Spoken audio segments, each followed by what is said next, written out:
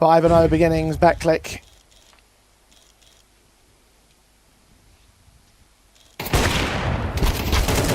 Tagged up, taking down Prism. Removes the last man from play. No mercy shown to the opposition. No allowances given to Johnny Speeds, who bring home their first tactical time out. As you said before, the first time they've truly been resisted in this competition, and now have to find an answer before the half slips by. And Hampers has got to prove that he can still be a successful in-game leader if he doesn't quite have the pieces. I mean, his last LAN Grand Final was, what, November of 2024? So coming up to 2 years ago, and that was with the old Johnny Speeds when they had Rolf, Bobek, Spook. You've got all the big names, right? You've got all the high-end Tier 2 players, the experienced guys. Now you've got to work with a Svedjahead and a BS over and a Rack. 0-5. You've got to be able to find a response quickly. Otherwise, it's going to be a slaughter on your map pick.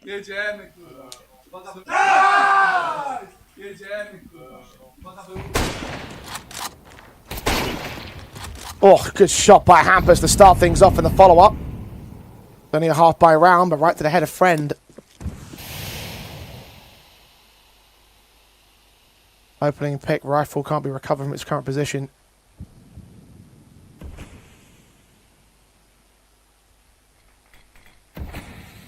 And starting well to again separate the Betclic APOGEE side, who, well, in this kind of situation with 2 men per bomb site, you were saying in a previous round they might already be over. Not so much with only pistols in hand, but rotations will be slow, a fast execution could be available. They've got enough utility for it. Yeah, it's a tough round to win, though, when you're on such a limited buy. You need a mistake to come from one of the CT players. Now, short is completely opened up, so if there's any short pressure on a fake, it might even rotate one of the B players over. Well, Hampers is searching for that mistake on short. Utility sent in towards mid. CT and mid to be smoked off. Mollies go deeper, but it's all a big old ruse. The backstab coming into the AK. Seeing nothing. Info to short or tunnels, I don't know. Slow walks out. Now the mass teams will start moving faster. Player in mid will cut off those rotators. Prism does get Hampers. Draken's going to wait it out. Wait for the mid doorway angle to be held in. Exist will sneak forward that smoke. Tech 9 caught looking the wrong way at the wrong timing. Frustration from BS over. Man advantage tipped the way of the CT forces. Exist is tagged, but Demo comes back in. Exist not letting Draken slip past his fingertips. Betclic evade disaster. No, what a weird timing that is from Draken, because it's a shame. You almost want to strike quickly, but you want to play it into the late rounds. Now, what he needs there is BS over to get that kill against Exist behind the smoke. I think if the Tech 9 gets one, Draken probably doesn't go up short. He probably flanks CT, doesn't he? Probably comes out from the doors and comes in from behind. So a couple of details getting missed out here from Johnny Speeds. Not as much quality as what's been offered in the group stage and what we've seen from them yesterday. So very slow to start, underwhelming to begin.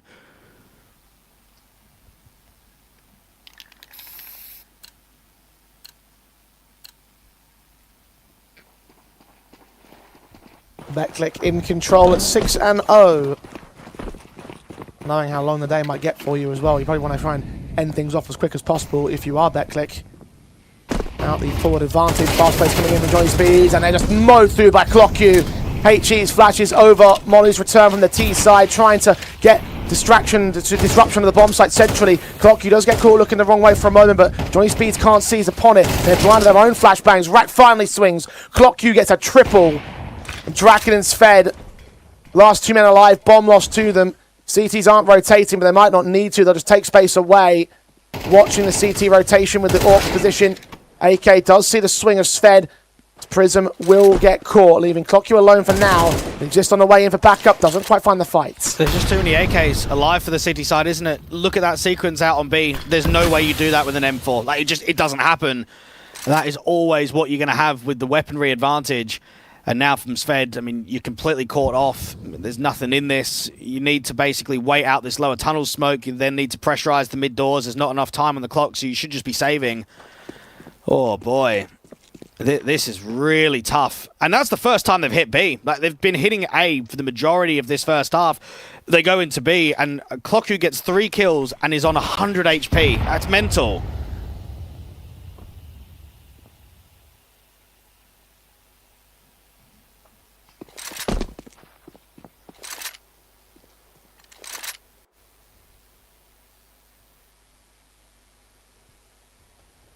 And the speeds.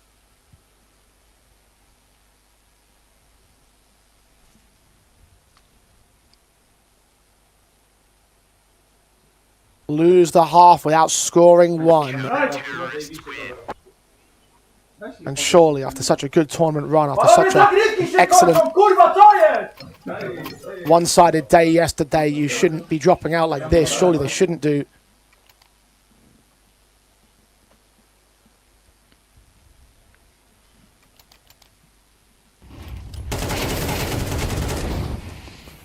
Five rounds, the best that Johnny can do here on the T side now.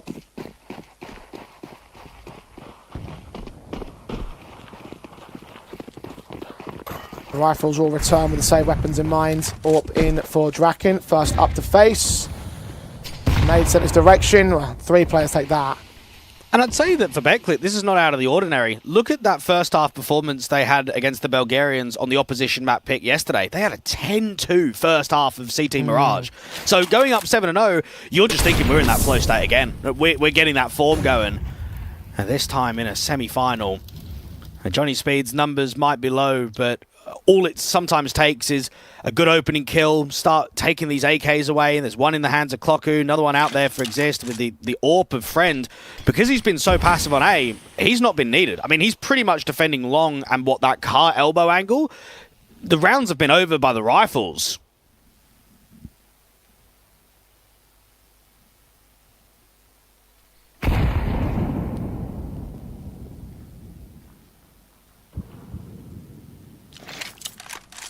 Betclic.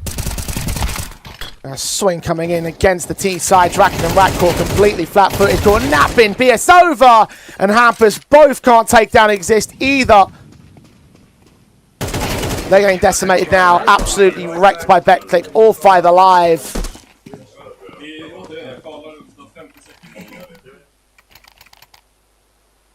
Yeah, it's quite a slaughterfest now. Well, there is an example of RNG, luck perhaps being involved in some of these rounds. I mean, look at the timings that the poles get there. The HE placement towards the lower tunnels, that does about 50-odd damage. Yeah, that's pretty good.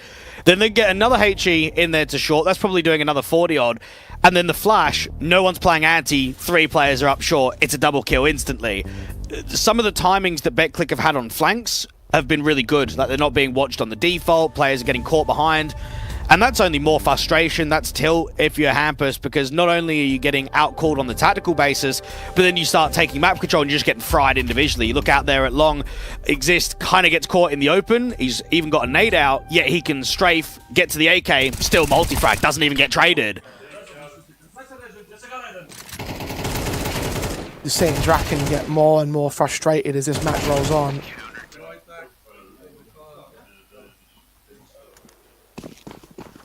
Shaking his head and his hands. Tense frustration. In spite of getting some of these advantages, Friend's been tagged up early. Clockyu domed in by Hampus. Okay, small positives. Opening frag towards their direction again. That nade will get sent down lower tunnels and all 3 players are joining speed up to tank it. The smokes will suppress the access towards short. Another HE at the ready for Friend. Doesn't opt to throw it just yet. He's waiting for Prism to take some sort of back away. Does land there. Nade damage. The 2 boosters of Xbox are not ready for Prism to be so close. Now they are. Hampers adjusts. And now they can just accelerate up from short. The A defense is extremely weak. Might have to be a save call, honestly. Nah, come on. What? Might as well look for exits at a bare minimum. Nah, don't matter. You're up 8-0. You're never going to be saving. Well, no real chance to retake the bomb site in my eyes. 2v4, low HP for Friend. Spray, awful, or awkward rather, against BS over. Now Friend indeed will be holding on to the AWP. Stick around the lower tunnels, might catch Draken with a knife pulled out, and indeed he will. Johnny Speeds get their first round on the board. Break the 8-round streak. Betclic. Plenty of funds to rebuy with in the next round. What will stay in play. And finally, something to be happy about here for Johnny Speeds. Look, if they can get it to 8-4, there's something to play with, okay? You've actually got a scoreline that's workable. Any less than that, and no, it's just not going to be achieved. Good work from the in-game leader of Hampus to just work an opening kill. I mean, at the moment, numbers are being very light. I think some of that flashiness that we saw from the youngsters in previous days isn't quite here. So it's good that you've got Draken that can at least step up with some kills. You've got the in-game leader that can get 2.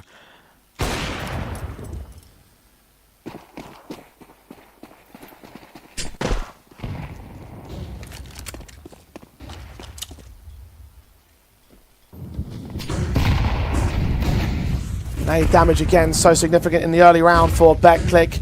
BS over to 38. It was a non-factor for the rest of the round. Sved, your head's at least able to get Clock you out towards the lower upper tunnels, and Demo will quickly trade him back, so advantage for Johnny Speeds does not last long. Now this contact up from long, you've got the AWP from Friend that's sitting behind default, and he's not been tested. He's not even been in positions to strike. Just sees one, the smoke to the cross, missed, giving up Hampus. Draken at least finds the head of Friend of the response. The resmoke comes down, even that has a gap in it. Prison taking BS over. Johnny Speeds really struggling now. Draken only connecting one. Prison with a response, and Rack has had a single kill in this game. Not quite as impressive as he has been so far in the rest of the competition. Now up to clutch it all.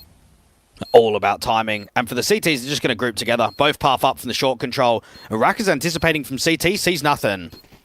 Good shots in the body, scene 2 now. As they're both coming from. Headshots attempted at attacks and bursts.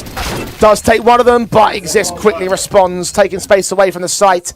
The retake is successful for BetClick, but Johnny Speeds victims of their own demise. You can't be missing you two at this level, can you? When you're in a semi-final at an international LAN, if you make mistakes to that degree, you're going to get punished. And Draken used that gap in the smoke the second time around to at least fight against one of the CT players, but it's an instant trade. He might have been able to cross out there from ramp, put some pressure against the short players. Would have been a very different round. Do not want to see missed util.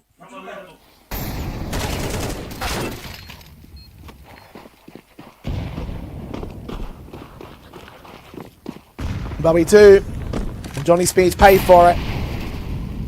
1 round on the board. Instant response to BetClick, looking for an 11-1 half at this stage. Back into that B bomb site. They want to try and go here, Johnny. Smokes against them, though, cancelling any sort of setup. And we've got Rack that won a local LAN just over a month ago with his boys over on Rethink, the Pike and Zeke roster. Mate, you're going into a semi-final now where not only is the team down 1-9, but you're 2-9. You're in a 1v2, didn't quite clutch up. It's a very different outcome of playing those local Swedish teams to now going up against some of the better ones in Tier 2.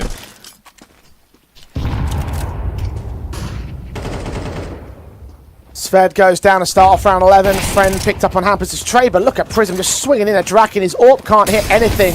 Demo getting BS over next. Johnny Speeds dismantled. Rack desperate to get a response.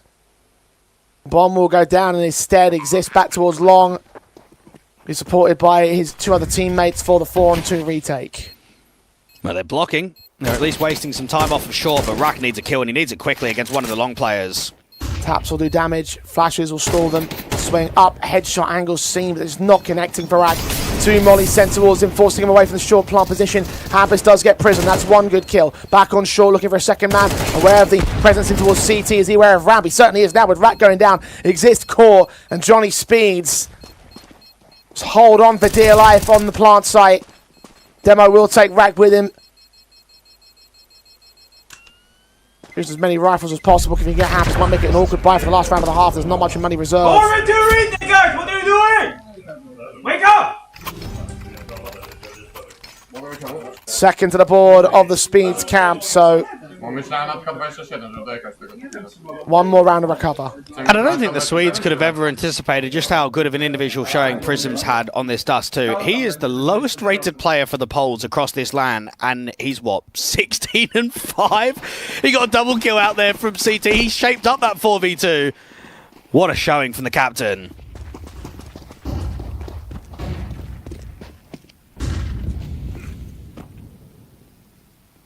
Oh yeah, BetClick, look at the confidence they got. Exist and Demo to swing up towards suicide all the way down towards the mid-control. Hampus does strike the first man down. That's Prism removed. Top fragger dead, but there's Exist with his kill and Demo with his follow-up. Combined efforts to remove all the out-along presence. Should be aware of the third man, though. Hampus was the player that got the kill. AK recovered for Exist. Start to fall back into defensive lines. Hampus will try to clear the space. Your group with his teammates has spawned, but down a man. And imagine being Hampus. You've come out long solo, got an opening kill, and then you just lose everything towards top mid. It's such a gamble there from the CTs. I can't believe they've pressed like that in round 12. Neither can they. And Johnny Speed unable to account for it. Killed off in the end. Exists now, waiting for Hampus to reveal himself. The extensions towards the lower tunnels. All starting aware here for Johnny Speeds. Corwin heads down to the side. Rack down next. Hampus is close. Molotov's bouncing his direction. Exists still wins that fight with an awkward spray out the veteran. Svedge ahead. 1v4. About to lose his head to Exist. It's an excellent half out of Betclic. Apogee one-sided to the 10-2. Oh, and they look so frustrated on Johnny Speeds. Well, they know their chances are pretty much done in the semi-final. And this is your map pick. You had a really good showing. Everything was in positives and flow states yesterday. It's not been the case.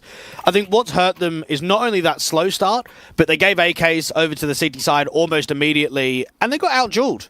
There were so many moments from Betclic where they wanted to fight, they wanted to brawl against them. We didn't really see a lot of players shooting back hard. The numbers have been extremely low. And this is more than disappointing. This is a Betclic side that would love a rematch against Liquid.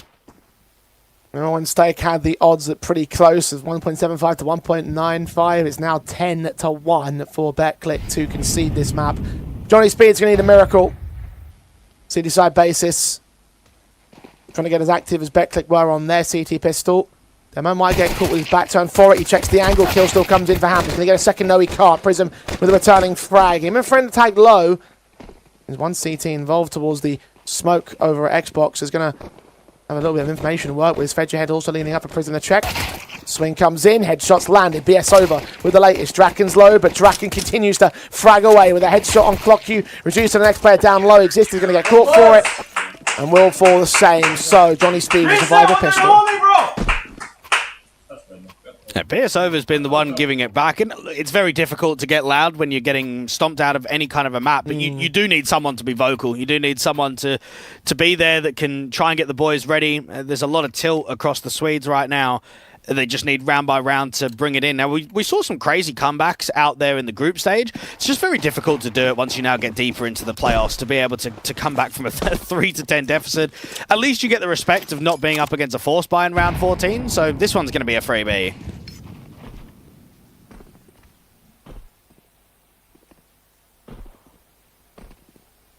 Should be easy enough.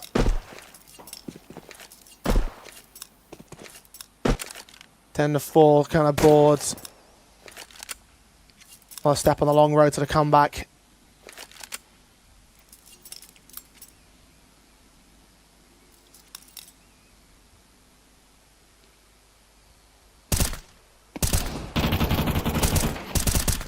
Johnny Speeds.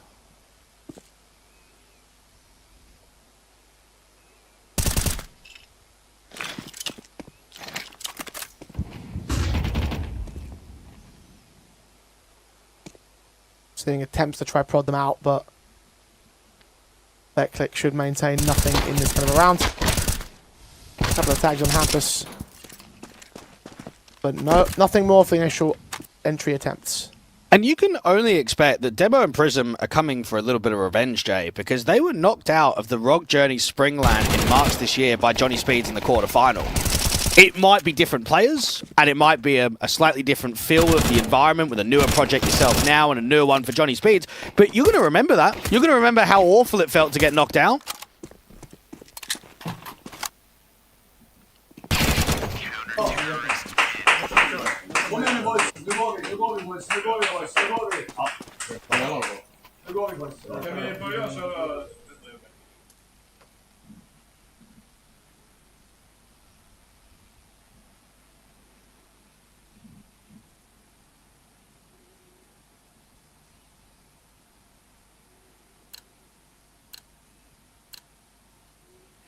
A fourth for Johnny Speeds. Betclic now have their full set of rifles for the first time in the half. AKs were deadly enough on the CT basis. Let's see what they can do on the attacking onus. Clock Q looking for the first face in. Flashes against the CT side, catching one player off, but not quite finding the kill. Rack is pressing almost instantly around this short access, looking for a first contact against someone around the Xbox or towards the lower tunnels. Flash off though, this looks good. Leans in, finds his man, kill comes in very clean too, no damage done. The press from Svedjehead also to the long house that does hold the corner position for now. BetClick are going to back away initially, start to reface. Will they clear this corner? Well, they should do. The problem is Fed's only got an MP9 rather than an M4. Swinging clear the line up, seen there by ClockQ.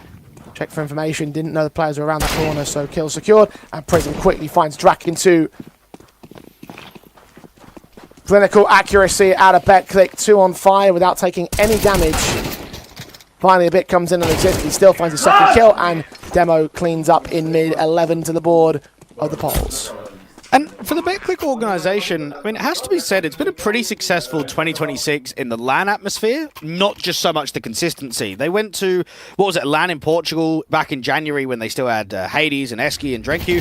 They got second place, only losing out to Big in that grand final. They then won a Park and Challenger LAN in February when they participated in Copenhagen, Denmark. So they've kind of proved in the iterations that they've had that they can go deep, they can threaten for titles. It's just not been in every LAN, and that's why we've seen roster changes being forced.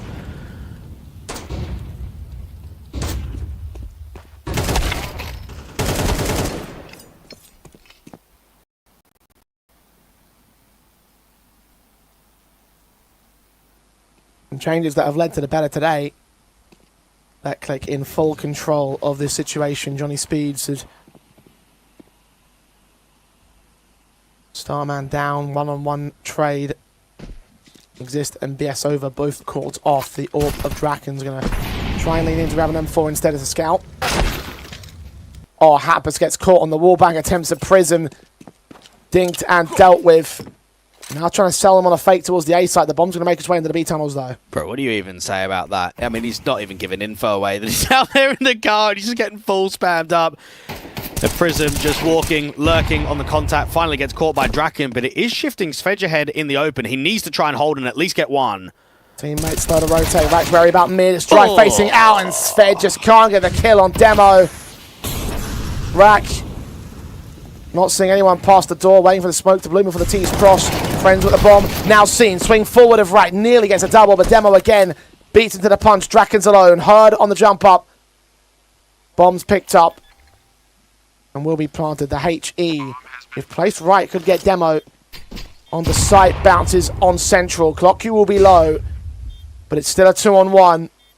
One good headshot is all they need. Demo beyond the big box. His foot's just peeking out. Kill gets secured. Draken unawares to the second man. Doesn't have no idea that he's still on the bomb site. And ClockQ swings the strike. 12-4. Map point for BetClick. Well, all that can be said is that Johnny Speeds just haven't been good enough, and they're getting pumped for it. I mean, look at that from Sved. You're not blinded, you're not mollied, and he just whiffs. You can't have that in a LAN semi-final. Any individual mistake. I mean, look at it. Oh, it's a shocker. Oh, look at that. They are frustrated beyond belief. You just tilted it yourself in that one.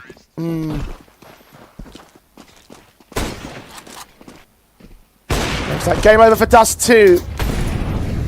8 chances to close for BetClick. Johnny Speeds have just not shown us any sign of any life, any sign of bringing a comeback at this stage as Hampers gets swung on by ClockQ. They've already made their way out of Longhouse into the second man. BS over, can't hit him. And now Prism comes in to support Svedjehead. 2v5, it's game over. Dust 2 will fall out of favour of Johnny Speeds.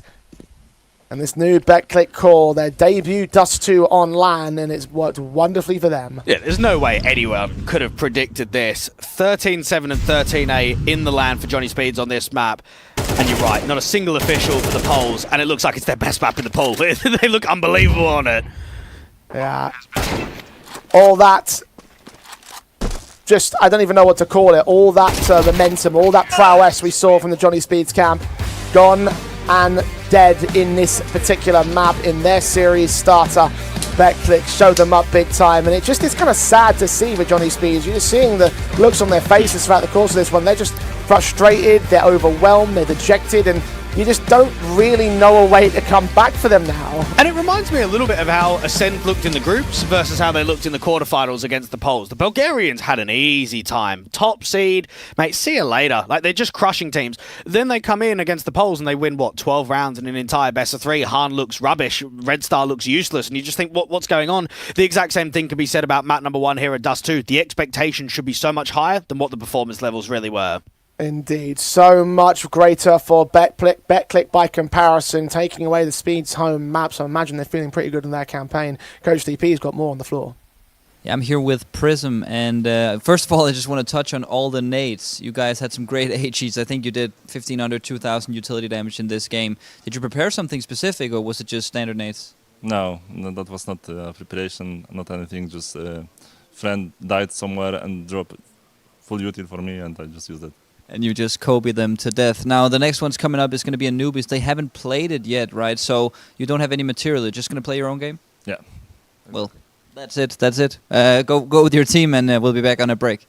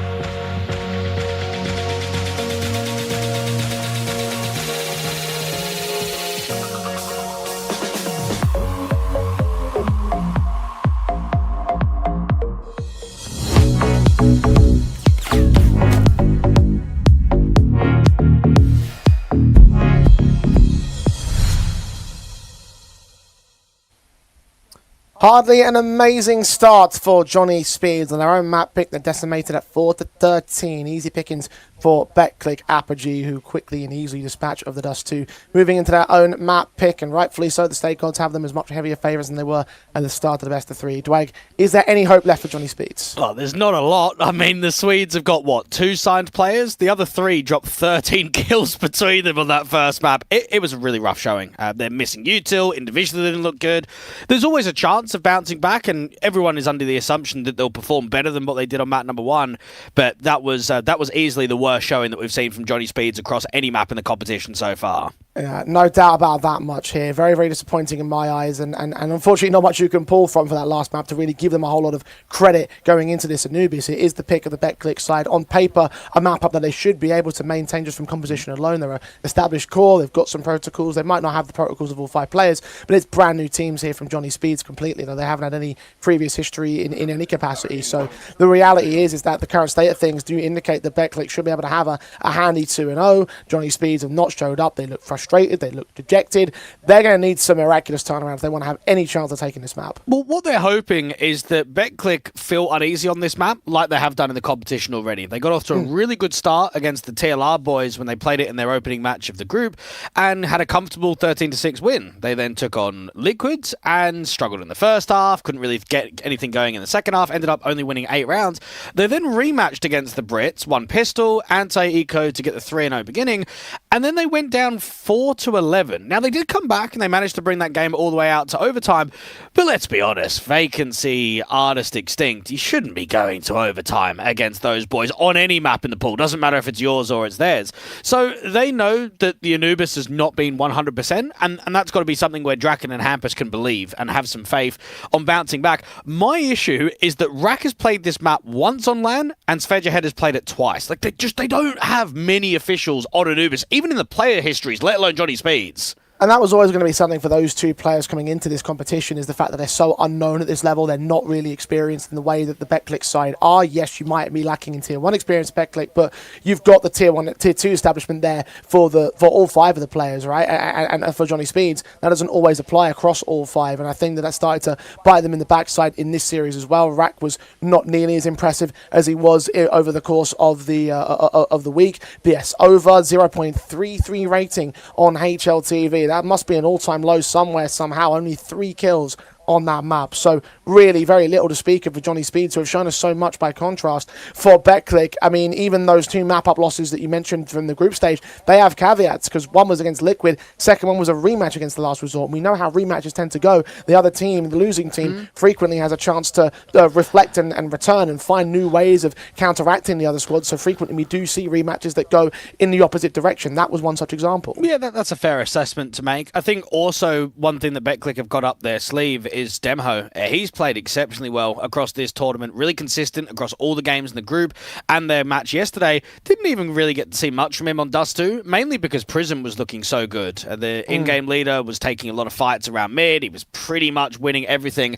When you've got a captain dropping nearly 130 ADR and over a 2 rating on LAN, I mean, that's something very special, and that only brings more confidence, I would say, for the rest of the team to say, geez, this is the guy that's meant to be calling around us, setting us up, and in fact, he's the one that's frying. He's the one that's putting up some crazy numbers.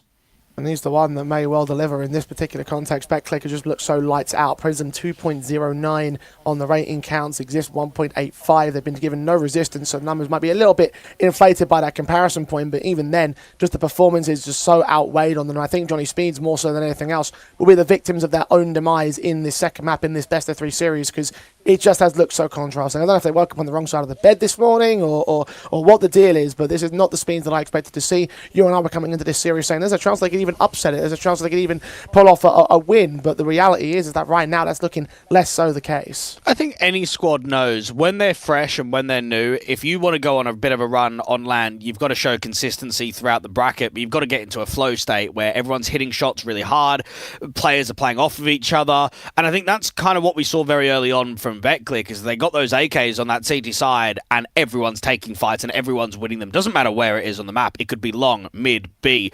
I mean, when Clocku got 3 with the AK, and was on 100 HP, that's the tell for me instantly. There's zero chance. Like you are just not going to come back against the players that are hitting as hard as they are from the poles. And I think for Johnny Speeds, it would be a shame to bow out in the way that you do, because again, remember this Metasport team, they were just in a LAN Grand Final before the player break.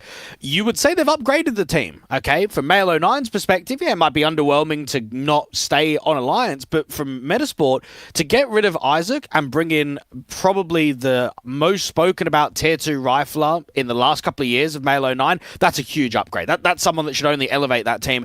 And they get grouped by Johnny Speeds. Like that shouldn't happen ever. So that's what makes this whole maybe early exit in the semi-finals feel so underwhelming. I mean, exiting like this, I mean, if you are the Metasport side, you'd be looking at this matchup saying we wouldn't have done that. We wouldn't have been so underwhelming on our map pick. We wouldn't have let them take as much control as they did. We would have been able to perform something. And I definitely believe that with the players in mind, they definitely had the potential to be able to do so. But the reality is they didn't get the win on the day. So Johnny Speeds had to take over the position, and now they've got to try and make good on that group run. I mean, even considering the fact that it was an overtime on the last map up of that series, the decided game of that group, for Metasport, like it is going to be feeling like they might feel like they are hard done by. I will say that much. Johnny Speeds now need to capitalise here. They need to turn around something. They need to do something to prove that it wasn't just a wasted spot here in the playoffs, because right now it is looking like it is. BetClick up in the series into their own map pick of Anubis. Johnny Speeds going to have one hell of a pistol to get things started. The stake odds don't have them as quite heavy underdogs, but still favourites to BetClick. APOGEE, make sure to use Pulse 35 if you do want to place a bet here at stake. Pistol round is going live. And I'm looking at the bet straight away. Hampus and Draken, if anyone's going to get them out of trouble in a LAN semi-final when you're 0-1 down, going into a map that's never been played, it's got to be those guys. They've got to be looked at as the totems of the team.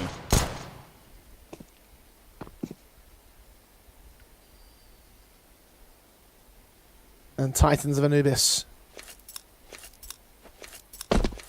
Johnny Speeds slowly walking their way into the water control, into the main access. One man's checking directly, that's Friend. Julius of Demos beside him, and a USP also at range from Heaven. Spotting the first contact. Friend will peek with that contact too. Demo will fall in turn. Friend will get one pick out of it. Needs to focus on the second man, but he gets run down. The Julies are gone, exist on low. Now he's dead, and Johnny Speeds much more proficient in the pistol win. But they were really good in pistol rounds across the entire tournament, and even in that quarter-final matchup. This is the start that you're looking for. Clocker and Prism have got nothing in this. It's a 2v4. You're separated. The T's aren't getting too greedy. They're not pressing out there to camera. So Prism's just being watched and finally being seen by Rack.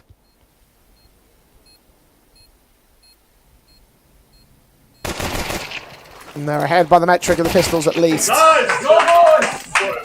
Go boys! Go boys! Go boys! And a pistol win that will put them in good stead to try and take a start here on Anubis. We're hoping the T-side will at least provide some potential. Kom igen boys! Kom igen boys!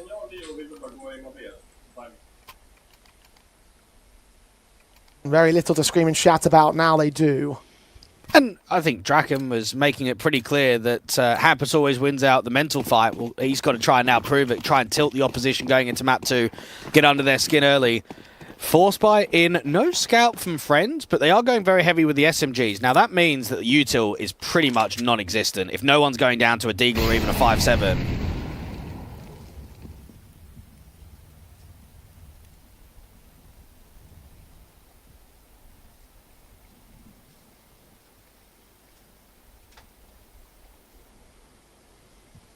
Close quarters for Clockyu and Prism. Clockyu will be seen first up. Spray of the Grill. There's a little bit of right. Hampus to fall out and still lose his teammate. Prism gets both of those kills. The SMG on site of Clockyu finds Fetch ahead. They're just doing this the hard way, and they're winning it the hard way too. 3-on-2. Draken's low. Rack's on half. Retake is very possible for BetClick. This looks promising. Now, there isn't a lot of util, and there's no kit at the disposal, but it's the HP bars. Now, Draken needs a key fight, and what he's going to try and do is just waste as much time off of this clock. Rack can also play time in B main.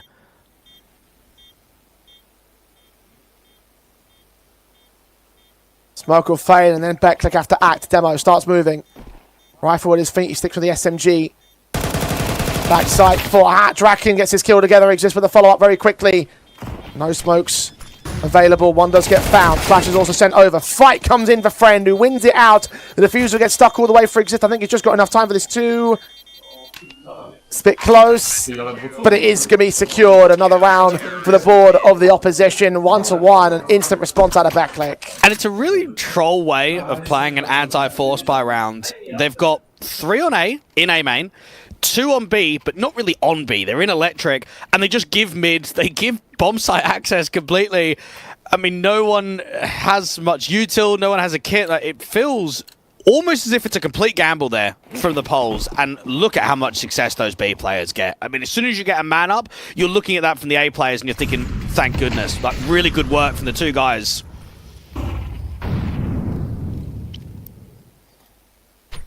Prism's SMG. Massive work once again for his side. Johnny Speeds reduced the pistols, forcing the issue with the bomb plants in mind. The scout in the Draken, but he's HE'd. Ampus on 73, the veterans not allowed again in the start of this round. Several men search out towards mid. Scout shots will land for some damage, but not that much to exist. Prism will find Hampus, and the scout is known about. Swings in for a headshot, doesn't quite land it. And he'll going to come in, picked up by right to find on Prism. Draken does find exist in the end. Damage done close quarters. Friends a little bit pressured. Does swing up to get to. Only one secured. Demo with a response to a 2v2. Chaos there in mid. Johnny Speeds a little bit worse for wear as a result. It's still an okay position there for Johnny Speeds. It looked quite uncomfortable with just how chaotic mid was going down. The problem is the CTs have got the much better buy. They've got 2 M4s. They just don't have the info. Now, Clocku's not seeing anything in from the water. They know that mid was heavy. They're kind of gambling B, and if they end up going mid and the bomb into camera towards the A site, so what? Clocku. Receiving the util, Spence going to put that Molotov in to force him back a little bit, but a shot still lands at low HP. BS over. 23 seconds, bomb plant open for Temple scene. Demo comes up with a swing, doesn't quite win out the fight, but neither does BS over. Tech9's pulled, Clocku challenging, and Clocku wins it out. Betclick. 2 sobering rounds to apply to Johnny Speeds. And that's so disrespectful in the 2v1. I mean, right there, they know that BS Over's trying to force in the plant. Demo just walks through the Temple smoke. I would almost say that if Dust 2 was a little bit more competitive, right? If it was maybe a 13-10, 13-11, a back and forth, I think they give him respect in that post. I think they allow him the plant, they slow the round down, but because you were just all over them, winning every single fight, winning the majority of the gun rounds, you've got that confidence to make those ballsy plays.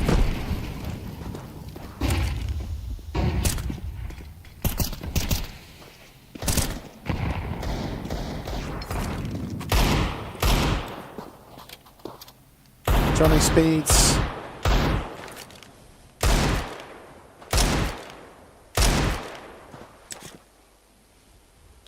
Early back foot once again for the second map. His friend lands on BS over to kick things off. The AWP is simple enough kill against the pistol. 2 more men face out towards canals if necessary. Noddy needs to extend right now. No one needs to move from the CT side. And it's just the worst start for Johnny Speeds, isn't it? You've had a disastrous map number 1, you win pistol, you get reset straight away. The momentum's in favour of the polls, the economy game's in there, you got the NWP up from Friend, who's going to be dangerous come this next gun round. So a 3-1 start from Betclick, and for Johnny Speeds, I'd like to think that aiming for 6T rounds is probably a good par, just to be able to show that you can hold weight, continue a little bit of threat going into this second map of the series. And a lot of the viewers will know Draken, know Hampus, know that they played in previous Johnny Speeds iterations, but how many people actually know that they've been duos throughout their careers? I mean, they first played together in, 2017 on Epsilon, they then regrouped again on Red Reserve, on Gamer Legion, so we know that the in-game leader and Orpa share a lot of history, we know that they've got a lot of experience. They need to dig deep right now, because they've been completely outclassed throughout this best of 3.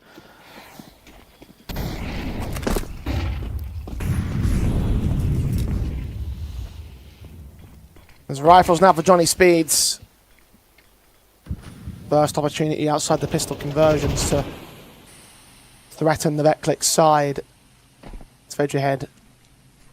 Beyond that, smoke and electric. Prism seeing utility coming in against his teammate. He will still find a swing out on BS over in the open. And support with Prism involved. Clocku with only 1 frag. Rack trades him 2 for 2. Bomb site's been gained. I have to play a heavy retake. Exist can't really give info away that he's playing out from CT. No one flanking in from spawn, so everyone's coming Temple and CT from the CTs.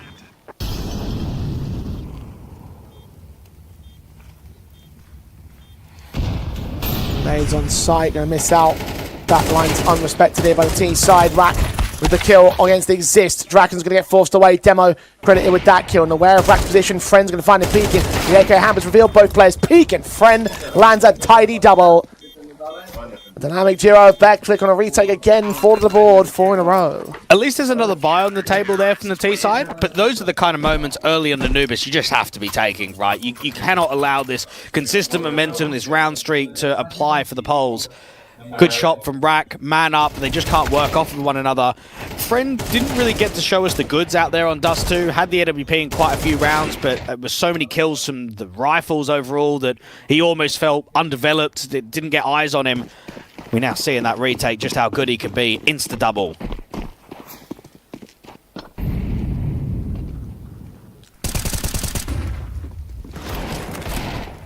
Fast swing of Exist, the HE landing, and 2 players go falling for it. Draken did find one on Prism at least. Campus caught out towards mid. Pistols opening the round, but getting shut down the same by Backclick. And it would be nice to see another threatening team from the Polish atmosphere at the higher end of Tier 2, because I think ever since the online era, we've just not really seen it, have we? We had, what, the 9 squad for a brief period of time? But at least if you consider 2019 and before, there were heaps of good Polish names. It didn't matter if it was an Illumina or maybe an AGO or a Visa Krakow. There was always a few that were around the top 30. For years and years, we've just not had that. And Virtus Pro is a long time gone as well. Backclick. And right now, 50 or so on VRS. You'd have to think that another win here, getting yourself into a grand final, perhaps even an upset in the final, that might push you towards top 40. That would be insane.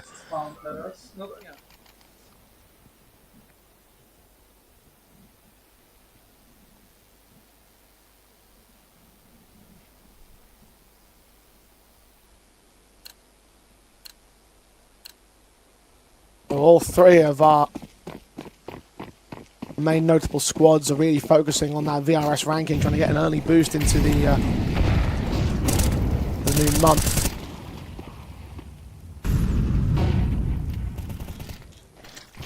Backclick especially. Well, on by Rack for 2 kills on Clock Q and Exist. Friend will take down that casualty to return. Still a man up for Johnny Speeds in this one. Might be their second round of the game. But Rack's just trying to give a little bit of life towards this T side, get boosted up, instantly win a double. But look at the gamble from the Poles. They are leaving B completely. They're leaving Friend to maintain that mid area, and then they're just playing 2 for A. And the T's are running straight to the trap. Playing quite aggressive in main though, so util available might just flash their way in, try to catch these players off. One is playing anti-flash at least. Execution util, BS over, takes the fight dry, M4 stands with attention, good double secured, bomb dropped as well, AWP, a Draken returns, it's all on Friend now, slow walking his way through the smokes beyond the Molotovs, scoped in, sees the shot, lands Draken, 1 man left, Sved seen beyond the fountain as well, gets the connection with a quick peek and a flick and a half. Friend is no friend of Johnny Speeds, and Johnny Speeds realize who their enemies are. Bro, what a shot from the AWP. Oh my goodness.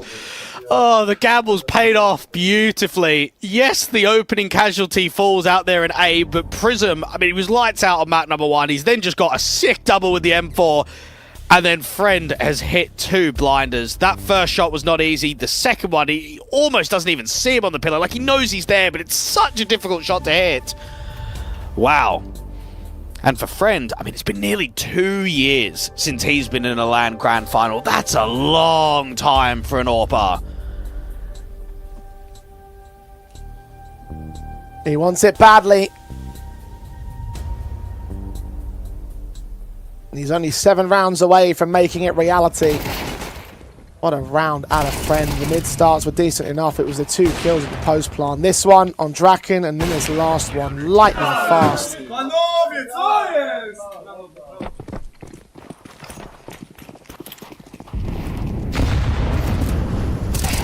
Johnny Speeds.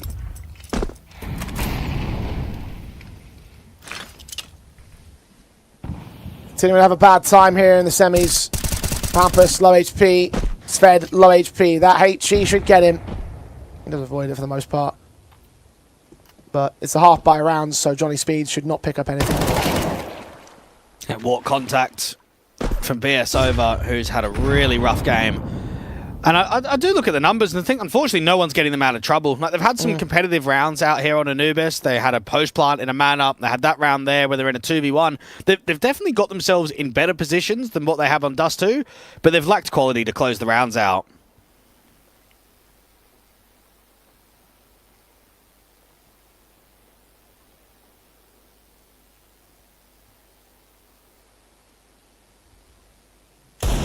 Repositional advantage over this BetClick side. Tracking, that's a good shot. Everything else falling on the exist. 3 men to find, and he gets through 2. USP pulled out for the 3rd man. Hampus can't hit another. 7 locked in for BetClick to only 1 of Johnny's speeds, and well, you've lost the T side half now. You're talking about getting at least a minimum of 6 to maintain yourselves. That has not happened. That can no longer happen. And BetClick storm ahead to their grand final spots. And I'm sure a lot of our Swedish fans will remember IEM Oakland, right? NIP's last legitimate trophy. Draken was there. The problem is that was nearly 10 years ago. And that's maybe the issue that he's got, is he's as an ex-tier 1 player, but just so long ago, not in the recent biased. Fast, aggressive, into A. Bro, there's 3 CTs on A! Flashed off, Hampus dead. Exist takes him. HE's coming in close towards the Mac 10 position. Down on HP rather. Draken caught, Rack caught. BS over. Hard cleared and dead, and now they're just getting schooled. Owned by BetClick. APOGEE with no apologies for the 8-1 score over Johnny Speeds. And there has just been so many moments across Dust 2 and Anubis where the reads are perfect. Why is there 3 on A there? Why are the CTs got themselves mass players in and around A main and Johnny Speeds just run straight into it? And that's where you do have to feel for Hampus a little bit, because you think every time we're getting set for something, it's almost as if the opposition knows before we've even given them information.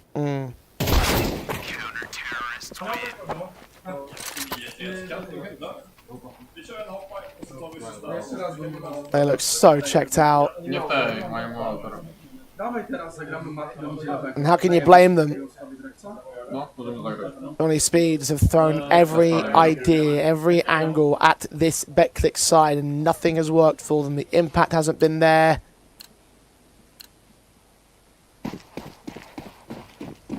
The magic hasn't been there. Still only in the 10th round, but this one feels like it's over as it stands. Friend hits Rack. Exist waits for contact. Exist is so wide up on the angle. Insta-kill. And we heard from Klokku in that interview a little bit early on. He's confident. He's coming for the win. He is only 1 of 2 players in the entire semi-finals that's only ever played in 1 LAN Grand Final in his career. I mean, imagine that. You've played 1. Now you're what? A few rounds away from playing your 2nd.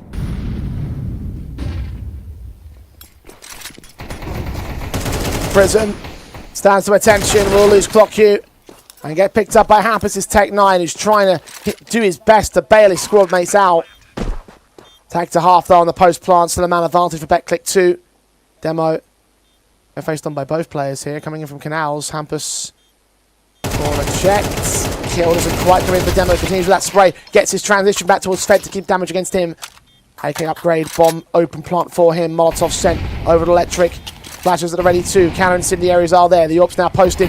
Smoke comes down to block access, and they found the harder cover of the defuse. AK desperate to walk forward. Friend just gets in with a blind spray, and that's enough for them. 9 rounds to the board of BetClick. 9 in a row on the Polish streak. And let's just compare the group stages from BetClick to the playoffs. They were the only team that had to play 9 maps in their group stage. They went 2-1 versus TLR, 1-2 to Liquid, and then 2-1 versus TLR. They're getting pressed to full rounds in regulations, overtimes. They go up Ascend, they lose, what, 12 rounds in that entire best of 3. They've now come into a semi-final. Mate, they've lost 5 rounds. Like, what's going on? How are you getting tested that much in the group stage, but then flattening competition going into the playoffs?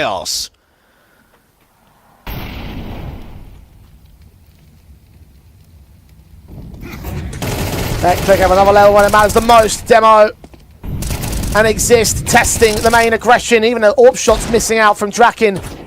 Deagle stands, Exist going to back away. The Orpa friend also flashed off. M4 starts swinging in from the canals to overextend, get his life lost, but Hampus is traded by Prism. AWP challenging him, shoulders missed. Draken overcooks his second phase, still can't hit the side of the barn door right now, and a third attempt also goes awry. Prism puts him in the grave. Svedge ahead. Done in this round. Johnny Speeds done in this half, in this game, in this tournament. 10-1. How do you come back from this? But you don't. That is the answer. Good effort there from Sved, but it's still a clutch situation. Prism's on the flank, in from behind. Friend is defending out from camera. And even if you go back towards the canals, you've got the off angle being held by the in-game leader. Not many clutch situations have looked winnable from Johnny Speed in this second map. This is one of them. But will it succeed?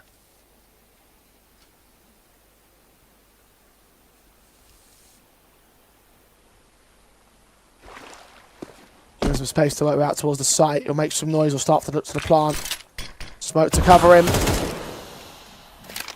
Prism closing in from main. Friend out from camera. Up in the hand of the latter. M4 in the hands of the former, and the M4 strikes first, strikes last, strikes him down. No clutch today for Johnny Speeds. Well, that famous Draken 30-degree window still exists in 2026. He's missing some simple shots with the AWP in the water.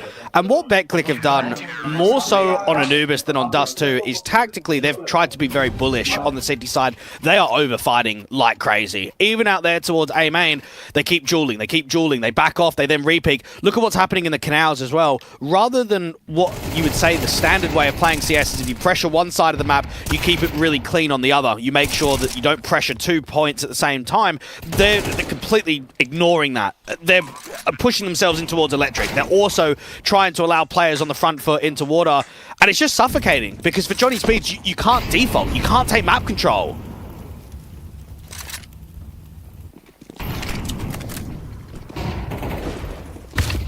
HE's up, landing the centre of mass. That'll dish out some initial damage. Demo on the solo contact. Exist can get the back line. At least Draken caught his first blood in round 12. BS over with a returning pick. Faster plays in. If at least scramble the CT forces, might be a bit of time before the retake comes down. But the problem is they put 2 smokes into camera, which means they now don't have another one to either block towards main or to re-smoke camera. So that's going to make it easier for the CTs on the retake. Miscoordination of Johnny Speeds. Molotov's on Sved, forced ahead, which Prism will take him down for. Looking for the second man. BS over caught next. Prism leaning into bait, although he's being racked around that corner. We'll get that spray together. Look towards cameras. Exist strikes the backlines, wrap with a double, but not the triple. Friend will remove him with an AWP shot of simplicity. 11-1 for BetClick. At the turn of the half, they are dominating on Anubis. Well, this semi-final just highlights the point that CS is a confidence game. It is all about fighting, dueling, being able to constantly pressure the opponent. This has been an underwhelming and flat performance from Johnny Speeds, but BetClick have completely outclassed them, and they've stepped up in a way that we've not seen from them across the tournament. Yeah, they would have been disappointed not to 2-0 Liquid, but I think even in that Liquid series, they really had to work for it, right? It was an 11-11 round where they had a 2v1 versus NAF that just didn't quite go their way. They've come into the playoffs, and they've proved that they've got more behind them than just what could have happened in a previous match.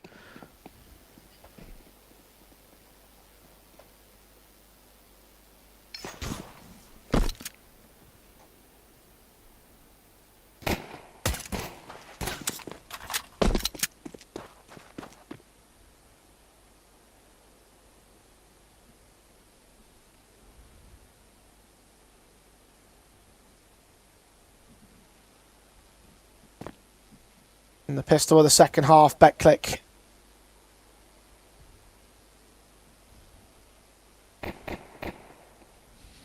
The win on this T side will end things off very one-sidedly. I think the most one-sided map we'll see in the playoffs so far.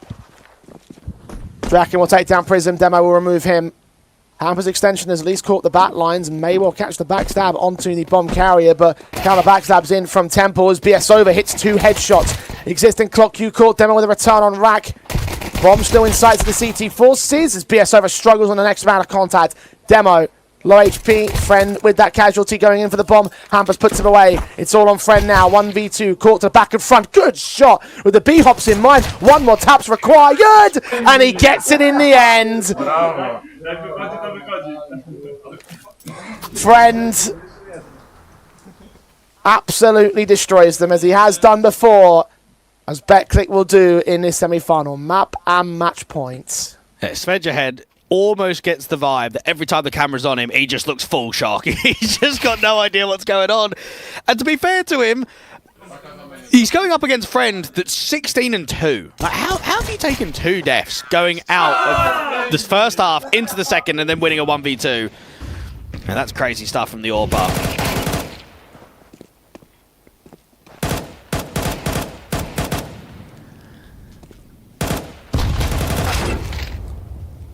Hampus will find Clocky. Svedjahead will get Prism down, try and suppress some sort of advantage, try and get some sort of response out on Johnny Speeds. Scout. Attempting a shot, Draken can hit a tag, no more than that though. Demo's extended out towards heaven. Is Fed even ready for this? They'll search for it, but get caught. Sprays will continue to tickle away at the next man back. Draken's tagged up, Hampus even more so. Man advantage maintained. Betclic surge forward. Demo with another good kill and a burst at ahead of the last.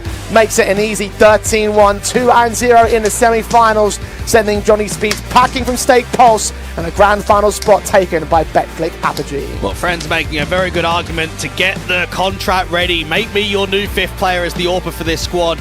Drop just 12 rounds versus Spellman & Co. in the quarters and 5 rounds in a semi-final. You don't see that very often in the LAN environment.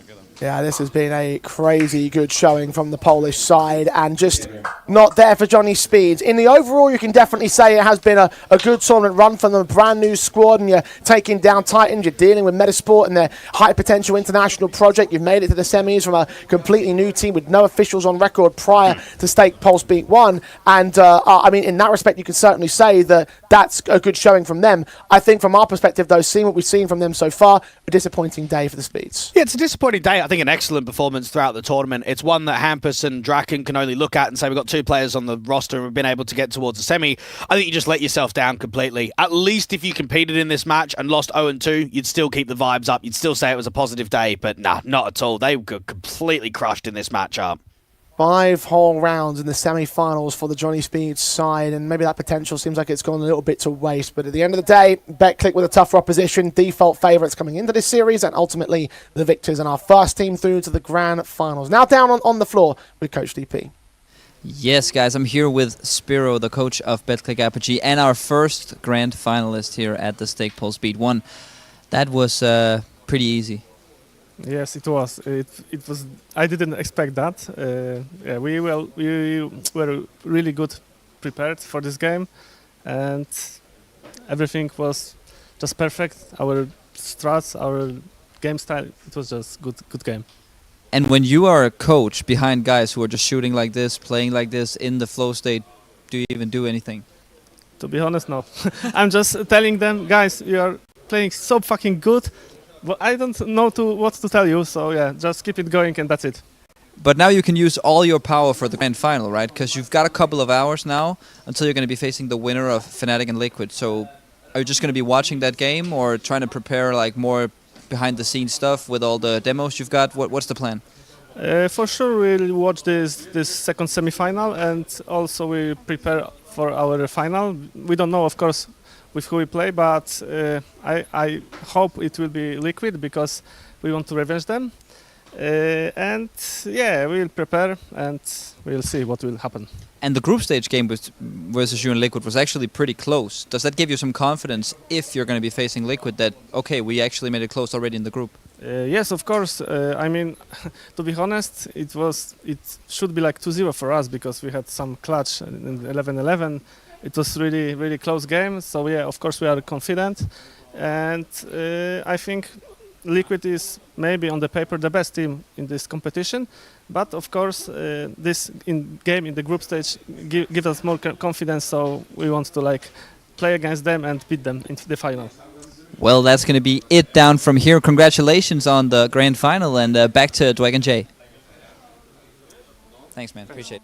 Yeah, the 9 HP NAF clutch that he's referring to there in that 11-11 scoreline from the group stage. That hell of a moment that did send Liquid ultimately as first place in that group. I definitely would imagine that the BetClick side are hunting for a bit of revenge on that respect. Whether Fnatic can disrupt that revenge and take down Liquid will be the ultimate question in terms of that next series today. But for now, BetClick, excellent performance, made it look simple, holding a lot of confidence now going forward into the grand finals. And this might seem completely delusional looking at the performance of how BetClick have played throughout this playoff bracket, but I'll say it right now. I think if they 2-0'd Liquid, they may have even lost to 9 in that first round. I think for a squad that has only just come together as a core 3, added a 4th and 5th player who we don't even really know much about, making their LAN debut, you need reps. And I think dropping down to Liquid and going into that next game where you're playing another best of 3, you then have to go up against the likes of Ascend in the quarterfinals. I think it's only helping. I think you're only going into these games where you're getting more officials and just kind of getting more familiar with what this 5-man lineup can legitimately do.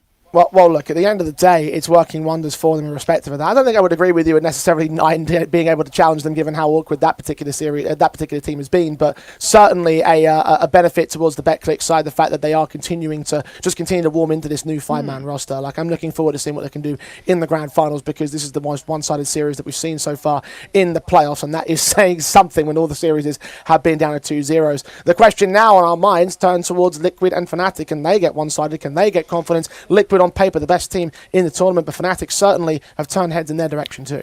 Yeah, they have. I think a difficult matchup for Fnatic, right? You've got Marze, who's never played a LAN before. You've got a lot of guys that have been under the Fnatic banner that haven't really worked success for quite some time now. It's been a difficult year. It's been a difficult transition for the organization.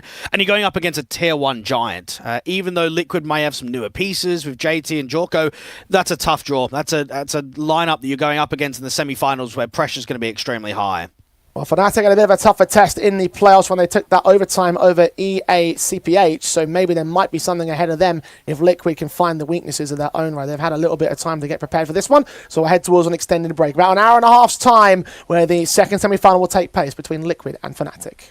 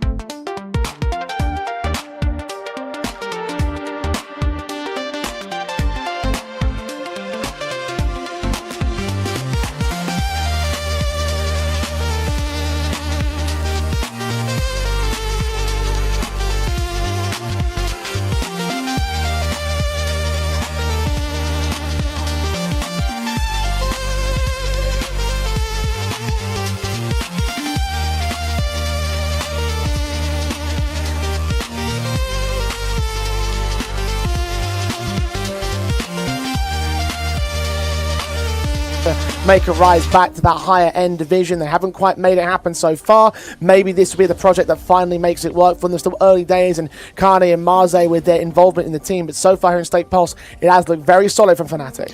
Yeah, it's been an impressive, let's say, last couple of tournaments, because the lineup certainly just come together. They instantly won an online event from a group stage into a quarter, semi, grand final. Even the grand final didn't even drop a map. They come into this LAN tournament and they're able to defeat the likes of Little Mix and Metasport and EAC in the first round of the quarters. I think for Fnatic, the problem is, who is the testing affairs? I mean, we kind of felt that Metasport weren't really up the best of shape in that group stage. Even some of the online teams that they've played recently, most of them aren't even mid-pack tier 2. This is a proper challenge now to go up against Liquid. Yeah, and what is their first LAN run here on Fnatic's perspective, been online impressive in the course of the second half of the year, and this LAN needs to go well for them to try and show that they are a contender within the top end of the tier 2 space. Tier 1.5 is kind of an area that Fnatic are aiming at right now with the current ranking. You are right about Metasport and not looking all that good in that Group D matchup, but that was the one map that Fnatic have lost so far in the competition, though. Yeah, it's true, and you have to look at that with a smaller sample size. What about Liquid, though? I mean, they got, what, a forfeit win in their opening game of the group. They took on the Poles. A BetClick probably should have been 2-0'd in that one. So I think from their perspective, definitely a shaky outcome. I think they flattened 9 quite easily in the quarterfinals and maybe set the precedent quite easily to say, oh, all right, maybe our opening day of the group stage was kind of awkward, but once we get into the playoffs and once we go on a title run, we're here to dominate everybody. Yeah, evidently, NAF got enough sleep 2 nights ago to be able to make that flattening result happen to the favour of them over the 9 side. Whether they have enough sleep tonight, however, will be a very different story entirely. I would argue, certainly in terms of pound-for-pound potential, probably the toughest task for Liquid at the exact same course. I know Fnatic are new. I know that they've got a little bit going in terms of front of their potential, but with the way that they've been making their results work up, both teams that came out of first place in their groups, both had relatively decent affairs, relatively confident affairs in their quarter-final matchup. Liquid will still be the favourites, even the stake odds have them down as the favourites on the money line, but equally so, Fnatic, I think they're going to try and give a bit of a challenge here to our tournament favourites. Well, they should do, but at the same time, if you're Liquid and you 2-0 Vitality, you 2-0 G2, you've got to be looking at both Fnatic and BetClick left in the competition, saying, lads, we've got to absolutely flatten these tier 2 teams. Well, no doubt the highest ranked of the squads that now remain here for the competition. Let's see if Liquid can make good on that potential. Let's get a vibe check as well on the floor with Coach DP. Yes, guys, I'm here, and I don't know if you know banger, screamer, creme de la creme. These are all terms that might be a bit overused sometimes, but for this one, I think it's right on the money. I don't know if you remember a Liquid Fnatic semi-final. Maybe you watched the Katowice 2018 one, where Fnatic actually beat them. It's been a while. I think Nav and Elish might remember that one, but Crimsy left Fnatic a couple of weeks ago, so he's not here to be the other side of that. But let's take a look at Fnatic, who's a team that we've been enjoying steamrolling through the groups and the playoffs so far. This squad is still unbeaten with the current formula, with Karen coming in, one of the guys who's been performing exceptionally well. He's 130 plus rated since he got the Fnatic jersey on and is back with his countrymen. It's been a pleasure to watch him, and Masai as well. Other new guy, maybe the bald buff coming in a little bit. We could maybe shave the rest of his hair, then they got a replacement for Crims. We'll see about that. But at least they've been performing very, very well. And yeah, we'll actually be grabbing Fear for a short talk. So Fear, can I ask you to come up here to me and just borrow you for a couple of seconds before the game? Appreciate that you have the time to talk to us. How are you feeling right now? We're feeling good, feeling calm. Last time I feel like this before FaZe game at Draculan. So yeah, let's smash. And you've been flying through this tournament, having it maybe a little bit too easy. How do you make sure your guys are fired up for this one? Because it's going to be way harder than what you faced so far. Well, of course we expect a harder game because it's Liquid. There was a plus bounty before. We respect them. Very big org, good players, and we don't need to find extra words to be focused from the beginning. Everyone understand what the title of the game is. Fnatic Liquid, like you said, 3 years ago last time. Time is flying. I think I was level 8. I don't know. Yeah, it's been a long time. And I want to shout out a legend of Fnatic, because Crims, he recently got benched. The old bald guy with the wisdom. Do you miss him sometimes with all these young guys? Of course, but he's still joining us a lot, I will say. After scrims or after good official, he giving message, video, whatever. Yeah, of course we miss him. He was very good and positive guy, very skilled. He shared a lot of experience with us. We just thanks to him. And that's why you brought in two guys who almost shaved their heads as well to replace the bald guy? And that was not the idea, but yeah, I was also surprised. They look like demons, for real, yeah. You think they're ready to smash some heads on Liquid? Yes, for sure. Well, that's going to be it down from here. We'll be back with the casters, and I hope you're ready to enjoy the semifinal as much as I am. Thanks, man.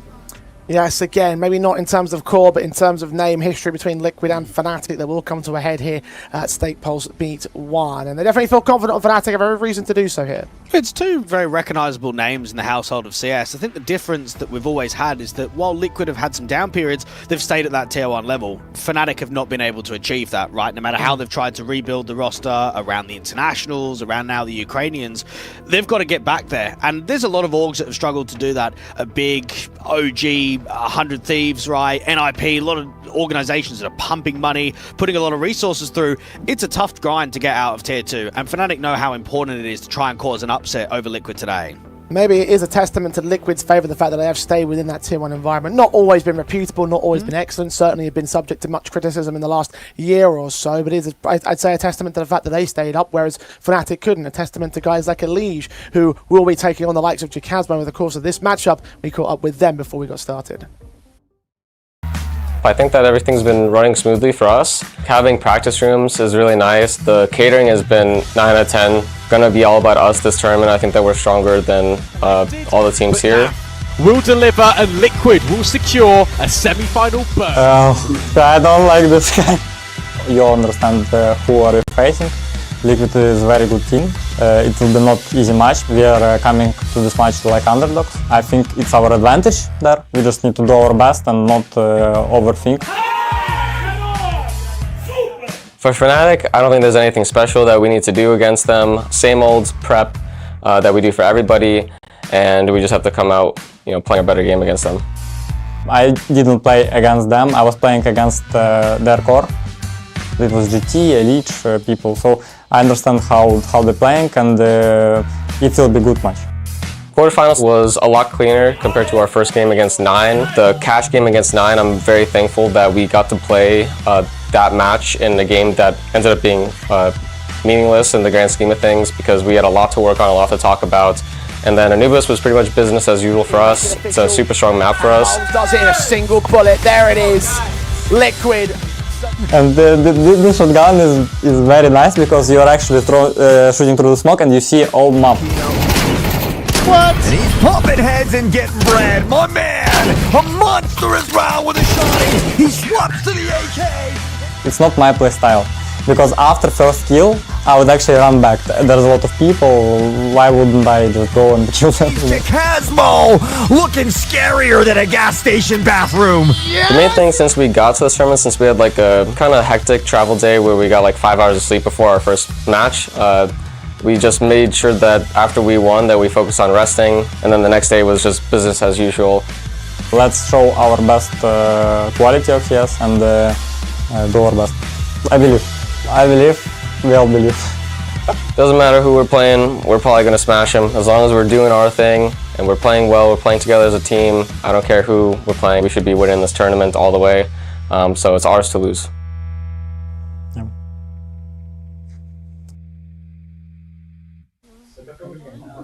Ours to lose, says APOGEE. Maybe Jacasmo can say ours to gain. Fnatic definitely the underdogs in this proceeding, but still have a chance with all the potential that they've shown off. We've seen teams of potential just come out the woodwork here over the course of Stake Pulse. So in my eyes, they've got the best chance possible to take down the Liquid side of all the teams that remain between them and BetClick. This may be the one big challenge that Liquid will have to try and survive. And I think it's the perfect matchup to cause an upset, because Liquid have proved in Tier 2 lands across 2026, they are actually not as strong as they should be. You think back to Roman Imperium earlier in this year when we go to March, they get knocked out by OG in a semi-final, right? OG, a classic Tier 2 in 2026.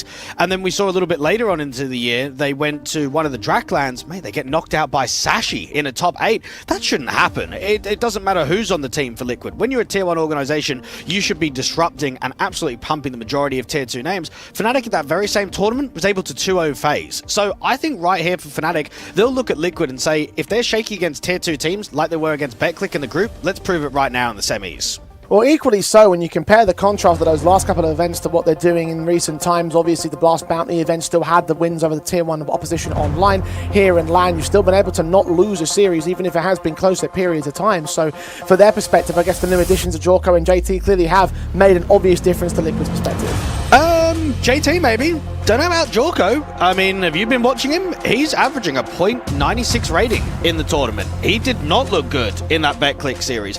He was struggling in that 9 matchup. So I'll give the credit to the in-game leader. I don't know about the AWPer though. Maybe it's time for Jorko to turn his game back around. Certainly impressed in the online environment, I'll say that much, but it's certainly comparable here in Stake Pulse is not quite there. For Liquid's perspective, they're going to have to overcome these limitations, these concerns, and these struggles that Fnatic will try and exploit, because you must imagine that they'll know where the weak points of this lineup will end up being. Let's talk maps, Dwayne. Let's talk through the veto process. So, Liquid will permaban Ancient, which is the best map in the pool for Fnatic. We know that Nuke will get permaban for the Ukrainians, and then as for the picks, you're expecting Liquid to go either towards Anubis, and pretty much Anubis only. And I think for Fnatic, if you're not getting that Ancient, then you're probably picking into Cash. Yep, so their opportunity to curveball the map pool once again. No, Dust 2 comes in instead. I guess that's a good map against the Liquid side. Haven't been able to take many wins on it recently. Spirit beat them on LAN. BetBoom beat them during the Cologne Major. Lost in CAC to 3D Max and Paravision in the past. Even M80 able to beat Liquid on that map. So there's a lot of Dust 2 losses for Liquid that Fnatic might try and exploit. Anubis does come in for their perspective. Band of Inferno, Cash, third map. What do we think? We're not going to go there. I mean, even though the win rate is awful for Dust 2, so on LAN, Liquid are on a 7-map Dust 2 losing streak. Spirit, BetBoom, 3D Max, Paravision, M80, Astralis, Spirit. The problem that I've got there is all of those names are Tier 1, okay? All of those guys are the elite squads of the world, and they're not the Fnatic's level. So I don't think we're going to go to a third map decider. Liquid lost, what, 8 rounds in their entire best of 3 versus 9 in the quarters yesterday. They should try and get something similar again. Well, if I recall correctly, we had a similar sort of line of approach to the BetClick series in the upper bracket and the winners match of Group B, where we said maybe there could be some threat, but Liquid should comfortably win this matchup because of their level of opposition where they're competing at typically. And that matchup obviously was the most stressing one for Liquid so far. They were drawn out to overtimes. They had 13-11s nearly go against their name. It came down to a 1v2 clutch that we said earlier from Naf to be able to keep them alive. He had 9 HP over on that nuke. It still came down to only that one individual play. They should have knocked them out of that group, at least for the winners game and for the second seed instead for Group B at the very least. So for their side of things, they have been within touching distance of making concessions, but not quite able to do so. And so Fnatic, being their strongest opponent thus far, this may well be their chance to exploit all of the potential that BetClick found. I think if you use that chain of logic, you have to respect BetClick and say, look at what they've done in the playoffs. They've dropped 17 rounds. So perhaps they are the second best team in this competition. Perhaps we have to look at them as more of a threat than what Fnatic would be in this semi-final. I think for Liquid, they've just got to get their hands on a trophy, because everyone remembers the golden era of 2019, the Intel Grand Slam, the Nitro era as the AWPer on the squad. Since then, I mean, what have they won? Like, I know that they've been competing at the Tier 1 tournament, they're constantly at the majors, but they're not winning titles. This is their tournament to win because they're the only legit Tier 1 squad left. Yeah, there are no titles basically in the last few years. I think their last one was an RMR back in 2022.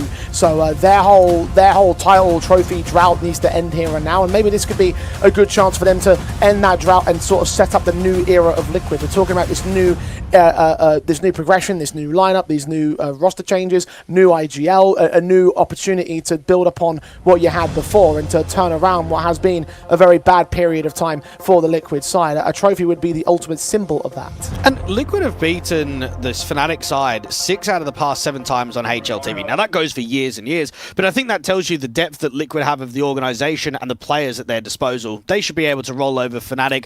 You would hope and expect that there's going to be some competition. For me, I think Liquid are going to get a comfortable win. Well, stake odds have them as map winners for Dust 2. Use post 35 if you want to place a bet on this matchup. Fnatic coming into the opening of the series undefeated on Dust 2 on LAN in the last 3 months. Let's see whether that turns up here and now. Pistols live. They're on the T side start. Liquid have Morbs to hold out the opening contact at the long house. 4 players to face. They jump up, missing all those USP shots. Kani can draw first blood. Fear involved from short is put back down by Jorko though. And JT now swings in. Looks for contact. Sees a shoulder. Kani gets caught tagged up with the blind sprays beyond the smoke wall. And the bomb will cross to a plant. There's still util for the retake. They've got another smoke up on Naf. They've got a flashbang 2 from JT. Contact from CT is 2 up from short. Slow approaches. Teams have to hunker down, receive the util, receive the directive contact. They have nothing in response. All down to the pistols. USP picked up by Jambo, leaning in, boost against Carney. With Elige, a kill of his own. Jacazmo with one responsive, no more than that though. Elige and Naf just run them down, take the pistol round for Liquid. And across this year, even though I've kind of said that Dust 2 has been a horrendous map, there's been so many losses, the last win was all the way back in the offline environment in March. Now, the few wins that they've been able to have on it have all been against Tier 2 opposition. One being Harvu, another one OG, the other being Eyeballers. So maybe that does say something about Dust 2 at the lower divisions, right? That when you're not playing those higher-end squads, those top 10, 15 teams in the world, you should be able to show comfortability. And we've also got to remember, new AWP player on the team, new in-game leader. I mean, they need to introduce Dust 2 as a stronger map in the pool. Otherwise, teams are just going to pick it against them at the top Tier 1 level.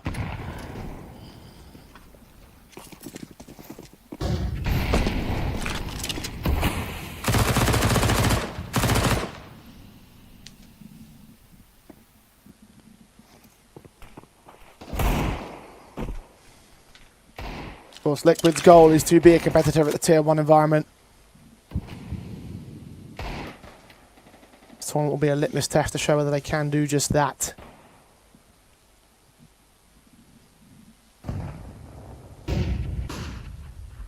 Four players in mid for the Fnatic default of the follow-up force by second round. Sees the Galil's coming in, the scout available for Jambo. A search from Elige on the M4, headshot taken rather cleanly on Amazing. Nice nades on Carney too. And Marze just getting caught on that timing, and now JT just looks to block. All the info is that it's access towards short and an A lane for the Taze. And JT found the frag. Down to 3 men. Player caught up on the Xbox does get mowed through, but Jacazmo down to 10 points of health. Hasn't got away cleanly in that one, Fnatic. Need this long flank going to come forward of Fear. Tech9 at range though. The rifle is both set towards the short access. Fear. What can you do from here? JT might get caught exposed, actually. Tap to the head is good. Here they come now. The short access starts to move. Jorko. Unknownable's elevator. Molbs will start to move up with him. Wary of what could be coming their way towards the cross. The elbow's taken. The sight's been taken. Bomb plant. Just about comes down. Jorko took a nade to the face. Molbs comes up with one back of the SMG. A double secured on Jambo. It's 2-0 starts for Liquid. And what we notice instantly, right? C-Pistol, going to the anti-force by rounds. Liquid are searching. They're getting Elige on the front foot, clearing up the upper tunnels. You've got Naf doing the same thing. Now, yeah, he doesn't quite get rewarded. He tries to get that jump up towards the Xbox, ends up getting caught out on a timing, and then that shifts a little bit of that defense further towards mid and away from A, which makes the overall site defensive a little bit weaker, gives Fear a really good timing out in long. I think that's a good sign, though, from Liquid. If you're always taking map control away, you're searching, you're trying to be able to realign what's happening in the round. Fnatic off to a slow start on this T basis.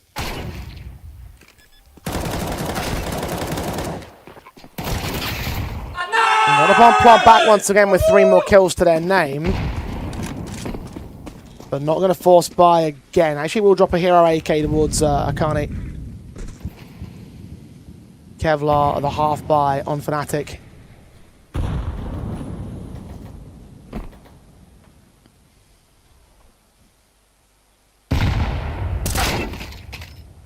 Jacazmo's Deagle's the thing that strikes first. Elige down in mid. Elige had a really good game up against 9 in that last round. 40 kills, 108 ADR and a 1.67 rating. He's going to be someone taking a lot of fights, taking many duels against his Fnatic lineup. Out in mid, they instantly respond, and that's the AK being dropped. So Jacazmo knows he wants to get his hands on it.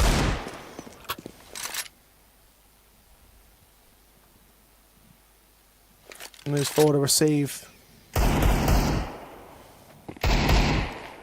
Eagles revealing himself. Matches are sent for the Eagle to strike back. Naf completely caught blinded. JT with a response. Marze's going to try and find him as well. 2 players to swing in. One to be on the doorway, though. Cannot support Marze. 3-on-2 secured, making it 1 with JT swing back. AK dropped to Fear's got nothing left. And it is nice to see that someone like Jorko is getting a chance. I think for Bulgarian players and Bulgarian fans, you had Cirque to look up to in previous years. Who have you had in recent times? I'd say Rainwaker, like clear one, an obvious one of how well he's doing now at the Tier 1 level. But it's not been a scene that have produced a lot of talent and kind of given them chances higher up those echelons. So a young 17-year-old to be able to get a chance to join Liquid, yeah, it's great for the local scene. Despite the critique of his performance, he will go down onto the B bomb site defense. So Fear have that bomb, force out a secondary kill. Can he go for the third man? Plant the bomb more permanently. Bulbs just denies. Fear very well in that 1v3, but not able to fully capitalize.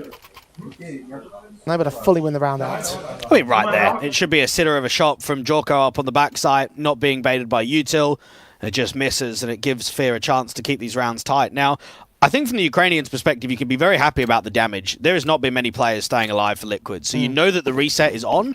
It's just whether you're going to actually be able to do that or not. Another gun round comes through, 0-3. You've got to start acting quickly, not only because it's a semi-final, but because you're up against a team with so much structure like Liquid. Fnatic flashed in against towards Elige, unaffected by that flashbang, so Fear goes down really quickly. Kazmo, meanwhile, acting out towards the tunnels with two more teammates, bombs on his back. Flashes go over against them, deeper smokes may well line up a bit of vision. Carney, Molotov also sent to the access over at the window, so the bomb can't cross safely from here. HEs will try reveal nothing. Elige will get Jambo down in mid. The bomb will be planted, but it's two men up for Liquid. And what's he doing? All he needs to do is live, waste out time. They've got 3 players on the B bomb site. He needs to cut rotations. Jambo is activated way too early. Kazmo trying to make a difference. Awkward spray. Engaged still against 2. Does find those 2 picks. Napa Morbs down. Another kill available for Marze. Carney gets involved. And despite the mistakes in mid, the central force locks them out of the B sites. Well, Liquid have done nothing wrong there in the lower tunnels. They've peaked as 2. They've not isolated fights. And they have been hit by really tight spray transfer. Lovely shooting coming out from Jacasmo. And you could just feel that if they go 1-for-1 against Jacasmo, somebody's eyes is going to be towards that upper tunnels rather than out to the window and the doors. There it is again. Almost makes that double look completely free.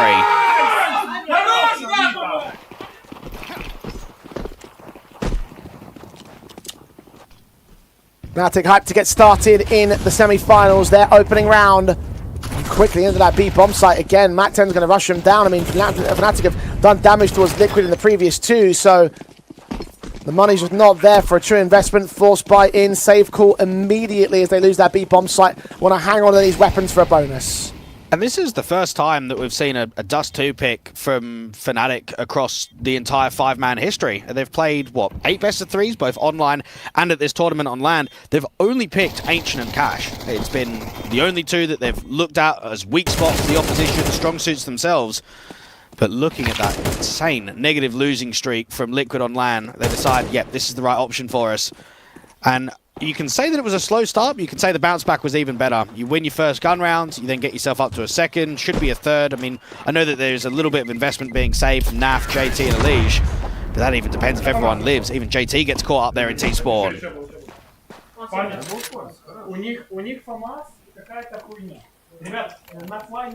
Nothing found in that round, nothing held over. Minus the 2, I believe, pistols they had on those last 2 men. Not much to speak of.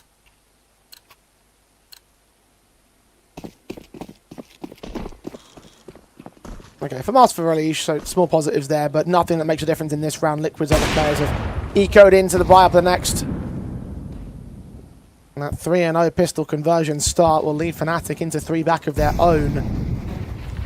Only thing stopping them is a 5-7 and a FAMAS. Fear recognises that because it's a weakened buy, they'll probably get on the front foot. I mean, we saw Fnatic going for a B rush in that last round when there was no B lean at all. This time around, it's a bit more of a heavy default. Maze's not seen those 2 players a little bit more aggressive, but at least Carney's going to take the majority of the distraction away in the upper tunnels. Jambo finding JT. 5-on-3. Jorko will lean forward into the AWP's hands and will cut him off. Another man set towards the short access. Elige, meanwhile, in tunnels being checked by Carney. No Kevlar, no helmet on the man, rather, I should say. And Carney can't point in the headshot for it regardless. The P250 comes out, does his ding damage, but Jambo wins the fight anyway. Elige is known. The bomb can commit towards the A site. The rest of the teams can go hunting. And the round is over, 3-all. And the last meeting between Fnatic and Liquid was on the 27th of September 2022. That seems insane. To have 2 such historic organizations not playing official against one another in 4 years. And it tells you how different times were. I mean, back then, Fnatic had the international lineup. Crims was still there. Nikolos is the Orpa. Roy, Mezzi, and Fasha. Mezzi's on Vitality now. And then Liquid at the time. Mate, your Kindar and OC were there.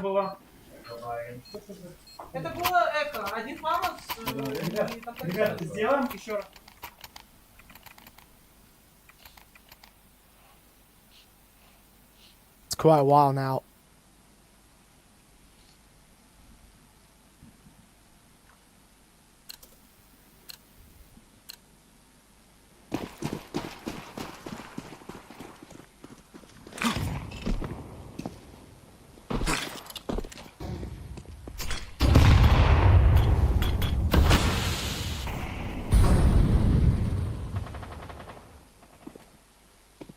Fnatic not leaving this a while to get back in the matchup. First quarter, dead set even. Guns in from the Liquid side, still with FAMAS limitations. Orb of Jambo. Along in mid-access, Carney and Marseille just mow through them. JT even goes down to Marseille. As Fear will cut the rotations off with the smoke to CT spawn. That's round done in a matter of two kills pretty much. Well, that's poor from the two anchors out there on beam. That's the two veteran players of NAF on a leash. They don't get quite caught napping, but you should be getting at least 1 kill each, probably 3 kills between the two of you. And that felt too easy there from Fnatic. And now you just start generating a little bit of a round streak. And I think for their sake, they'd like to just start pushing a little bit further. I think the majority of this year has been bang average when it comes to the LAN environment. I mean, the core 3, when they went out to Roman Imperium back in February in Portugal, you're getting knocked out by Ho2 in the semi-finals.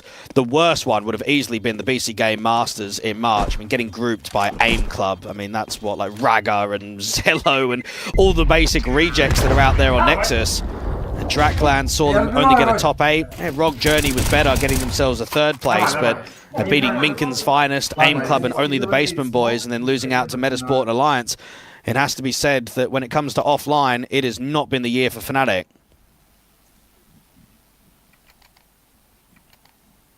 Both teams have had their difficulties across this year. Liquid at a higher level, Fnatic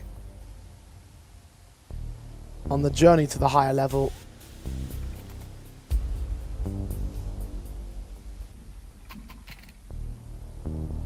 There's a lot of excitement around this Fnatic roster with how well the online results have gone for them. Their LAN trophy is the ultimate thing that will decide whether or not these are true upgrades.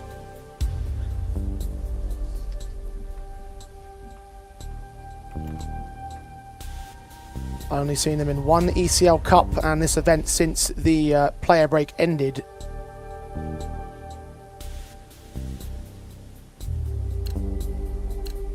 The ECL Cup being a victory, of course, guaranteed semi-final exit for Fnatic at this stage, but leading the charge at the moment on the scoreboard, forcing the tactical timeout from Liquid. Gaining all the momentum right here. Naf gets legged up on the mid-cross.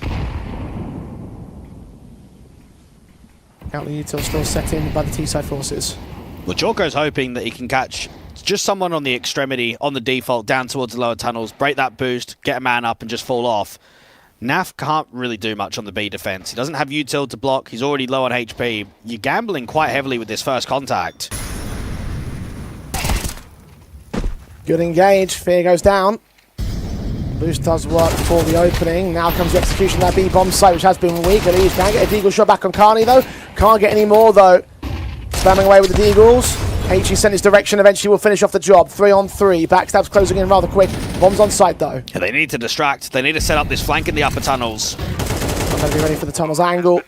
Marseille spraying dramatically beyond the big box. Now checks for the position and gets the headshot in. Moles did tag him up too. 24 HP. Jorko on 37, JT on 55. Both the remaining CT players have not that much better off, and without the weapons situation, without kits in play,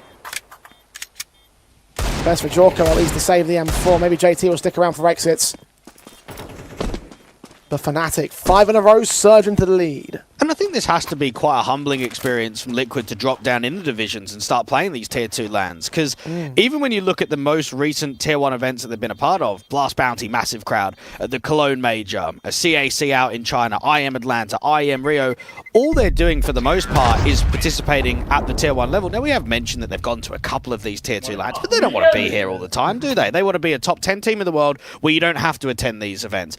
I almost feel like a lot of the time, similar to FaZe and what happened in their race to try and qualify to the major, you only go to these Tier 2 lands to either get reps or get VRS points quickly. If you've got enough points, you ain't coming to these events. Well, throughout last year, they were doing a good job at not needing to go to any of the Tier 2 lands. Times have definitely changed since that point, though. Beginning with the Roman Imperium Cup in March. 4th place exit there, Draculan. Obviously, we talked about that many times over the course of the week. We'll talk about the 2 picks of Fnatic to start things off. Chikazmo and Jambo, again, in the early portions of round 9, will lose Marze and leave Chikazmo at low HP.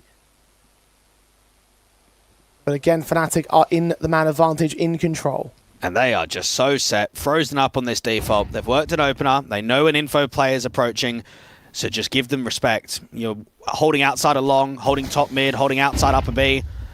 And for Liquids, I mean, this is a very difficult round to recover. You're pretty much separating everyone. You've got an anchor out on B, a player watching the mid cross, and then JT that's meant to be holding short and long at the same time. Carney does go falling in the end, so JT has brought an opportunity back.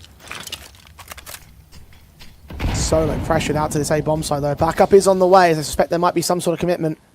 Smoke down at the cross. Look at Jork up towards top mid. AWP pulled out here, footsteps coming in close. Hit the shot on Jambo, drops that bomb, looks up to the long house. Can't quite connect that next connection. The AWP player of the T side has to back off permanently. Now can get surrounded by the CT forces. Pressed on both sides of the house. JT seen. That's a good shot for Chikazmo. But no further swings of the CT side. A man is moving closer from NAF, and Chikazmo will get caught with his back turn. All on Fear now, out towards mid. Being searched on by Jorko here in the footsteps. Has lost that bomb and will miss the timing on towards short. Now at least making his way back on towards long. 6 seconds. No time for the plants to go for the kills. Not get any of them.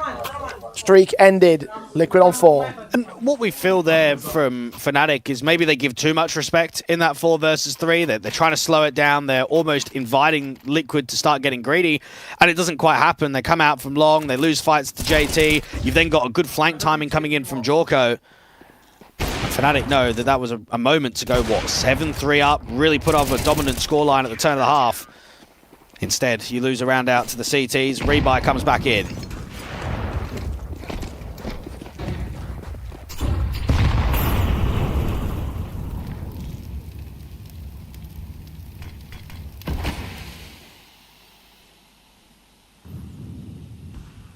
Jambo sees one, missing the shot, overcooking the flick. Jorko caught the kill on Martin, a kick off to the Mobs with a 3k overall, with Carney and Chikazmo also caught behind the Orpa.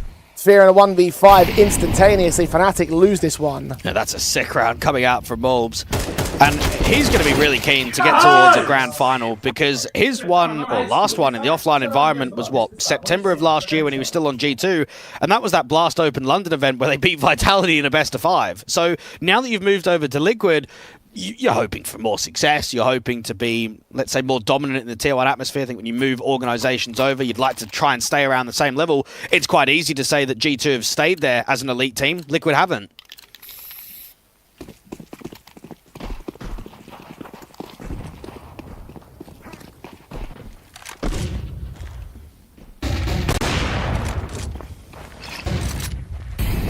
Staying within touching distance of Fnatic here.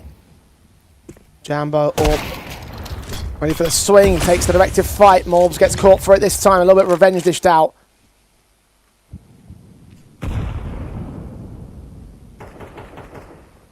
Advantage still T-side. They're searching for trades elsewhere, particularly on short, where Elise looking down the tunnels.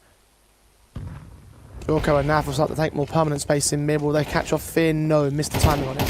Yeah, AWP might be able to work it. Just, I was going to say on the jump spot. Elise spamming, trying to get very aggressive. Great shooting from Elise. He loses Jorko and Naf. Suddenly he's very pressured here. Counter util, the Molotovs and the smokes. Counter mollies will try and drive him back, but they're deep on towards short, so he continues to extend. Kazmo will stick around as the teams back away. They have abandoned the A bomb side, thinking there might be something off towards the B play. Flashing from JT for at least a check. No one's seen close, has to start respecting that smoke because it will fade. But he doesn't want to fall back to sight because he knows that they could be open towards long. So if you fall up, that's when you lose the timing. Unfortunately, makes noise out there towards short. Backs off, wants to reface though. Jammo will hug that cubby corner, ready to see the swing.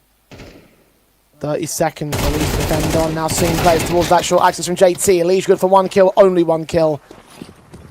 It's all on the captain. Molly sent towards CT, towards short to block any early bomb plant denials. That said, that there's a HE available to him. Puts it out. Doesn't get Marze. 3 HP.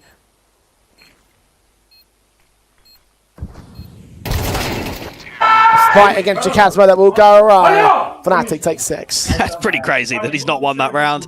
I'm looking at that HE thinking there's going to be a lot of panic and chaos on the bomb site because you've got, what, load time on the clock. He can come up from CT.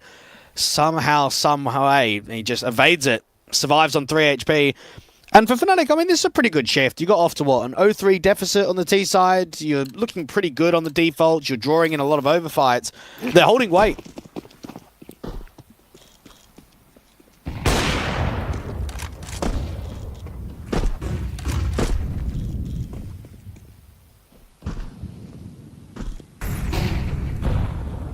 Fnatic doing well on their opening stances. Wrist peeking out of Jorko there. Jambo, one of the only part of the hitbox that you can get a kill from that specific hyper angle, and starts things off on Fnatic's favour again. And Naf doesn't have a smoke to use into the upper tunnels, so he wants to take it a little bit dry, take it a little bit of a walk. Now, he's got himself out to the cubby. The issue with this position is that there's no crossfire. There's no one in mid. He is completely alone up against a B-split.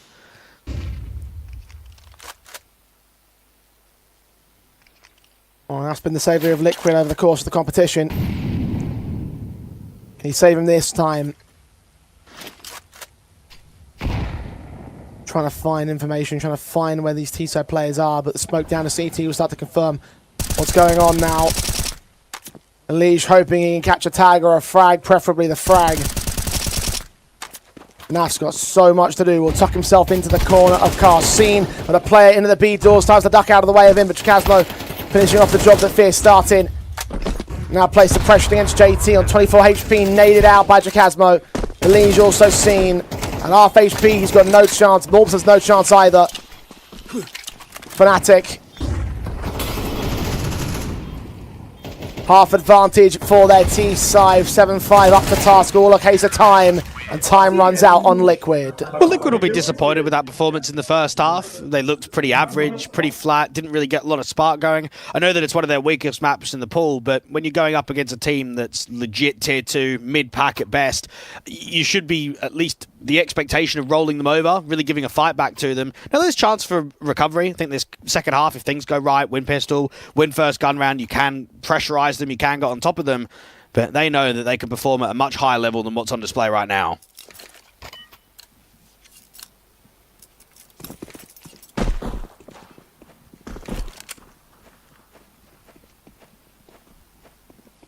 It's not that long of a way back, at least. The stakeholders have shifted in favour of Fnatic. Back in Ukraine to take their map pick of Dust 2. Punish pick against Liquid.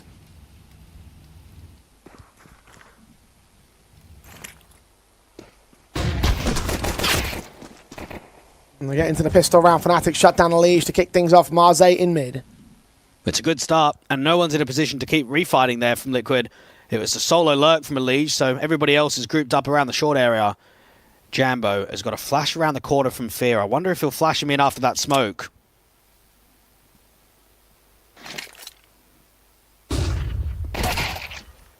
Check the siege. Jambo, what a shot that is. Naf down. Morbs lean around the corner against JT. Gets caught by Fear, who doubles up on Jorko.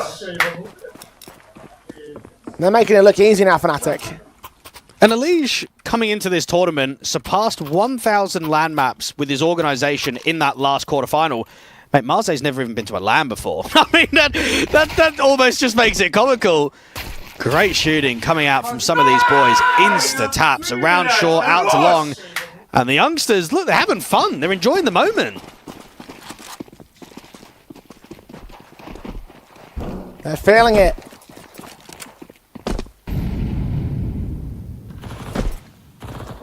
Three to the good on their advantage, about to grow two with only eco pistols on Liquid. Fnatic.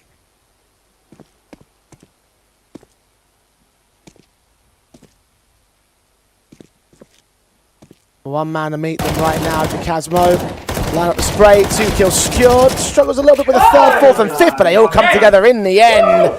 That's an ace, our first of the semis. There we go. Fear likes that one.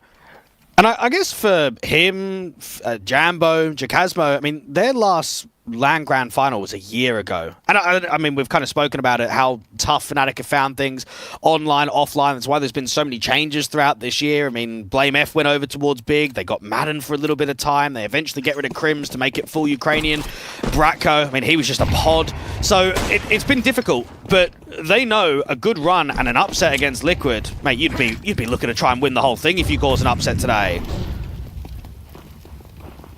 I mean, surely you take that number one team in the tournament odds on favourites, and that puts you in good stead to do so.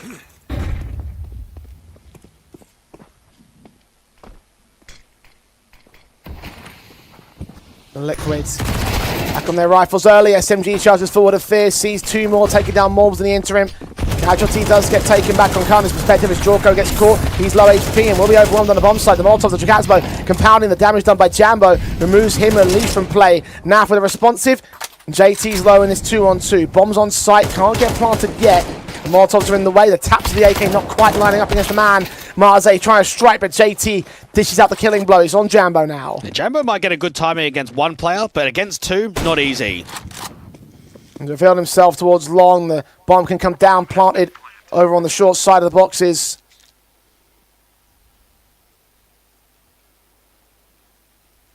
JT will be an easy pick.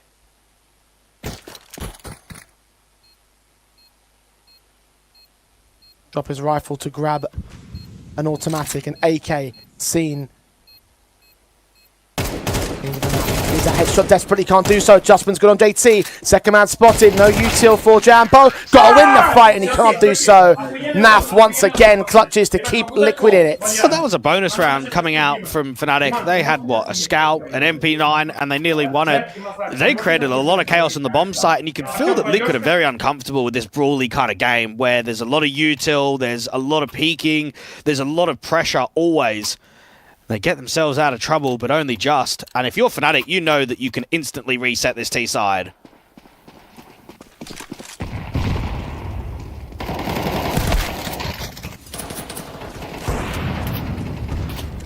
The 2-for-1 trades down mid. You certainly expect they may be able to achieve that. Jambo and Marze on the Morbs and JT now for the responsive, and Jorko follows it up on Karne, trying to really get involved here in mid. The man advantage reclaimed by Liquid very quickly. But it's an important pick out to long. It creates the space. That was a man-up situation for the CTs, but I think they got a little bit greedy. Looked for too much. Marze doesn't even have a teammate in sight of Fear. Gonna hide inside that smoke and just wait. Smoke sent to short, leaves Fear with no real options. Util down at the T-spawn access means that there isn't a whole lot of time and space to play with for Fnatic. Started off pretty perfectly at the beginning of the round, but not so easy now. Fear dug himself into a corner here on short, try and hunt down Naf. Here's him running away. Can he catch him in the escape? He can. Make it a bit expensive. No util to go for the fuse, of course. A 1-up. But Liquid once again back within 2 of the Fnatic lead.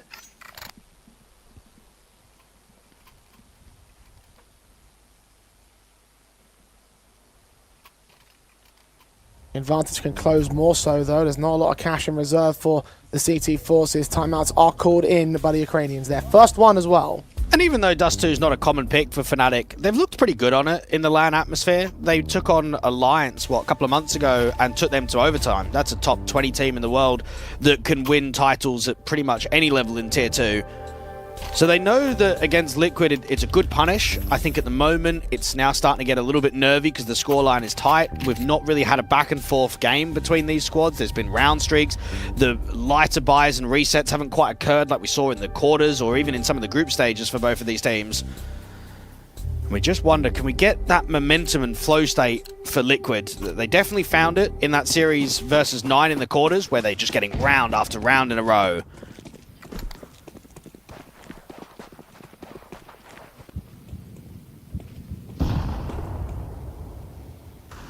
Jambo and Jacasmo got some heroics to pull off on the B-bomb site, where Liquid are leaning into first up. Smoke sent, Jambo's going to get ahead of it. Lean very aggressive. Wait for a swing, shoulder offered by Molbs, gets caught by the AWP. The Deagle provides covering fire for the AWP to escape. The man advantage is taken by Fnatic here. What can they do with it? But you have to keep getting the AWP taking fights. Now, he doesn't have the info that it's heavy towards the upper tunnels, but look what he's doing. Press upper, then instantly look towards mid. Look around the Xbox, look up to top mid. You need to put that AWP in dangerous positions. They smoke off the mid door, so no more threats from here. And now rests on Takani to hold the A defensive. He's out in the open right now. Backing up to Goose. Smoke on short will fade. He's got nothing else to suppress them with. Here, the pistol pull towards long, Molotov sent towards Goose as well, so he's forced into the open, into a fight which he needs to win, can't do so. JT picks him up, 5-7 overwhelmed. Round done, save the AWP. Concede 8 to Liquid. Superb utility usage there from Liquid. They know that they're up against a lightened buy. If that molly doesn't come out towards Goose, look, there could be a play for Carney, right? We don't know. It's a fantasy world. But if that's either being uncleared or not properly dealt with, you might get 1, maybe even 2. I mean, that's a hero M4 in a really good position. But as soon as you get mollied in with that flashbang, you get forced out into the open.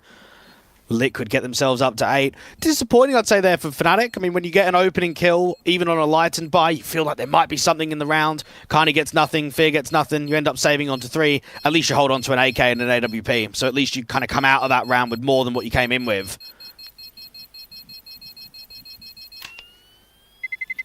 Terrorists win.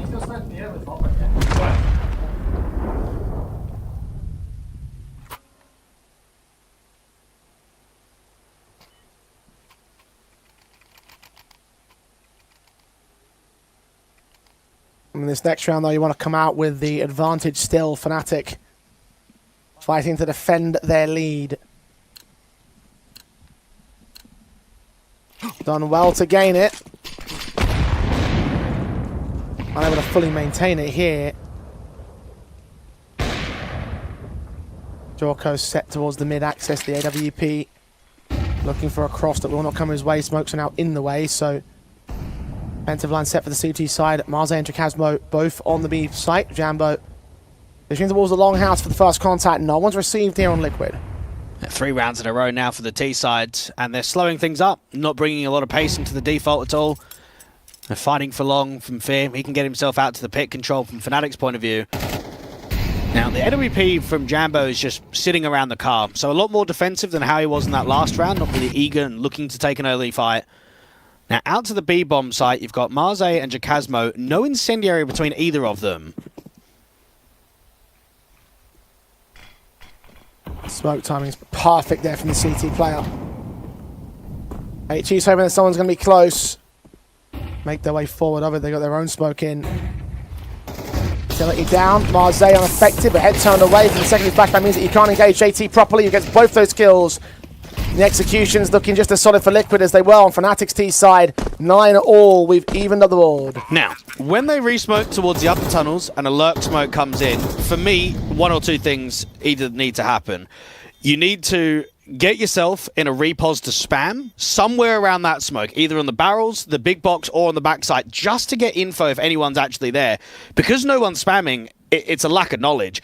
And it just allows an easy pop, doesn't it? And you got to remember, too, if you're not being spammed from the CT line, you're just going to keep walking up and get even closer towards that entrance of the tunnels. And that's why that first contact is so quick around the car, because they're not deep, they're not detected. Easy opening kill, strong molly out to the backside. And that's a crumble of a bomb site if I've ever seen one. Nice, guys. Fucking nice, boys. Fucking go, boys. Come on.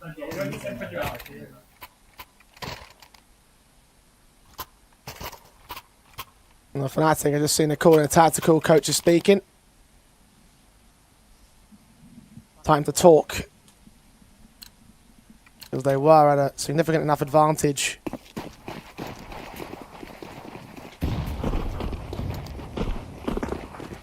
But now they are evened up. They've got another buy available to the CT Forces. Need to get the round win for it, though. Liquid have started to really spool up. Another B execution, this time with only Jacasmo on defensive. They're out real quick. He's got no support whatsoever. Needs to hold a miracle on the bomb site. Never going to happen. Morble's running him down. And Liquid have the lead. Well, Liquid are being made to work for this. It's not been an easy comeback, but now the round streak has gone, what, 4 in a row to now 5 in a row. Mentally, that's really crushing if you're Fnatic, because you're on top of them, you looked in a really good position. Yeah, you're going to get a rebuy in the next round. Jambo can drop Jacasmo, no problem. But Liquid have only got a few more to close, and on their worst map in the pool, too.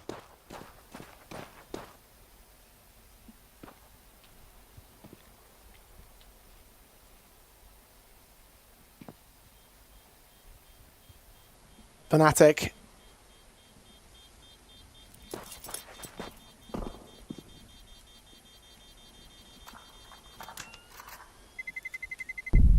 At least keep all these weapons in play means that the next buy will be fulfilled with all the rifles, a 5th rifle just to get bored down and all the others held over.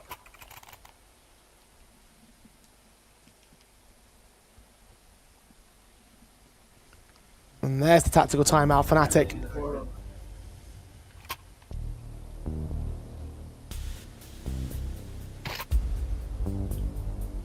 Have to find an answer now.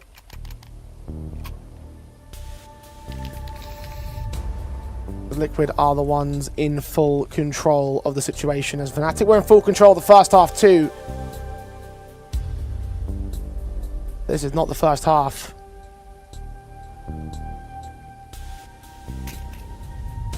With Liquid going B round after round, they may have found a weak point in Fnatic's defense. How do Fnatic respond? Well, you'd have to say that this is not the Carney that we saw against the Metasport matchup in the last game of the group stage. His very last LAN was an overall title with NIP, and funny enough, at State Ranked Episode 2 only a couple of months ago. Right now, he's come into a semi, and he's, what, 7-12. You want more out of your star player. Flash in for him, there you go. You want more, he gives you more. Starting advantage for Fnatic. It's only 1 kill in this round, but it has put Liquid on a bit of an awkward stance. 2 men on the B side, Jacasmo and Marze following down in a pretty lined up position here. Meanwhile, mid's going to start to get taken with the CT smoke put in. Elige walking through the AWP, scene 1, missing that shot back. Elige wary of the CT player, spray blind on Carney, finds the kill. Now the 2 B players need to hold off against a split play coming in. Marze with a pick back inside that smoke. Naf can't find him, desperately searching for the bomb site, finally sees him, does get that kill. Jacasmo with 2 to gain, and none go down. The Deagle of Jambo, AWP posted up, turning away from that flashbang. Got to win the AWP v AWP fight against Jorko. Posted to Car. Waits and holds. Sees him, hits him. It's all on Fear now. 10 kills deep. Seen Jorko. That's a utility. The Incendiary try to force that man out of the open. There's no smokes available. He's forced slowly into the waiting arms of the M4. Fear takes him. JT's close. How close though? Fear has sussed him out by baiting in the spray. Can he get the man down though? JT's not moving. Not far enough for Fear to force him out. Makes noise. Corner held. JT looking the wrong way, and Fear doesn't get enough of the spray. Liquid, 2 more to go. Trev, what is Jacasmo doing out there on B? I can't be held back here. Why has he jumped up? Like, it just throws off the inaccuracy completely. He has got to be anticipating a fight straight away. I don't even know why he's trying to get up there towards window. That's worse than a schoolboy error. That is pure inexperience on the LAN environment to make an individual mistake like that. Jeez, just so rookie, man. Despite playing so high so previously, he does get the opening this time. Marze with 2 back, and this time Liquid go heavy into the B site early and get wrecked on their own state of things. Finally, Fnatic have broken the backs of the T side line. JT alone. A 1v4 to win. He knows he's got no chance. Well, they were probably anticipating a mid-fight just because the CTs are starting to get quite desperate. I mean, this round streak is completely out of order. It's 6 in a row. Think about something high press, so they try and swing really wide up on B, and they lose some really key fights. Marze gets 2, Jacasmo gets 1. Now, what JT can hope for is just to make this round slightly expensive. See if you can just draw in a couple of fights here or there. Don't allow mass AKs to get held on the CT basis. That's a nice shutout round there from Fnatic, and it's their first gun round win in the second half. All they've won is pistol and anti-eco.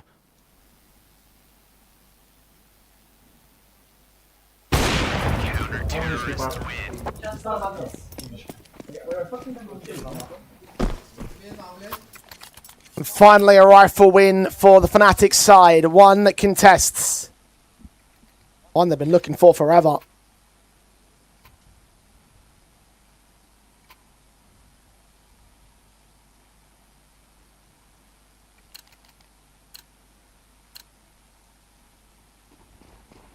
One to equalise, 2 to take the lead.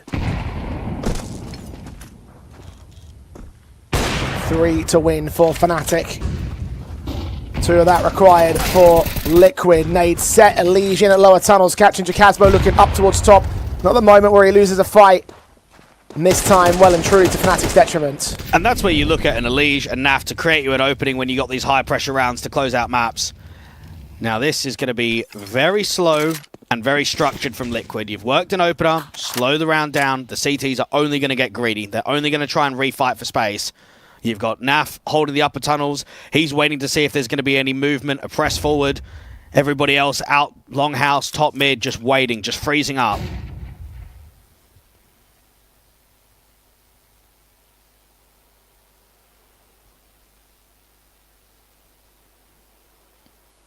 Catwalk to short maneuver for Liquid. Only 1 man in receival. Marze's AWP. Seconded by Jambo on the long contest. Jambo's got a lot of work to do. A kill will not be enough. The flashes send it. Telegraph what's going on. One shot missed. HE the sight. Dishing out minimal damage. He's got to back away. And look at the late lurk from NAF. Check for this, but still losing his life. And they're going to go hunting off the back of this one too. 5 on 3. The CT do not have an easy escape route, which Molds will bear down upon them with. Fear fragged. Marze wary of the backstab incoming from NAF. Him and Jambo try to escape. Try to get out of this round alive. Once again, Fnatic heavy stack a bomb site. And do not get away with much. Well, that AWP is definitely falling out from CT. The one towards long will probably survive from Jambo. So there's something being brought forward into the next round. But this has been a crushing second half in from Liquid.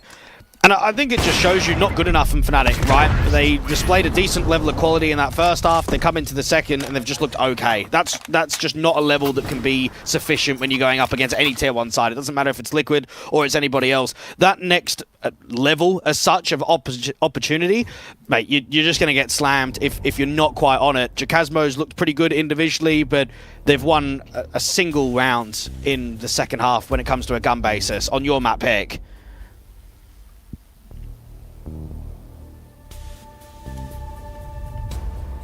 Liquid.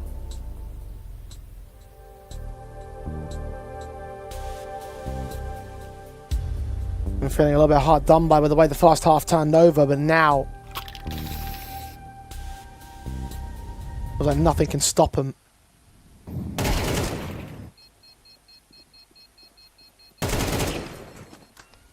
Fnatic only got away with the 1 AWP being saved.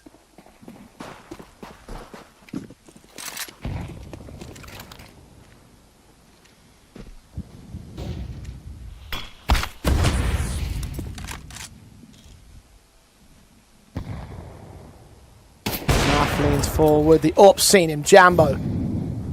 It's an all-important shot. Starting off the round, the Fnatic need to win 2 on the trot to take us into OT as they clear out the tunnels. So they get a better picture of what's going on here. Nades on Elysian as well, 10 points of health for him. Well, it's clear and obvious that Jambo is outclassed in the AWPing department. Mentioned it at the start of this map. Jorko's not looked great at this LAN at all. 10 kills and 12 deaths going into round 23. Jambo's got nearly double that.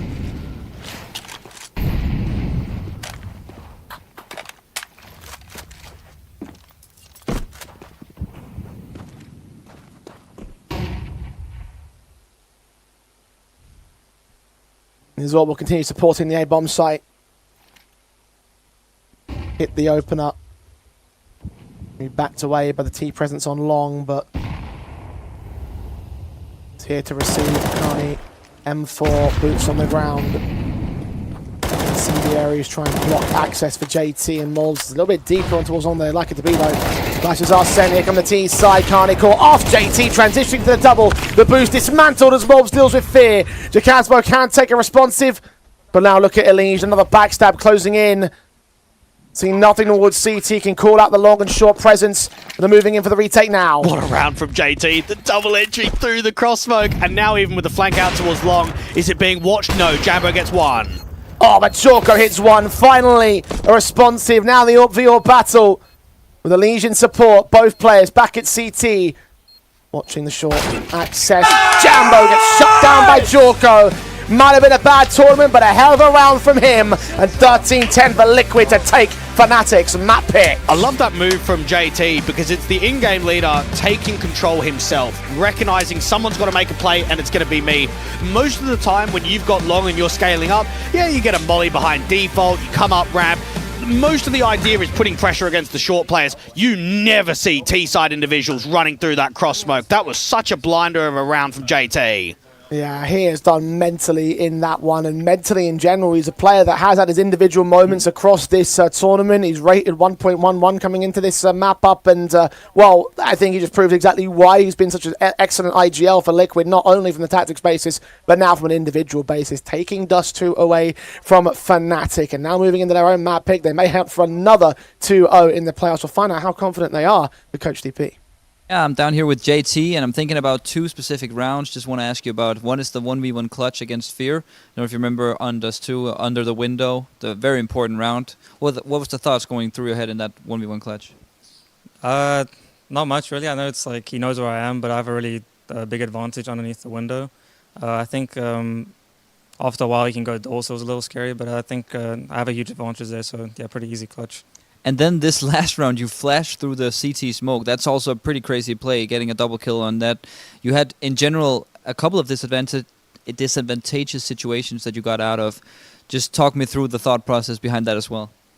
I mean, we knew that they knew that we were going long, so we had to do something surprising. So we just went for the CT flash play, and it just worked.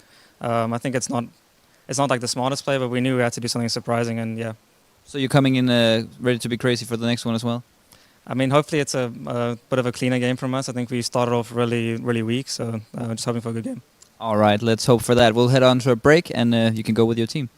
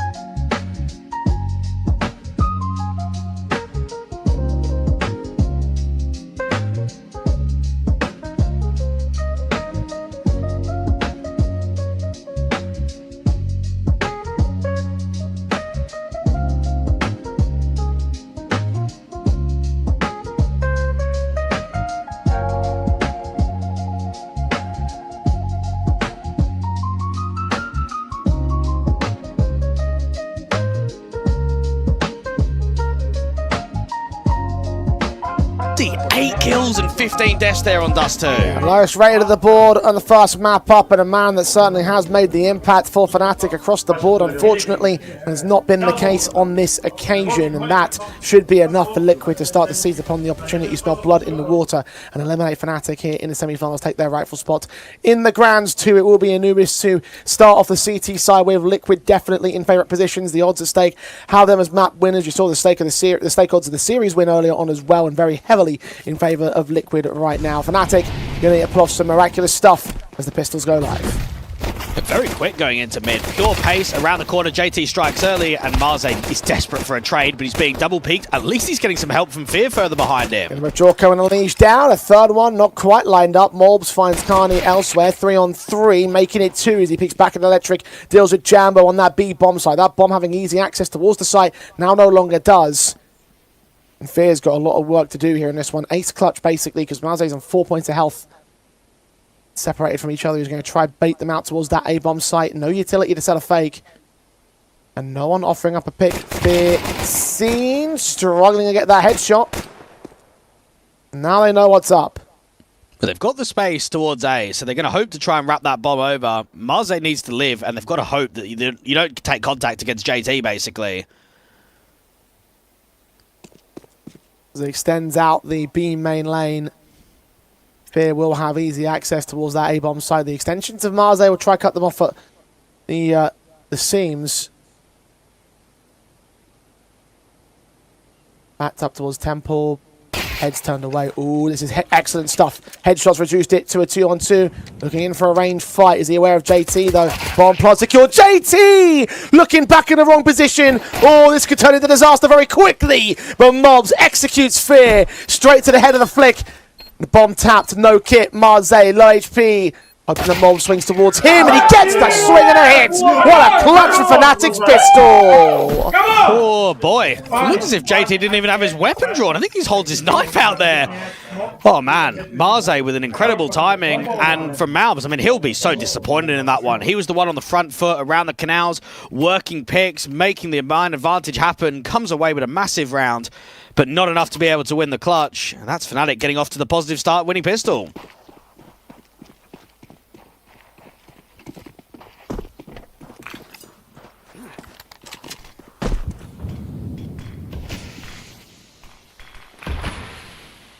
While Liquid, a significant front foot. Down the round scoreline, JT, SMG sussed out inside that spot with blind sprays, eventually triangulating his position. Naf trying to do what he can with that MP9. Will get away with 1 kill. Low HP means it's first. These are going to swing forward and try to create even more chaos. The Mat 10 coming in from main of Fear needs to provide some trades because he's lost all of his teammates now at the canals. 2-on-2. The Casmo's low. Once again, it's on Fear to deliver the majority of the impact. They found themselves an angle. He's just snuck in to catch Jorko. Naf on 17. The bomb's still not with Fear. He's now being flanked out by Jacasmo. 1 versus 2. Fnatic. Was the man heard? Naf wins the engage. Now, Fear needs to fight against him. Will finally grab that bomb. Will finally commit to the bomb sites. And not deciding to plant open for CT, but just tuck himself. This is a tough clutch in from Naf, because you need a burst and get an instant headshot against Fear, and he can reposition anyway because you're so backed off.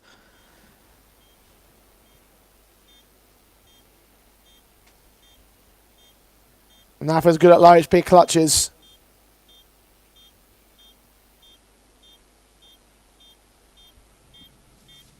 Crawling into the bomb site, no kit available. And no contact on Fear. He will fall back. Do a runner, grab a rifle, grab an AK in fact. Liquid very nearly stole one back, but not to be. 2-0 start for Fnatic, trying to really fire themselves up now in this series, knowing the difficult task ahead of them is not going to get any easier if they let any concessions go. And that's Marze getting, what, a 3k and a clutch in the pistol, then at least getting 1 in that second round. And he's one of the very few players that's making his overall HLTV LAN debut. The only other players in this tournament that had that happen to them was on the X-Clan roster, which was, what, a local Swedish team of literally kids. I mean, this is a professional player. This is someone that's getting signed over towards Fnatic. And when you're playing in your first semi-final and you're able to come away with a clutch and then show that impact early on. It's a promising sign for the future. 2-0 beginning for Fnatic. Liquid won't have much on offer come round 3 on the investment. An early tactical still called in by them.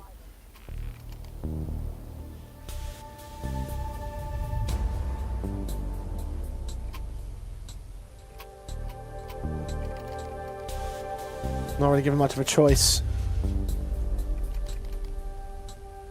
2 rounds which could have set you up for the start of this map. 1 being a chance to cripple Fnatic's economy.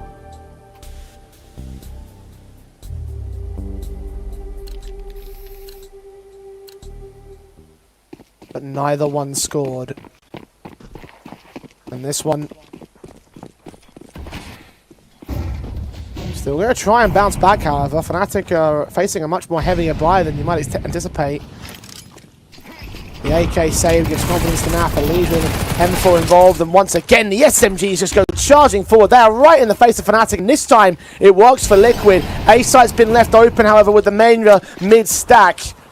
They'll flash their way in on Fnatic from main. Incendiary's in the way of taking space. Jorko, first player on the scene in a 5-on-3 for Liquid. And rather than flooding the bomb site, they're just slowing the round down, giving themselves chance to group and get into some good positions out in camera.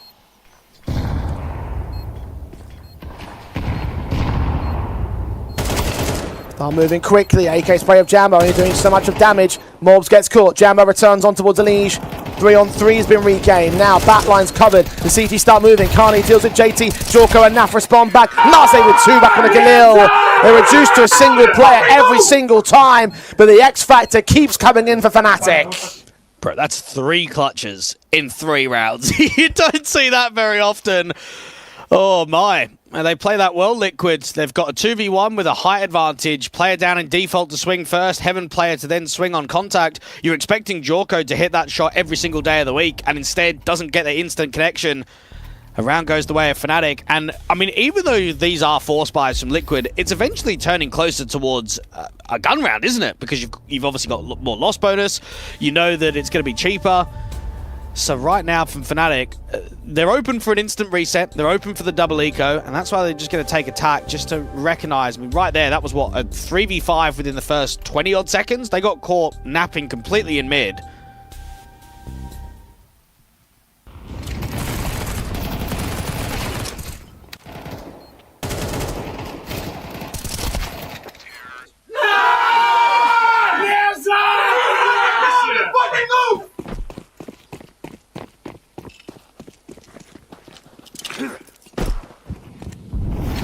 Marseille on 6 frags thanks to that clutch.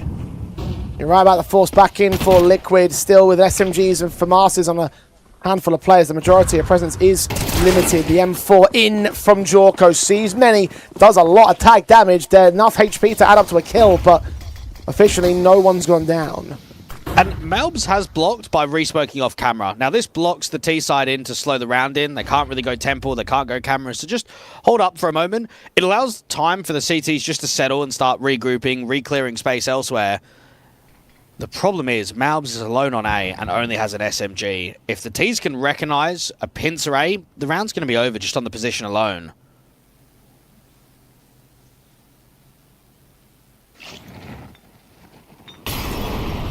They are wary of the potential mid-window fight. Mid controls the emphasis on Fnatic. Get down Naf, Jambo, caught looking the wrong way though on the fast swing. Secondary pick also land up. Triple and Quadra nearly secured as well. The rest of the backup has arrived and Liquid are on the board. He is unbelievable. What a round. Out of a FAMAS as well. I'm looking at that from Naf thinking, okay, he's blocked out there in camera. He's hoping that someone gives him a fight. Just even a little. He nearly gets a 4K. He's completely by himself. And it almost ones up the clutches and the X Factor we've seen in the first few rounds of the map from Fnatic's point of view to say, oh yeah, you boys can do that. Yeah, well, we can do the exact same thing. Fnatic.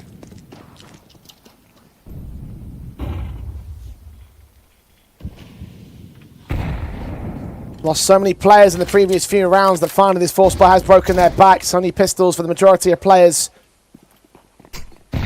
Deagles and P250 striking nades are going to return damage onto them. The prod from mid out of Marze, the Galil also in effect. They regrouped, I thought to lit towards that B-bomb side, but just to back away instead for 4 of those men. Again, Drakazmo out towards the B main entry. Will wait until there's extensions from Liquid.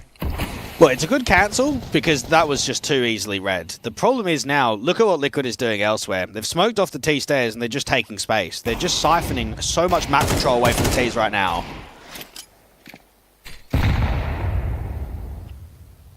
And just more nade damage against them. I think there's 4 of them thrown. One more available from Olds. JT caught off guard in mid. Meanwhile, it rugs the Tech 9 Akani. Couldn't stabilize the headshot on Elige, who also took Jambo before the contact was established. Advantage on Liquid now. It tells you how desperate Fnatic are. They're just walking through smokes now. Whenever I see that, I know this is not going to be a pretty first half performance, no matter how much momentum's on your side. Jorko, easy kill out there towards B, and that's a lot more like it. Good structure there from Liquid. The JT clearing space, trying to make it really uncomfortable for the Ts to just kind of get anything back in that round. And that can sometimes be the issue on winning rounds off of clutches or pure impact moments, is that will only get you so many rounds throughout an entire map. First half, second half.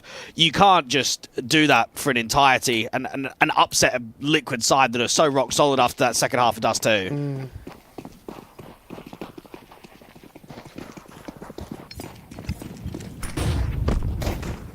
They've done more with their 4 spies than Fnatic have.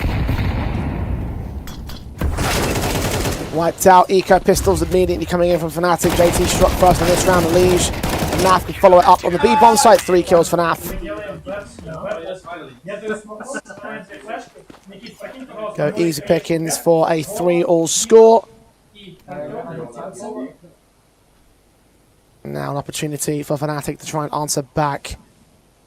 Feeling a bit hard done by with how down to the wire those rounds have come down in their favour.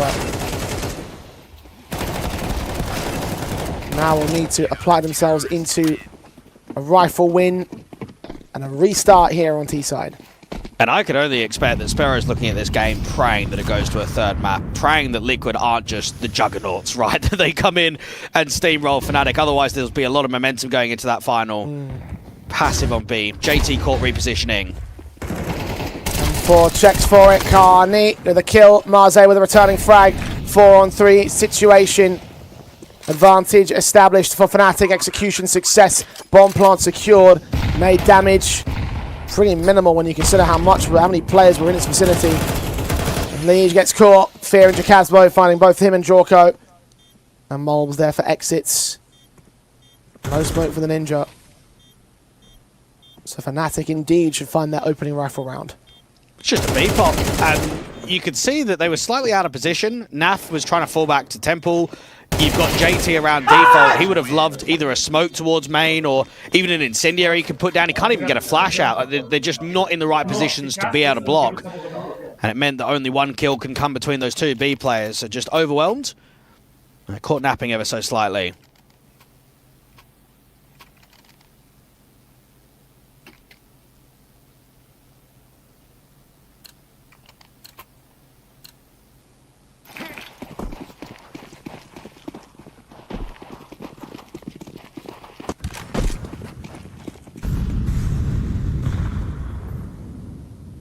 Fnatic.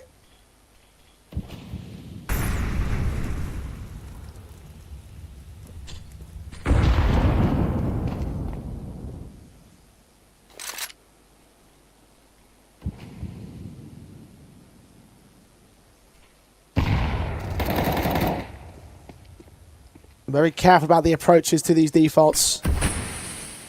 Initially leaning into B main, now grouping up towards mid. There's smoke from the wave from the CT perspective, so the execution utility coming down here, bringing 3 players to the bomb site. No movement in mid. Flash and Naze will start to confirm that they're searching elsewhere. Well, the game plan for Fnatic is pack and group. I mean, look at these back-to-back rounds. They do not have extremity players. They do not have heavy lurks. And it means that Liquid can clear a lot of space when you're up against this style. They're doing now towards A main. It does leave A defenseless, except for Naf now in mid. Might all be a bit of a ruse, though. The search into canals will clear out this space as well.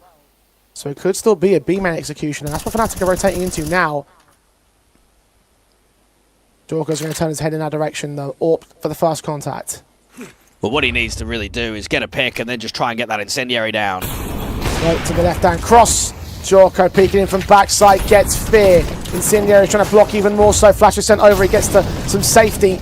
Beyond the smokes. Needs to open them as Marze gets JT down. It's a 4-on-4. Naf is low, as is Elige. Jorko's been tagged up. Well, Jambo rather, I should say, has been tagged up. Jorko's leaning closer for a secondary shot back onto Casmo. Carney close, puts his head off his shoulders. Taken out by Mobs, however, with the smoke clearing the position revealed. The M4 takes a double and a triple. With Jambo and Marzi both down at the main entrances. Liquid equalise again. That's a sick sequence coming out from Malbs ever since backing up that pistol round. We know that he's certainly on it on this map because I don't think he played very well out there on Dust 2. He got, what, 10 kills, 57 ADR, 0.77 rating? I think for his standards, that's poor, and that's not a good showing. You come out into Anubis and just see that little bit of flair. I like the re-peeking that's going on from Jorko. A lot of pressure against those T-side individuals. And then instantly from Malbs, it's just a lack of respect. I mean, they don't even wait for Naf to backstab, do they? I mean, he was the one that was going top mid and in and around B. It's just so high press there from Liquid. I'm going to see Jorko getting some confidence in his game. He hasn't had the best of tournaments.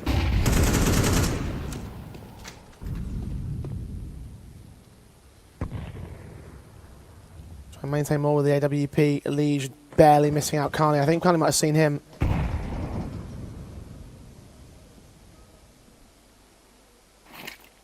Waiting for somebody to act as the T start moving in towards water. He's flashing their way forward of it. Jambo's waiting for someone to extend the main two. Jorko's also got the AWP in position. There's 3 players to cover this angle. Smoke will try and block them. Electric now suppressed. Jambo leans in, JT and Elige with a couple of kills. Carney and Jambo both down. Marza needs to be careful. The bomb carrier is also working its way in from Rugs.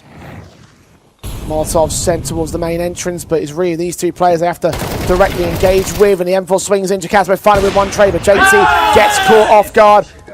Supported by the AWP. Jorko can put the last man in the grave, take the advantage back for Liquid. And JT, on paper, seems like the right in-game leader to get the most out of a young and inexperienced AWPer like Jorko because of who JT has worked with in the past. I mean, he had Hulzerk right out there on Complexity and Passion UA. That's not a superstar AWPer by any standards. He was, what, a tier 2 AWPer for all of his career. Never really achieved anything before going over to America.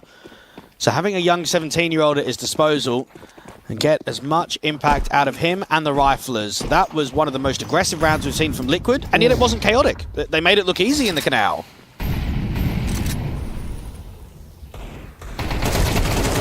Fear fragged up first. Naf takes him down.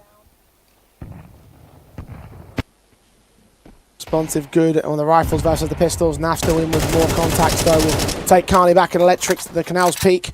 2 men walking out of A main as well, nearly catching Marze on timing. Jambo, speaking of timing, has walked his way in towards mid with no one to receive him, but the bomb gets dropped by Elige, so that should be enough in the round. Naf will get domed in. Marze will need to find some sort of shot back onto Elige if he wants to maintain a chance in the round. There's further backup on the way, so they're going to have to act relatively quickly. AK recover for Jambo, but no Kevlar. We're just hoping for the right timing against that AWP, but it doesn't quite work out. Last player at Jambo up against Elige, preempts off. It's 6-4. And correct me if you think I'm wrong here, Jay, but this is just so flat from Fnatic. Like, what have they literally done on this map? They won a clutch from Marze on pistol of a 1v1 versus Malbs. They then had Fear win a 1v1 on that B bomb site with the Tech 9. They had Marze winning another clutch. Ever since that, bro, they look so average on this T side.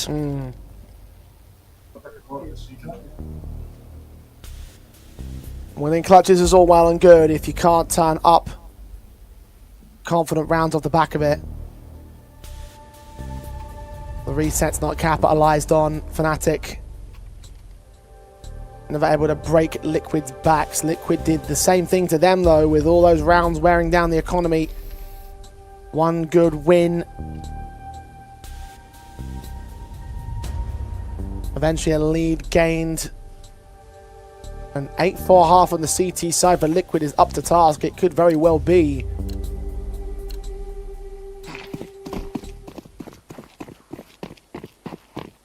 Fnatic to concede on the T basis. That should be enough to end this series at 2-0. Another 2-0 for our playoffs here in Stake Pulse Beat 1.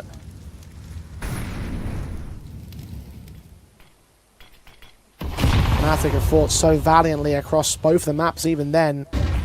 Even with the considerations in mind of how Anubis has gone down, they have come so close to gaining so much more. Surely they don't bow out by showing us nothing. Well, JT wants to make sure that that is the case. Elige on a timing, trying to walk towards mid. Jacasmo is pre-aiming and does cut him off. We've seen both the veteran players of Naf and Elige creating a lot of moments, having a lot of individual impact. That's one of the few rounds where he gets caught off guard. Jorko being forced away by Util.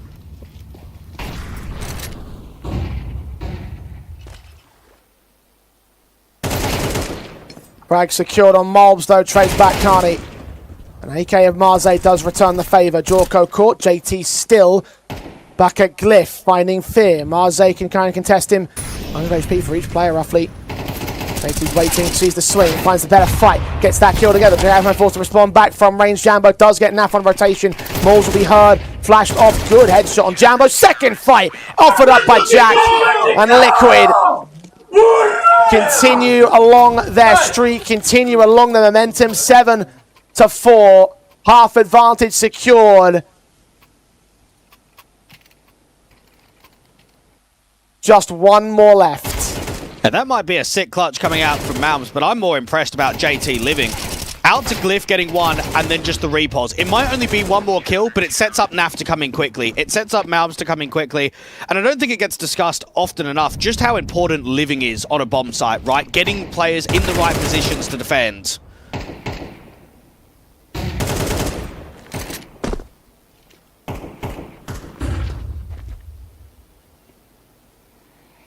Naf may be able to start off round 12, but hit the opening blow on Fear.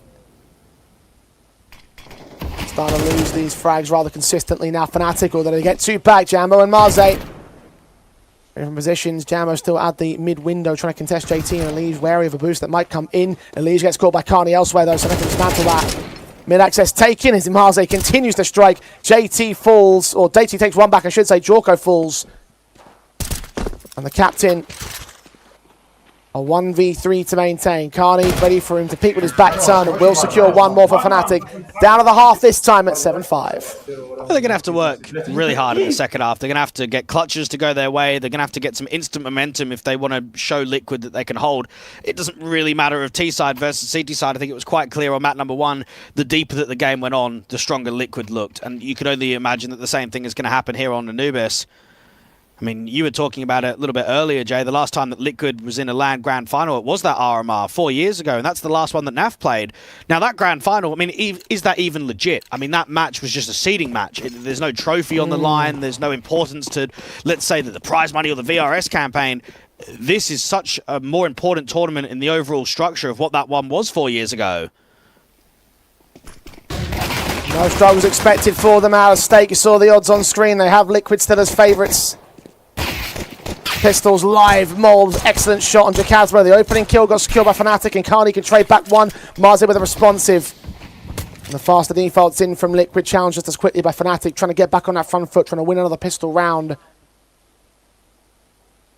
Bring them up to contest. And the outlook at a 2-on-4, it looks like they should do.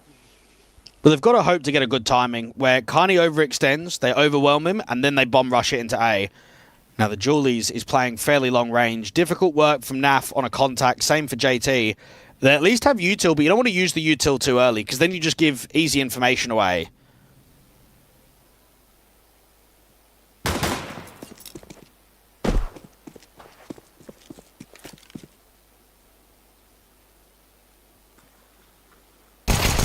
Naf holds for Jambo, does find him on the extension, so now as the backline's clear.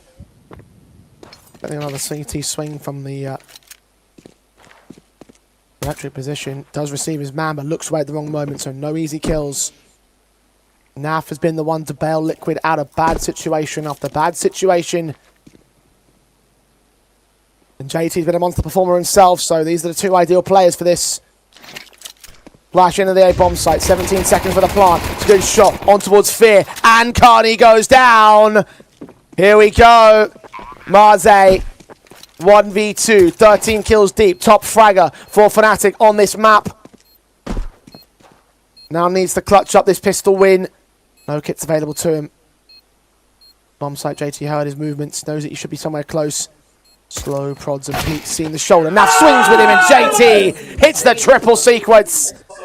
Hits the pistol round for Liquid. Well, they've just full trolled. I mean, that's a 4v2. Why is Jambo in top mid? Why is he even there in the first place? Now, it's very clever because Naf heard him, and what JT does is he starts running around in the water. So, of course, first thing Jambo's going to do, round the corner, pre-aim down on the stairs, not even pre-aim that close left-hand side. That's just an unnecessary info play. In a 4v2, you play 2 on A, you play 2 on B, you play a crossfire. He's given away a freebie, and he's given Liquid pretty much the title run now to going towards the grand final. How do you come back after losing a 2v4? I think you don't. Game over for Fnatic, unless they find something major in the next few rounds. At least the scoreline lead won't lead into an immediate map win, series win for Liquid. We're just Fnatic offering us nothing so far here on Anubis. 4-on-2.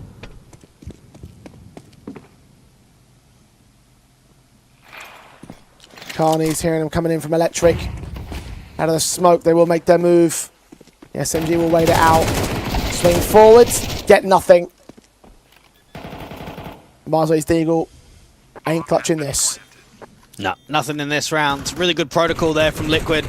They work a pick, they set themselves up for the A exec, and then they just freeze. There's an extension from the CTs from B towards water. As soon as Naf catches a couple of kills, that's it. You cancel A, you go back into that B bomb site. And Marze, the land debutant, is getting almost no help. The numbers are so low on the frag counts from all of his teammates. And I think for Fnatic, just because of the legacy name that they are, it is a shame to see this being a bit of a whitewash in the second half for Dust 2, how Anubis is panning out. And Marze gets away with a late exit, but I mean, it means nothing to the overall round, it means nothing to the scoreline. And for Liquid, their first ever official against Fnatic was all the way back in January of 2015, and funny enough, NAF is still here, right? I mean, that just tells you how long both of these orgs have been investing into CS, how they're household names, we know of them at the tier 1 level, but right now, this semi-final, I mean, it feels like a group stage game.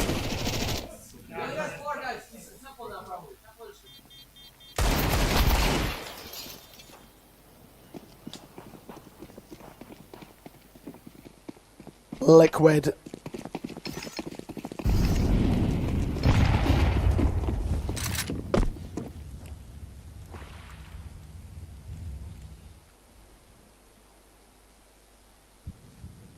Going for 10-5 with the current buy state of Fnatic, folding only pistols. The Eagles held over, one extra piece of Kevlar for Carney.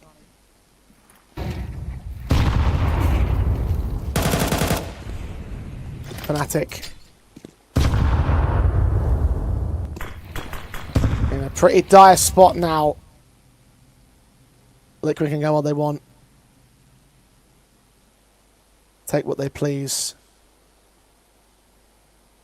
Take that B-bomb site with no resistance from Fear. Backed up. Mac 10 sprays him down. Bomb will now get secured. There will be a buy for the CT side in the next one, but we are asking for damn near perfection if they want to have a chance here on Anubis. Carney won't even get away with that deal saved, at least not without losing his lifeline. Jacasmo will put some nade damage on, but no trades, no hunts, no frags, no exits, no nothing for Fnatic. Hope Independent calls a tactical timeout because right now they need it. And Alicia's hungry to get himself into another grand final. I mean, he's touted as basically the best North American player of all time, or at least in the conversation to be so. He's not played in a LAN grand final in 2 years. He's been on phase. Like, he's got to look at things and say, in my career, I've had a huge amount of success in the past. I want it now. I want to take Liquid back towards the heights again, and I want another grand final.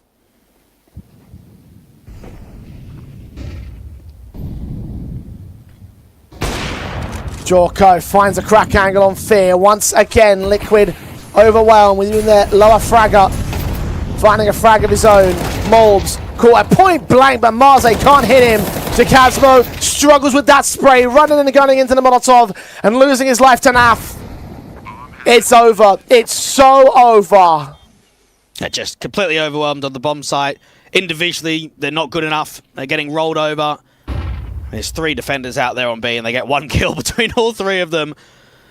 And Jambo is one of the rotators. Out in Temple on a timing. Teaser trying to make it a little bit more expensive. Ruin the buy state, ruin the economy. Akani on 9 kills. Jambo on 6. I mean, it's a bit of a shame that the Ukrainian AWP's just not been given the big green because of where the economy's been. He's been rifling for the majority of this first half and even that second half. But from 3-0 to now 5-11, they have really lacked depth in this map. And yeah, you can sit here and say it's the opposition pick. And yeah, it's a newer lineup in for Fnatic. Mate, it's the exact same for Liquid. I think if you come in with the thought process of Carney and Marze and new, well then you've got to say the exact same thing for Jorko and JT.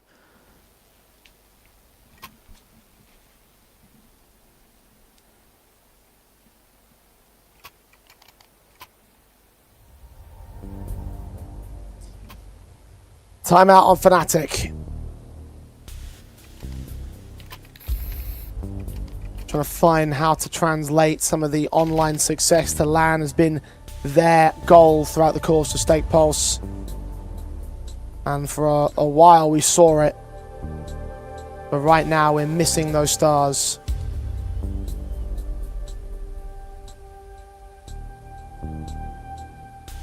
We're missing that performance. 2 rounds to close out a 2-0, continue the streak of the playoffs. And right into the grand finals of confidence on Liquid. I mentioned earlier Sparrow will be praying for a 3-map affair.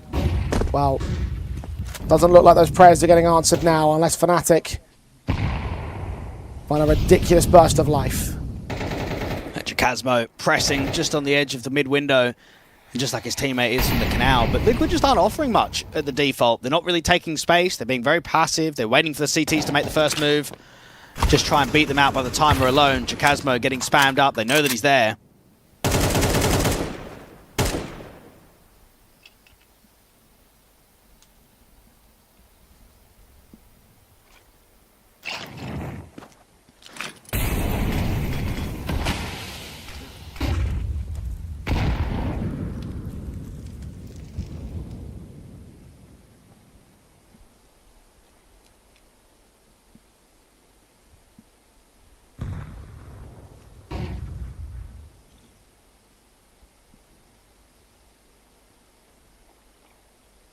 Jambo's contesting water. Canal's adjustment to JT wins that fight. Start to favour Fnatic. Second one for Marze as well, gets Molds down. In Electric, seeing a Liege get utility caught out, so he gets shot in the head, and now the Teams begin their execution into the B play. 2 men to hold. Fear seeing close. Naf is low HP, but blinded off. Jorko can get the returning frag. M4 swinging up. Jacasmo gets nothing at Glyph. Jambo gets nothing on the flank, and Carney's left with nothing in this 1-on-3. Jorko, not denied with spam, his AWP will check, he'll miss a shot. Kill found in the first, and the second, the transition to the third, still isn't there though. Liquid now on map, match, and semi-final points. It's another round where it's a 5v3 advantage that they're just not closing it down. And that tells you one or two things, Jay. Inexperience to close rounds, but secondly, a lack of cohesion between themselves. And it makes sense, right? They don't play on LAN very often against these higher-end teams. They're just trying to embed the newer players into the system. But you can't get caught with nades out against a Legion from water. If that happens, you're just going to die. You're just going to get completely punished.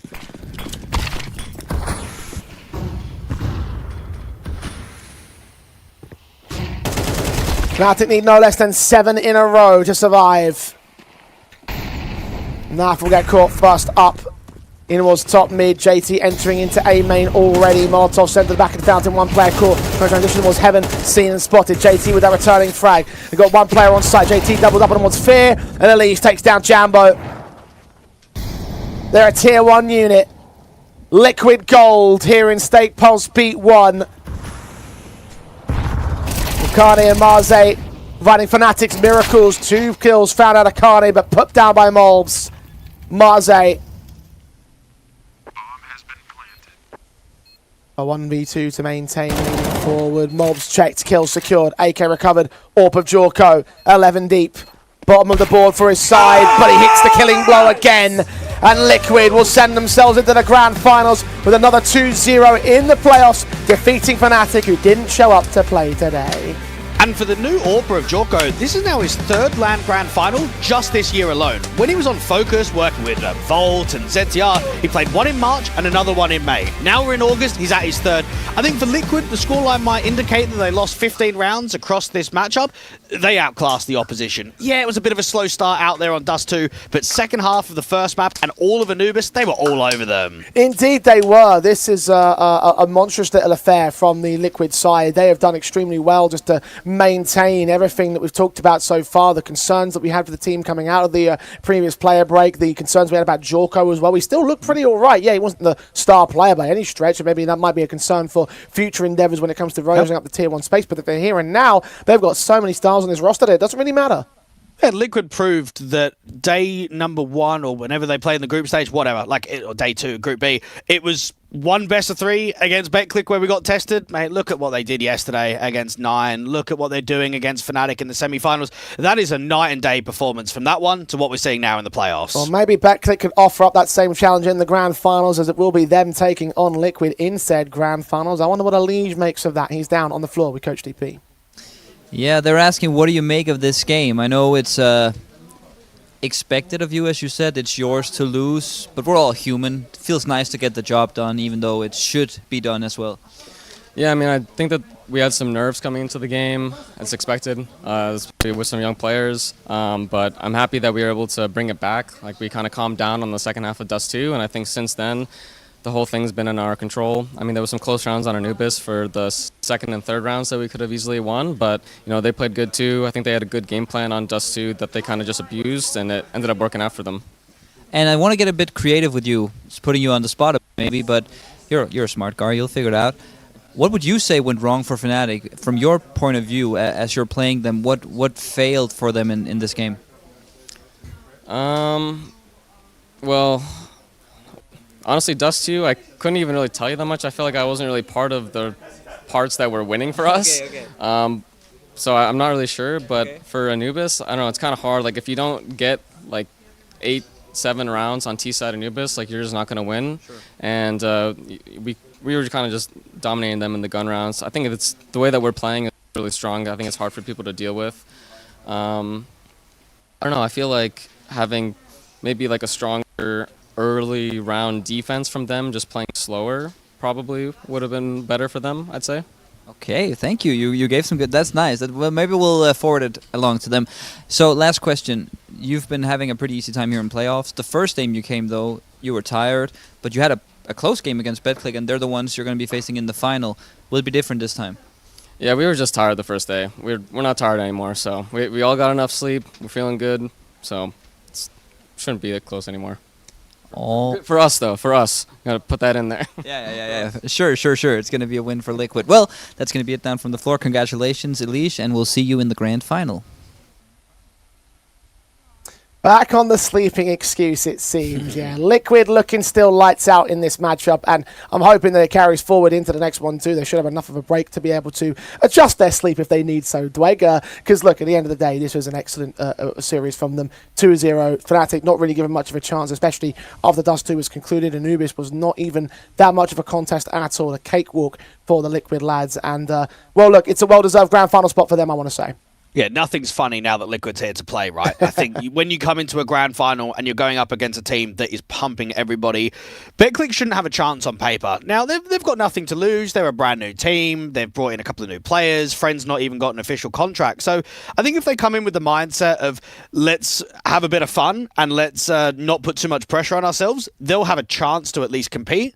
But realistically, they could get pumped. They are not a side ready to face this tier 1 team. I'd almost love to see see a Betclic and Liquid rematch, let's say in November or even December, when both projects have had a bit of time, I think when you're facing each other as a brand new team for the polls where no one's played at a tier 1 level in the past, no one's even been that successful at the highest end of tier 2, it's a really tough draw in a grand final. I mean, arguably, you could say that I might even favour Liquid more so if we saw this match in November, because at that point they would have locked in this 5-man unit who very clearly have shown themselves some potential. I mean, even Jorko at certain points when he was hitting those confident AWP sequences, he was really getting into the game, and so I wonder if he can develop that over the course of the next best of 3, or maybe over the course of the next month or two. I can imagine that being the case. Whether or not he can do so in the grand final is another question entirely, but certainly there's a lot of excitement around this Team Liquid side that seems to just brim with themselves here into the grand finals. Like, there's so much that I'm looking forward to in terms of how Betclic are going to manage themselves, because at the very least, this was the team that gave Liquid the most amount of hell so far in the competition, and they'll be trying to gun for it again. Dwayne, it's going to be an epic grand final. It's going to be one to watch out for, and it'll be coming away in about 2 hours' time, so make sure you join us for all that action as Betclic will take on Liquid to see who will be our champions of Stake Pulse Beat 1.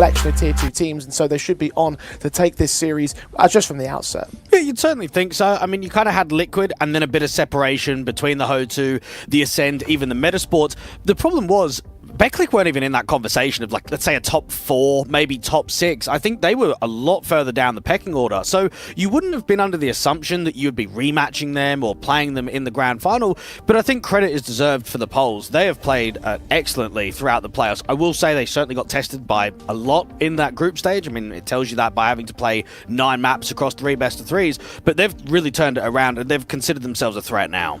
Yeah, I mean, they haven't really missed a beat, and neither have Liquid, to be fair. I mean, they probably missed even less beats than the likes of APOGEE back during that group. They were both in the same group, and Liquid were able to go over the Poles back during that particular best-of-3 series. They've also had simple 2-0s throughout the course of the playoffs. Beat EA Copenhagen, beat Fnatic earlier on today in a very one-sided fashion, I might add, too. Maybe you could forgive it on the part of Johnny Speeds for going down in that particular series because they are a brand new squad, and maybe just eventually the excellence of the opposition caught up to them. But for Fnatic to fall down a Liquid in that sort of capacity, that's a very sort of very good showing, I want to say, from Liquid that gives even more credence to their name. Yeah, but it's expected. It should be. They are a tier 1 side dropping down the divisions. No one else is a tier 1 squad at this tournament, so you should be slapping everybody about. Now, I think the pressure of a grand final is probably going to get towards the Poles. I know they might sit here and say, oh, we're a new lineup, we haven't even signed Friend.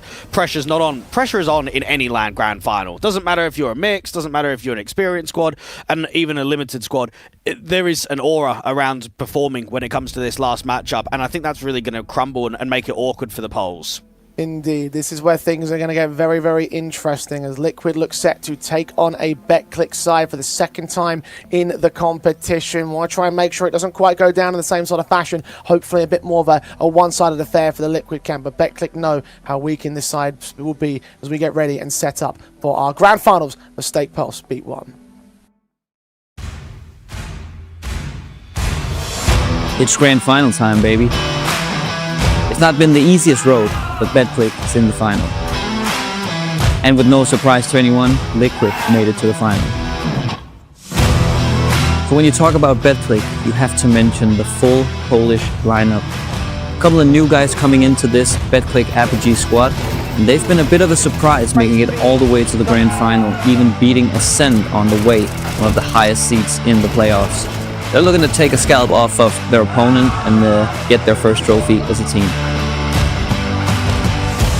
Liquid came here fully jet-lagged, coming right off of their loss against Spirit at Blast Bounty, here with a target on their back, the absolute favorite. Nothing but a grand final and a win was good enough, and they've made it here. With a team like Liquid, everybody wants to beat them, but so far, no one's been able to. Welcome everyone, it's the grand final of Stake Pulse Beat 1.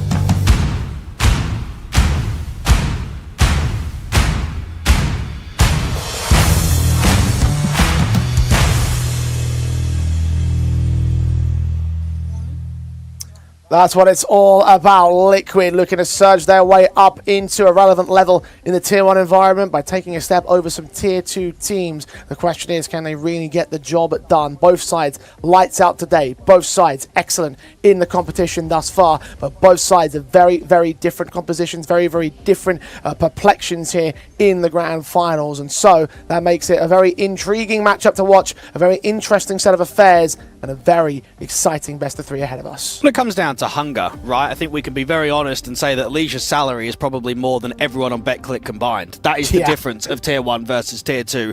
You've got the Coalesce boys of Clocku, Exist, and Friend who have legitimately been part-time players recently. They have not been carrying a salary, carrying a contract for the majority of this year.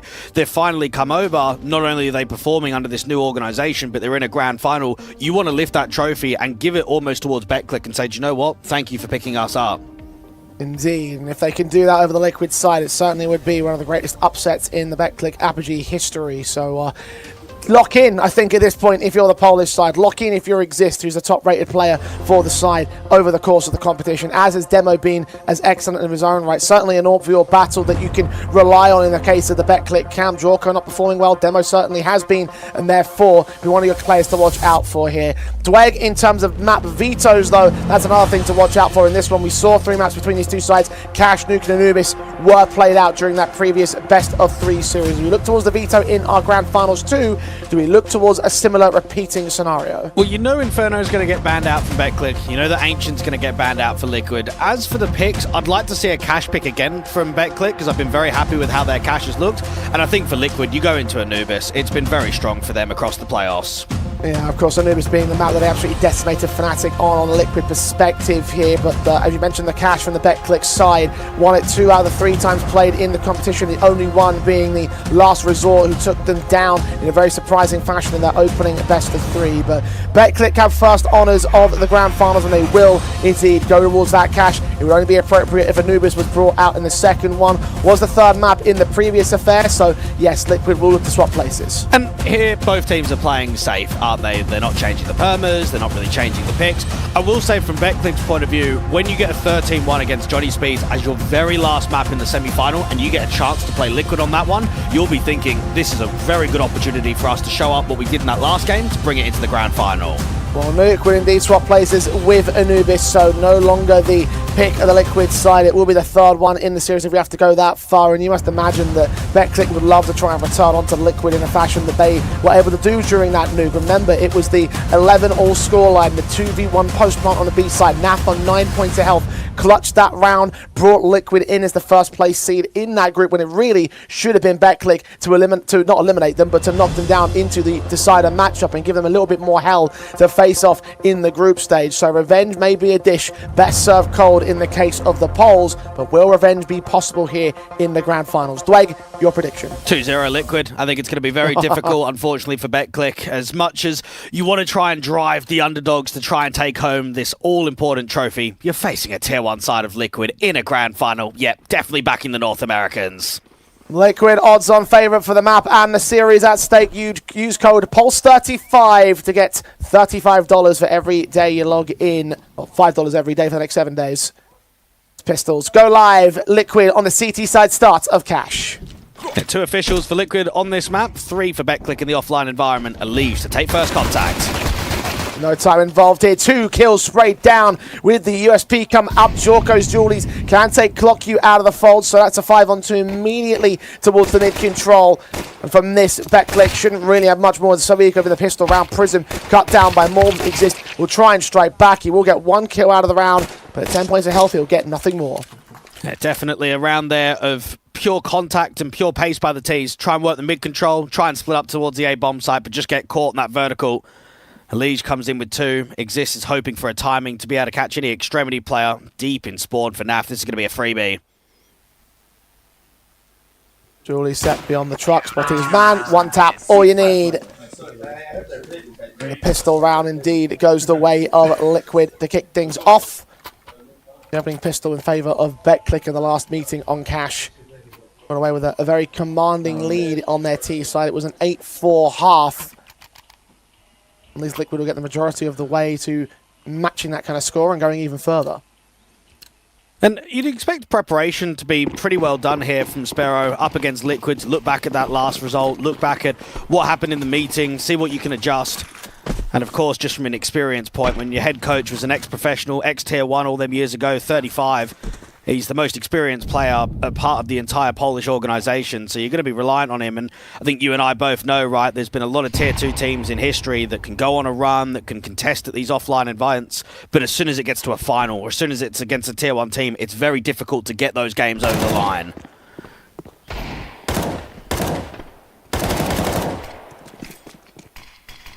High stakes matchup. Both sides have a lot to prove. BetClick won't be proving much with the current circumstances. Eco's on the pistols, no bomb plant secured on the previous, and they're not going to force bite.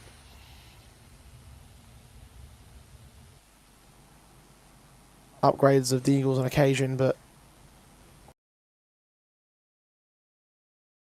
a round that will favour Liquid in the end for the 2-0 start. BetClick have their weapons drawn, their rifles out for the follow-up.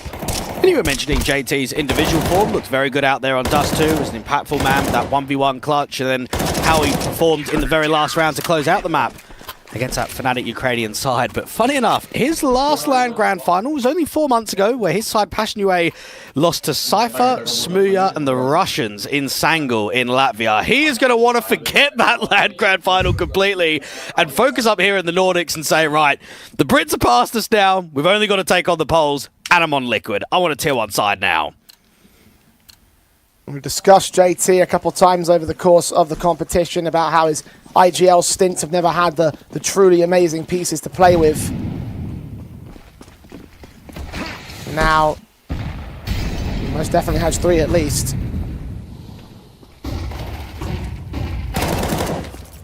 Jorko trying to become one of them, the 4th man. Goku fragged up first in towards mid. Good start. Elige going to check for more.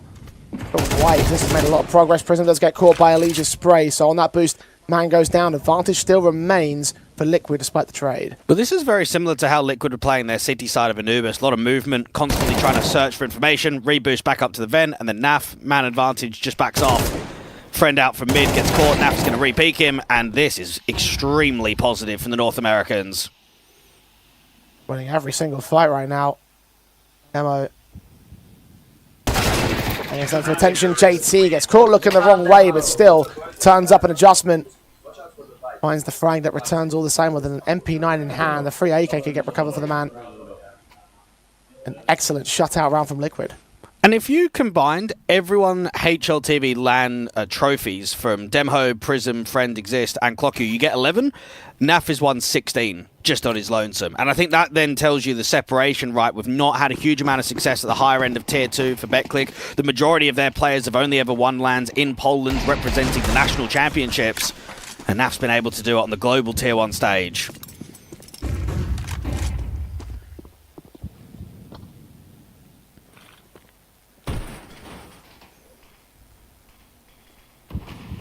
You'll upgrade pistols. BetClick. Move in Elige to fight on 2. JT finds Prism.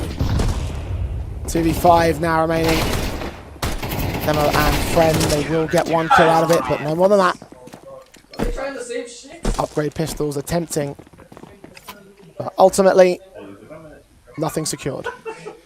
And BetClick at the moment are just getting rolled over. I think there's a lack of respect being offered here from Liquid. So this is where we need to see an adaptation from Prism. He cannot afford to slow these rounds down. I know that Cash in the majority of defaults is quite slow. You normally like to play one player outside B, quite heavy outside mid, outside A. But I just think with all this space being taken from Liquid, you almost need to fight fire with fire. You need to get players over the boost quickly, challenging mid.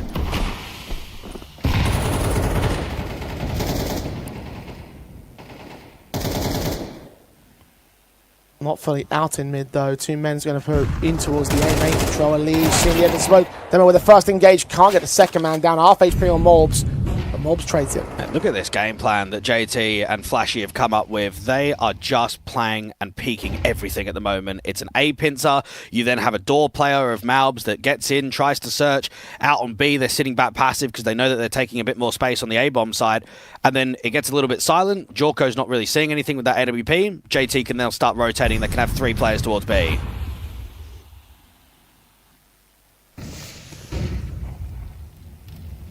BetClick.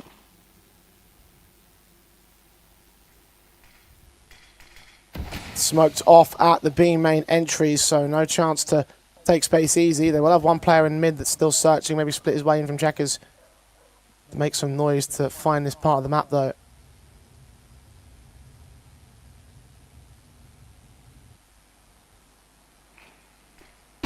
Wary of checkers corner. Jorko. Oh, ready. Looks on to the back sight. Gets his connection. Next second man spotted. The shot misses. Third player also doesn't go down. So Exist can overwhelm the backside defender. Molotovs will be setting in for the CT retake. The 2v3 to push in here is going to be difficult to say the least. Malbs needed that instant kill up against Exist, and while Jorko gets a good connection on the player running headshot, he needs that second one, doesn't he? Doesn't matter if it's the checkers player or it's the individual up close. Cannot afford to be whiffing there, otherwise you'll just get overwhelmed on the bomb site. BetClick might feel that throughout this best of 3, not just on Cash, but once they know where the AWPer is, they might just try and hit him with util, try and hit him with pace, because I think it's clear to everyone, not just in this grand final, but what happened in the semi, what happened in the quarter, even the group stage, Ajorko is struggling. He's finding it very difficult across this LAN.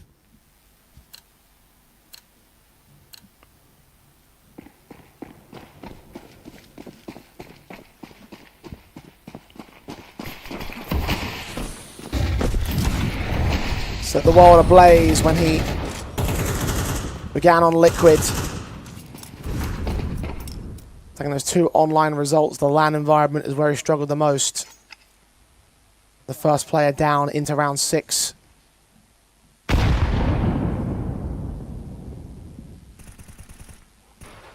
Open and free B bomb site right now for the Liquid setup, heavy-handed towards mid in the A bomb site. The defaults of BetClick are still careful to the approach. Prison still searching for contact in mid, still searching for JT, who's tapping blindly in the hopes of catching a lucky head or dink. Moves up to check the boost, but the angle is not revealed by the man. Demo does get caught by an aggressive multi. Once again pushes in towards main. Against the advantage right back just by the drive peaks. Now Aka pipes, the Liege can hold. Deal with clock queue and exists in that corner. Bomb dropped in the open and mid. JT's in support, and this one has completely fallen to pieces for BetClick. But they just keep pressing. They just keep taking fights. That time it was an extension a lot further than what we've seen from Malbus. He actually gets right up there to the A main entrance rather than just peering around the smoke timing. And BetClick, well, they're going to struggle to deal with this kind of a play. When you're constantly taking fights, you always give the advantage towards the Tier 1 team because they control the chaos a lot better. And I'll say as well for Liquid, they didn't play like this the first time in this meeting. And maybe that's the adjustment that JT's trying to make. I think they tried to play almost too structured at time. I remember back to some of the T rounds that they had on Nuke. They're trying to sort of run in the clock. They're hitting them with some fakes. They're double pumping. I think they've now come in with the mindset of let's just brawl against these boys. Like, they're legit Tier 2 players. We're elite Tier 1 guys. Let's just fight. That's alright, like somewhat. I mean, if you throw a blink flash, I could just like fucking tank it. And fight they're doing. A 5-to-1 fight.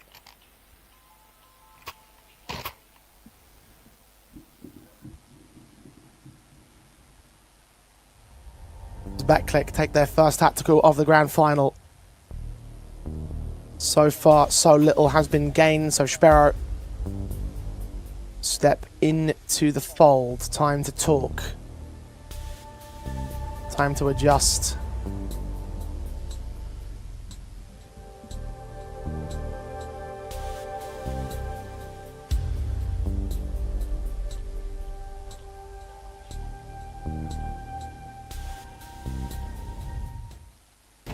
What adjustment can catch Liquid off guard when they're playing like this, though? BetClick facing the full aggressive force, the Tier 1 side,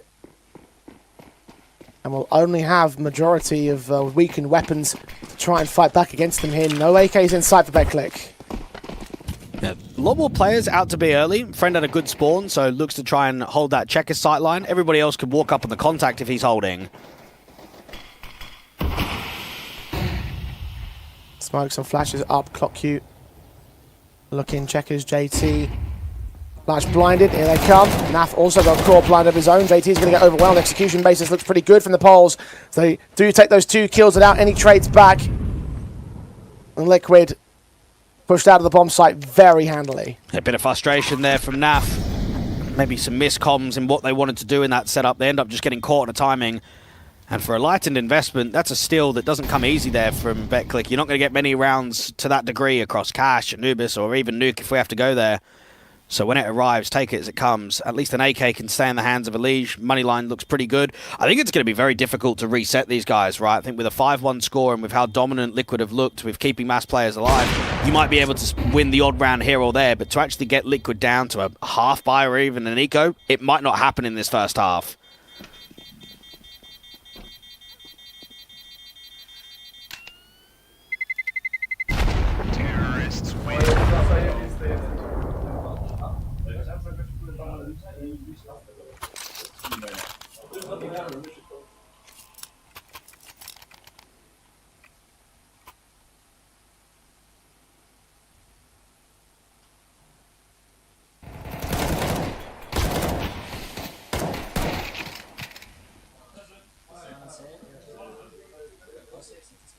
In the second round for the Poles. Liquid. We're going to double up setup very quickly into round 8. Now for Jorko.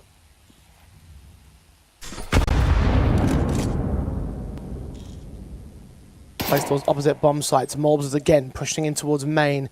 Squeaky door. Not fully being watched. Morbs will have to back away and start to turn his attention towards that angle. But Demo's not going to strike. Neither is Prism right now. But how quickly do they get info that there's 2 AWPs out? Because one of them has not been detected out towards quad. The other one on B's not fired either. Jorko is just hoping for a timing, get one, and then just back up into that MBK angle.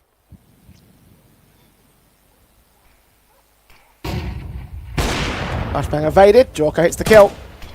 Friend down. Demo trying to swing out, trying to catch up where Morbs is. Head of that AWP shot missing. The M4 is switched out. As Morbs leans in, Demo goes down.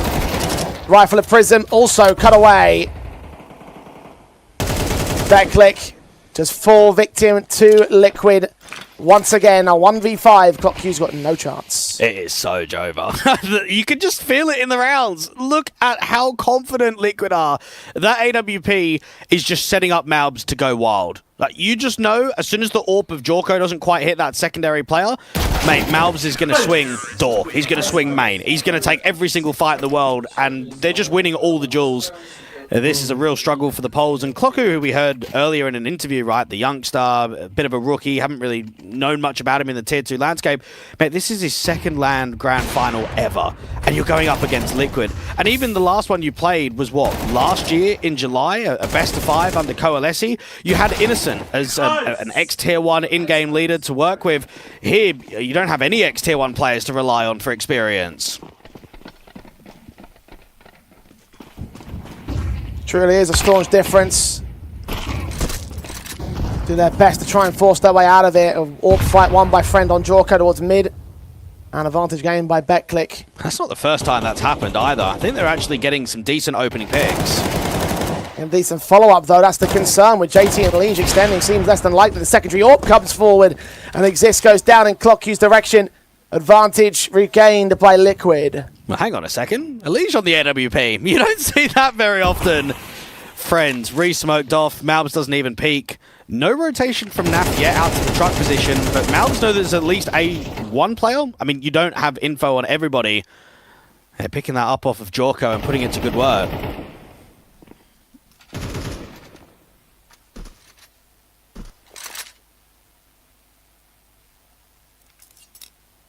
Another one of these situations where BetClick can't do enough with the advantages given. Friends AWP looking to rafters. Mollies towards the forklift, not going to spread to Morbs. Being a threat on the A side. 6 and 1 on his kill count. Backups here at Highway 2. 2 men to receive. Engage the AWP shot, missing out from the likes of Friend. Mob still close in the open, sees the bomb carrier swinging, double up secured. Perfection from the Guatemalan. His teammates to clean house. Liquid have the half at 7-2. They're just completely all over them. And I'm just having a look at it now. In the weapons on HLTV career for Elige, the AWP is 17th.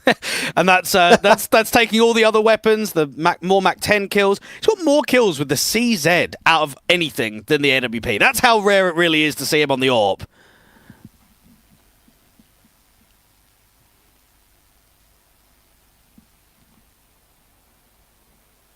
BetClick suffering big time to the start of this matchup, looking confused, looking lost. It was so contrasting to where they started off the tournament against Liquid. They would get an 8-2 advantage on their team side. It could be looking like Liquid to take that advantage instead.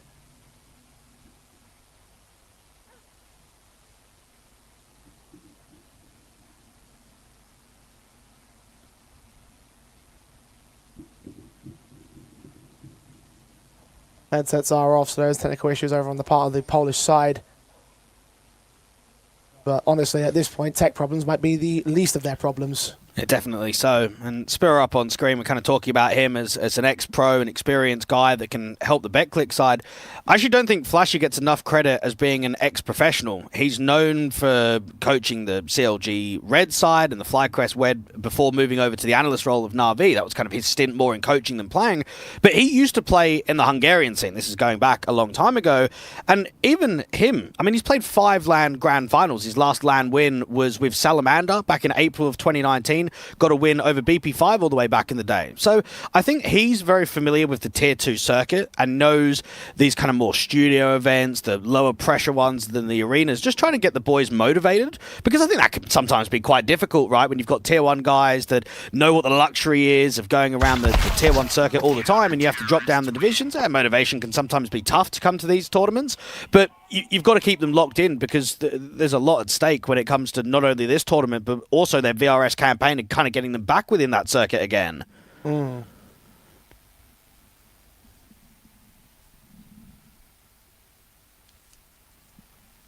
And be forgiven for remembering Flashy only for his coaching career, though. He's been doing it for 6 years.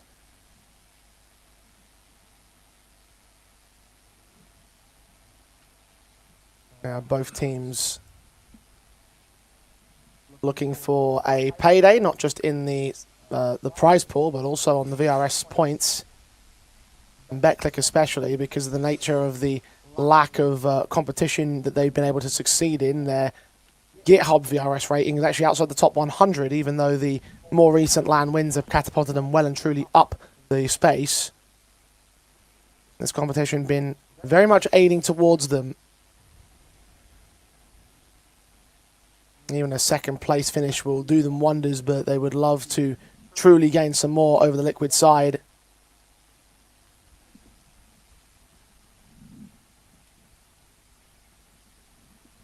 A break in momentum, a break to mentally reset.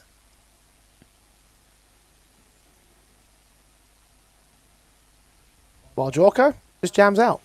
And at what point do we start at least getting the conversation of BetClick towards a feeder team like Endpoint? Because they had, what, Hypex in this team as the main AWPer? He's now, what, the main sniper for Gamer Legion? They had Jacob in here that got sold over towards FaZe Clan. And I'm now just looking at some of the newer pieces, right? Bringing in a Clocku, bringing in an Exist, and I'm thinking 6 months down the line, 12 months down the line, maybe even more than a year. Are they able to sell another one of these guys to a Tier 1 organization? Oh, I guess we'll see.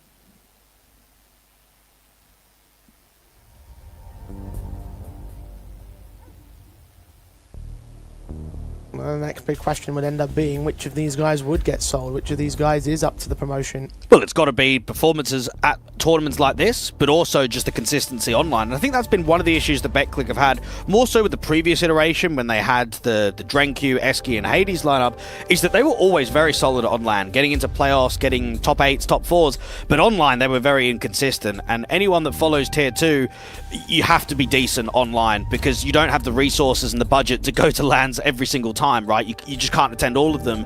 So that's where they need to transition some of this LAN success, like already getting into a grand final, that as soon as they start playing the Nodwins and the CCTs, etc., that they keep pressing top 8s, top 4s. That's got to be the goal moving forward into the second half of the year now.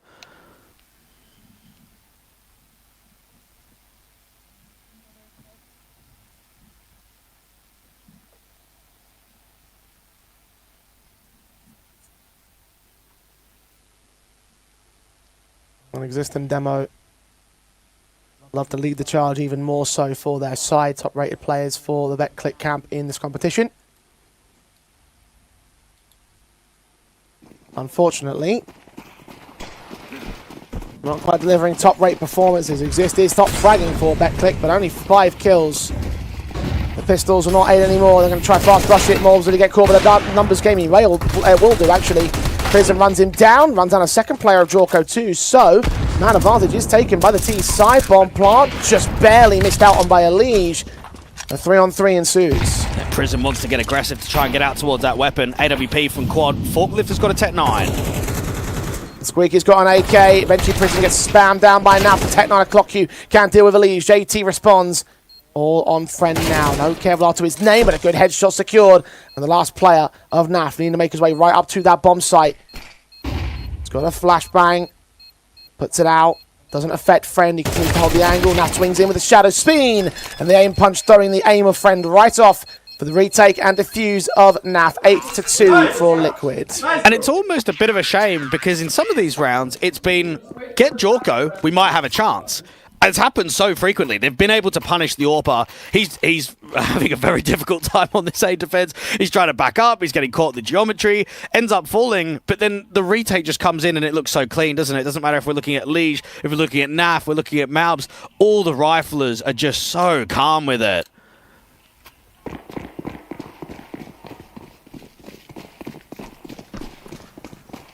It's not a bad effort for a set of pistols on Betclic. Now they've got their rifles to try and recover what they can in the half. 4 rounds, the best they can do on T-side. The mid-fights of JT attempting to get involved. No early opening frags for either team. There's 3 men in mid to have to receive. And 2 T-side players just going to hold up in garage. Liquid. Pull rotators back into the B-bomb side. Jorko will join NAF and JT out towards Vent, who will strike exist down. And Prism is struggling to get an adaptation as a caller. How do we try and defeat them? Pressure towards A on the contact. You've got Malms that's just jiggling on the off. Prism walking right into him, had the Molotov in his position. Clock Q will get the frag on a return. Man advantage remains here for the CT forces. They will concede that A bomb site for now. The Molotov driving NAF back. Bomb now on site, plant for default as Clock Q gets caught. Trying to find an angle above the rafters. On top of the forklift, Elige backstab. Not detected by Friend, not even sussed out. Demo now, a 1v4 to try and win. Life's like the first fight, not the second though. Elige staggers his peak. Gets Liquid up to 9 rounds. And very disrespectful there from NAF. He's got no teammate that's close by. No one highway, A main, instantly. What does he do? Get up on the truck, look to try and take a fight. Now, if he loses that duel to the forklift player, that's a 3v3 and Liquid can't trade him. But I think that's because confidence is so high, the experience is up there with some of these boys. They don't mind creating risk and creating plays because they're hitting everything right now. Oh, the Poles are getting absolutely battered. There is no success coming anywhere right now.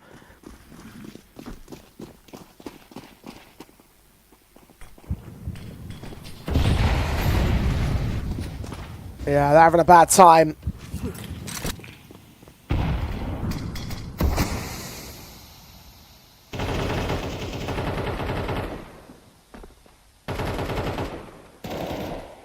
A buy of sorts is available to them. You can see how careful they are to peeking into Jorko's hands, though, the AWP. Shoulders attempting to bait him. Flashbang is sent, pulls out of position. Might reface to the other checkers. Entrance and leans up the demo to get that kill in. See that second player peeking up to put Molotovs in his position. He missed that second shot. Forced away to the backside. NAF. M4 now starts to feel some pressure as Flashbangs and Smokestar coming in against the T-side line. The execution is in full swing. Betclic yet to actually act with the bodies. Ball back beyond the smoke, gets spammed away by Elige, who takes Clock Q down to 5-on-3. And now Malbs is even keeping eyes on towards mid. Are they going to expect another A player? Making noise towards it, Malbs. Swings in a prism. JT will be heard, heads are turned to the side, he's forced to find the first man. Malbs just gets so much damage off on Friend. Even if he gets that returning frag, he's not bound for the next fight. Jorko and Elige in a similar position, but it's a 3v2 still for Liquid here. Elige is watching for the vent wrap as soon as he gets this kill on Friend. End of the round, end of the half, 15 seconds. They have to make a move here, Betclic. Friend will check that corner, drop in to get the headshot together. Okay, a chance may have opened up. And then try and get out towards that bomb site. No HE available for the CTs. Jorko walks in to exist, gives up his life. NAF alone, a 1v2. He's been great in his position before. Isolating the first player, but not the second this time. A small spark of life from Betclic. Third to the board of the T side, but 9 for Liquid. They are in a commanding lead. Yeah, they're showing their experience. They're showing their depth. And unfortunately for Betclic, I don't think there was a lot of errors being made in that first half. It's not as if we were seeing, let's say, missed util or overpeaking in man advantages. they were just simply not good enough with the quality against the opposition that they're up against. And I think right now, I don't even know how you can adapt. I don't know how you can change when you're losing a lot of fights, when you're getting out-called. There's only so much that you can adjust with tactical timeouts and looking for vision with the in-game leader. Stake odds favour Liquid even more heavily now. Can't really blame them. Liquid into the T side. This is the half they've got the majority of their rounds against Betclic in that opening series and that previous match affair in the group stage. Pushing their way into the B-bomb site. Good shot by Friend. Jorko will fall for it. Second man of APOGEE. Seen me on the smoke. Naf get in the way. Prism leans up with the USP. Just misses the swing on the bomb carrier. So bomb actually doesn't get planted. They boost up Exist instead to fight on Naf. So he'll go down, as will Mobs elsewhere. So 5-on-2 for Betclic. This pistol round looks like it should lock in APOGEE and JT, two top performers for this side, to pull off a miracle. Friend will fall first, as will Prism, feeding themselves to that P250 at range. The flash over from Heaven. APOGEE, another attempted pick. He gets Clock You as well. JT follows suit. Exist with one trade. Knows exactly where JT is. Around the default box, sees him, drops off, takes some damage, but dishes out the kill and keeps Betclic in the game. Oh, just about. But you know Alicia's going AK armor next round, isn't he? He's going to go up towards that rifle. 16-5. That's a 2v5 situation from the T's. And APOGEE almost gets themselves out. Oh my, this is just brilliant to watch from Liquid. And for Betclic, I mean, you know you're up against a buy. You know that they're going to be forcing come this second round. So you need to be really tight. You need to make sure that you're getting on the front foot. Liquids. Oh, what a joy.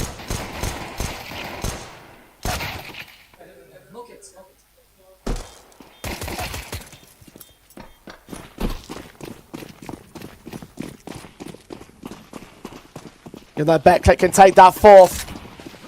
They are nowhere near out of the woods. Buyback from Liquid, sees the AKs forced in and still fought back. Exist hits APOGEE. Top of the boost beyond the smoke. Advantage taken for Betclic early. No trades at present. No trade potential at the moment. Jorko trying to fight one out from the squeaky door as he opens up said door. Didn't think he would do that on a solo mission. Attack to 42. And not an easy round for Liquid to recover. At least Malbs can have one of the AKs try and duel around the boosted position. They got a molly into the vent. The CTs are still holding fairly aggressive around the cheater position. Malbs making some noise in from mid. Very impressed towards the end of that half from Friend. He felt like the only one that was putting up some damage. Had some good shots on the pistol too.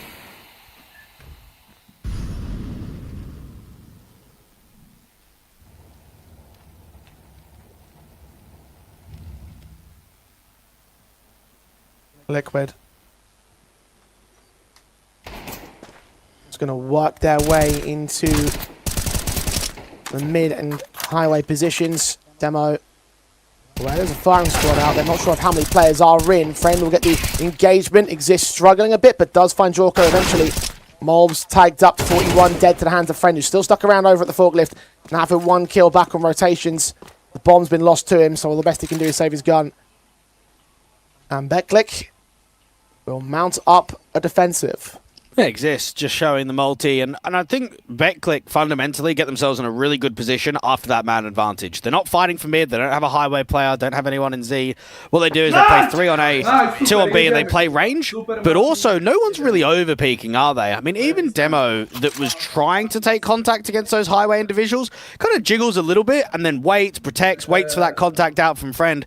The last thing you want to do is start getting a bit cocky if you're the Poles and start over-peaking and start dueling, because that's when you're just going to lose out against this Liquid side. So that was very well controlled on A.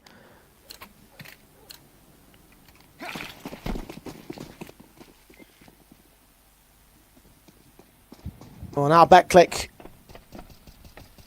look to their 6th round, get within 3 of the lead of Liquid.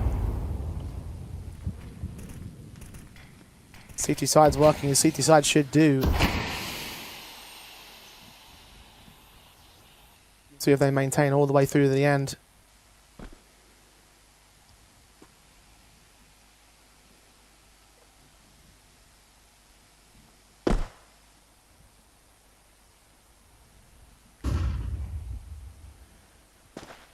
4 players into A main. A is clearly the attempted target.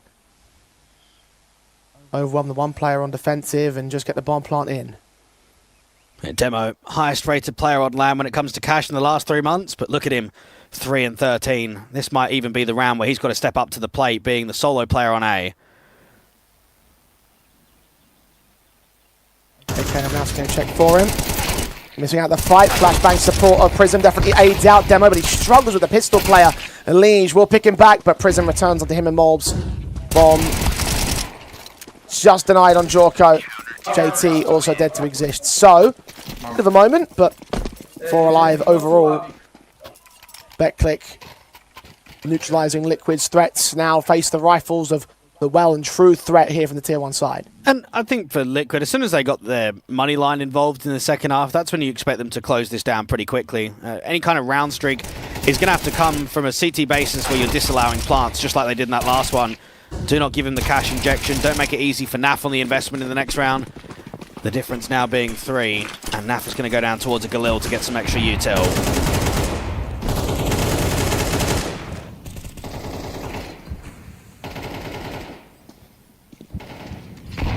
Not the perfect buy. Should suffice though with Liquid being where they're at. Right now exists in the aggressive angle, expecting there to be a boost player.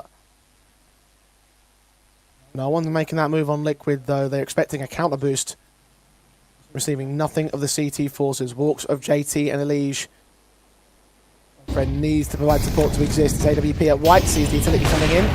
Swings up, hits a shot. Elige down. Second man unregistered, but Exist turns his way that way at the right moment. Friend's going to abandon him.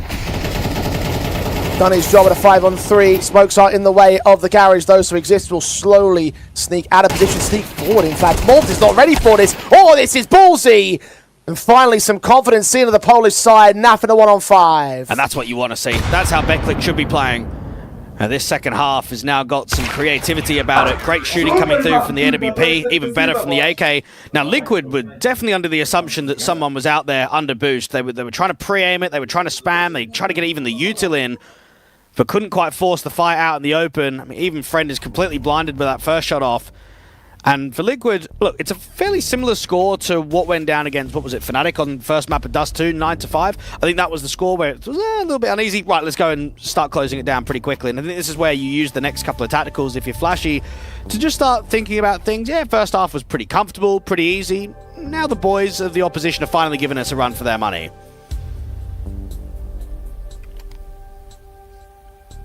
No doubt a slow start for the Poles.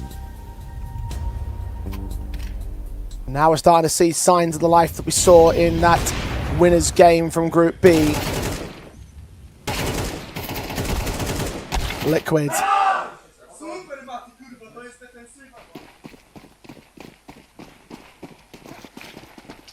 Receiving the fire back of the opposition. I'm going to tank the Tech 9s as well, the pistol players. No choice on the matter. They've been lacking the bomb plant so far in the half. Well, Molb still swings in with that deagle towards the A main access. Demo just goes down in an instant. And no bomb with him. It has pulled a lot of distraction, at least away from the B side, which is where the real execution comes in. It would be out of Friend defend against them. Oh, that incendiary. Molbs hugging the only corner where it doesn't spread to. They might think that this is all clear. In fact, the rotations will try and indicate as such. Molbs will wait, hug that wall. Will he be forced to fight? Prism certainly receiving a fight, but he's unaware of the rafters, man. And timing's good. Timing's really good for Malbs. Can he get any more with this deagle? No, not quite. They won't know about the heaven. Still find the fight on the first. JT sprays, blinded beyond the smokes. Exist can't get the kill against him. The bomb has been lost to the captain. 2 more required. At least Prism's low, but so's JT, even lower than him. Molotovs to clear up close space. Nobody's there though. The smoke will fade. Got access onto his position. Seen. JT crosses back. Taps the bomb once. Oh, what a headshot that is, but runs right into Friend's orb. Threatening pistols, but still not enough to get the round. Well, that's just the classic CT incendiary, isn't it? It's rubbish now. It used to be so good. Valve just nerfed it completely. How was that going down towards Forklift and just not spreading towards Malbs? That's unlucky from BetClick's perspective, because that gets very expensive off of something that should have forced him out into the open. Now, the polls are showing us that there is some life in this grand final, even if the expectation shouldn't be. Exist is up towards 17, Friends up on 13. The numbers for the other boys might be low, but the difference is only 1 now on the score.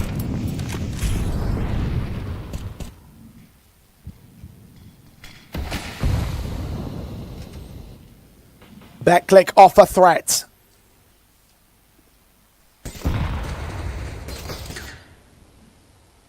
Now, despite 2 players being at 4 frags apiece, Exist was top of the board. Now he's dead. JT kicks things off with the entry in mid.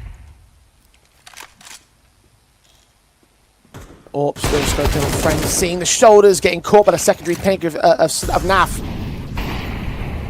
Man advantage remains. The bomb still back at Sunroom. Non-committing just yet. They're so spread out on the CT side that one more pick will just do the round. Counter flashes. Jorko trying to make his move in. M4 in heaven. Sprays all good at clock you. Prism, however, in the vent. Tries to take things back to an even stance. Can't do so. Naf and Elige trade well.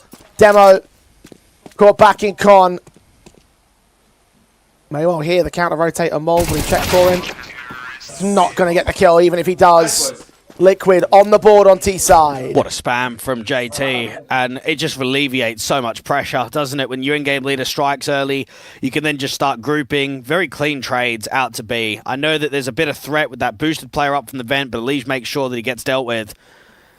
And it's just the fundamentals being done right from Liquid in that last round. Grouping together, playing off of each other, executing the bomb site with a late lurk out A. 10-8. The CT economy line is okay for a reinvest, but lose this, you'll go down 8-12. There'll have to be an eco for the Poles.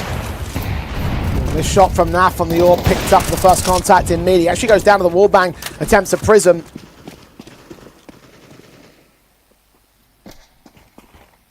Starting face and fight now. Jorko grabs the big green.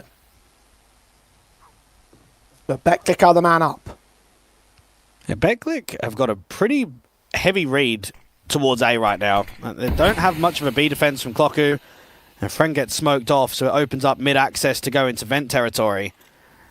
Liquid are grouping pretty much everyone outside of A, just leaving JT as the extremity.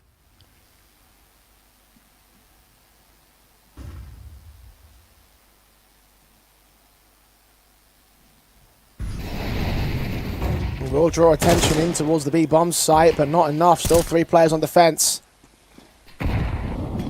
Nades placed a little bit early. Molotov being sent in though. Exist ready to receive the player over at the squeaky door. Can't get a kill against him. It's actually Elige that wins the fight instead. Demo now. Over at the forklift. Mold thinks it's clear, but not clear enough.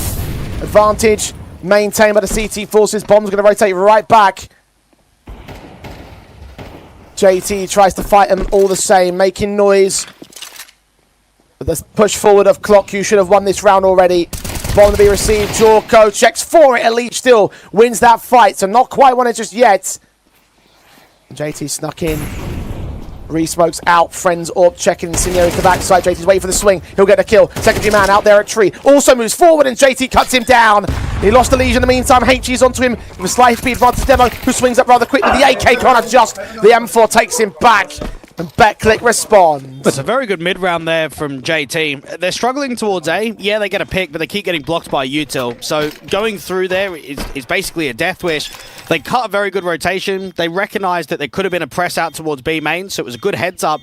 They get that 1-for-1 trade, and then right there, I mean, that's just pure aggro from the CTs to put pressure on that clutch, to put pressure on the bomb side. JT's anticipating an early swing from Heaven. They swing Heaven, they swing Tree. They instantly come on the vent rotation out from Checkers. Can't quite get that timing to get the bomb down and get ready for the fight. Nearly, but not to be. The clutch for the in-game leader fails, and it's another round for the Poles.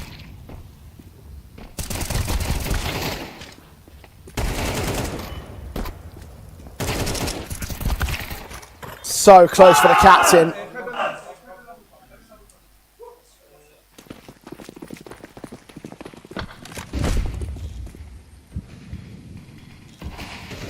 Jorko now.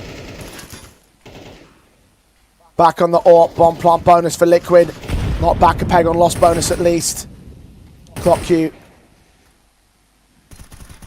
Leaning forward. Blocked off on vision to the T side by the smoke. They're actually now just wrapping around this corner. Molotov sent towards position. Over at Checkers first up. Morbs may have seen him. Indeed he has. Clock Q received. Flashes don't affect them too much though. That man stands alone in the back. Prism needs backup and needs it right now because he's overwhelmed. Liquid will take 11. I tell you what, they're doing well to try and close out Cash considering they're playing 4v5. I mean, this is insane, right? We're seeing some really heavy carries from Elige, Malbs and Naf to get them in. And not often in a grand final do you see your main AWPer going 7 and 15. But I think the rifle pack's just too solid, isn't it? We've seen that in the first half and in the second.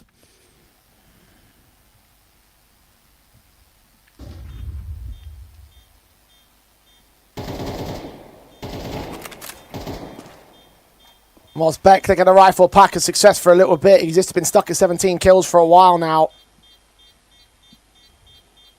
They have 2 elements of drag factor. Demo not nearly as exciting as he's proven to be over the course of the competition now.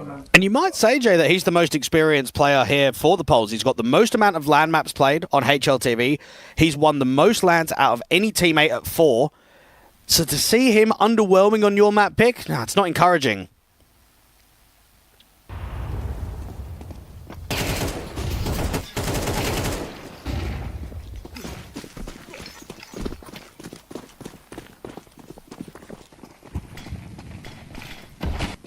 Liquid. That's the momentum once again. The CTs are going to try and take it away from them though. HG's the reveal, the flash forward into the waiting arms of Morbs, who does get a kill with Naf. The Prism takes 2 back on that M4. Nade damage continues to compound. Are they ready for checkers? Absolutely not. Exist, finds Elige, finds the bomb. When flashes come forward, the M4 leans in, but Jorko hits one through the smoke. Trying to make amends. Naf sees an awkward spray come against him, but Demo doesn't quite win the fight clean. He gets a kill in the end. Jorko alone now. Time to step up. 8 deep, 9 deep. 2 to his name. 1 more to go. It's AWPer v AWPer, but AWP v AK. The smoke fades. Friend sees him and cuts him out of the picture. 10 for Betclic. The frustration from Liquid because that is a scrappy buy. That is not a good investment from the opposition. They've got, what, MP9s and they're pop flashing through. They should be ready for that. They've got the AWP in the sunroom. They're playing passive outside of B. They should be able to back up there.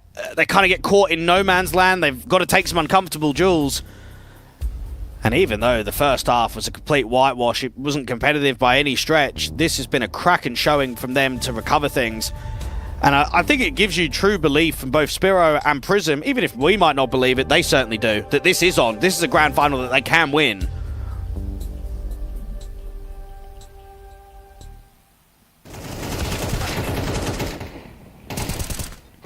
When it looks so unlikely from the outset, when it looks so confident from Liquid.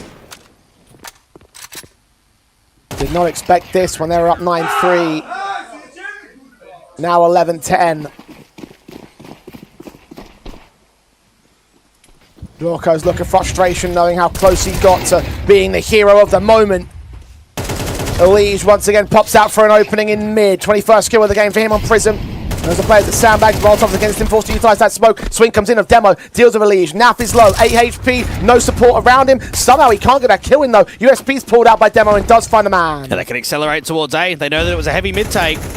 No one on the site, held off by the smoke at Highway. Re-smoke comes down to block that access. The AWP of Friend, and Molotov at the truck to try and suppress him. He'll still hold the angle, still hold the position on the outskirts of the site, but no one can lean in at present. They're going to wait for the utility to fade away before the CTs make their move. And Jorko's got a crack angle held.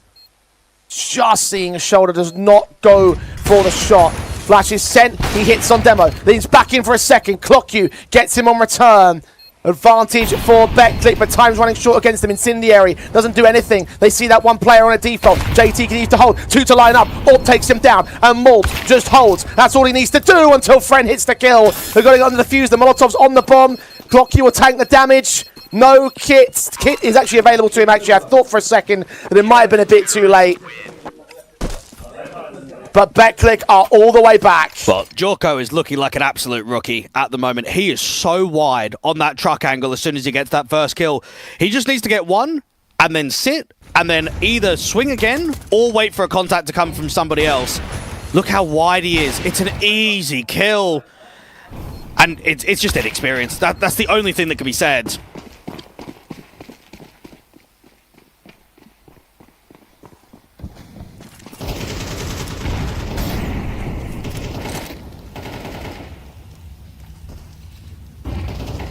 Liquid are overwhelmed from the numbers game from the start of the round. The 2 picks in mid.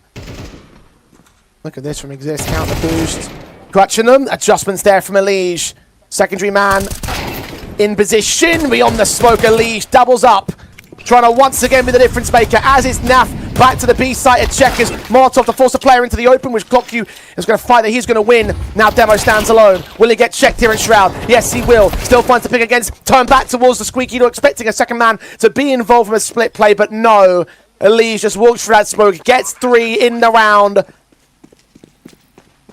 Puts up map point for Liquid at last. And what a round from Elige and Naf. I mean, for him to just get 2 over the boost, Naf to pressurize B, slow down the rotates, get another. Oh, it's so frustrating. You've done so well to get it to 11-11. And then it's the Vets that just close out now for Liquid, get themselves onto 12. The money is not looking great for the CTs. That AWP needs to stay in and certainly will do. Well, that's why you've got Elige and Naf on this team, isn't it?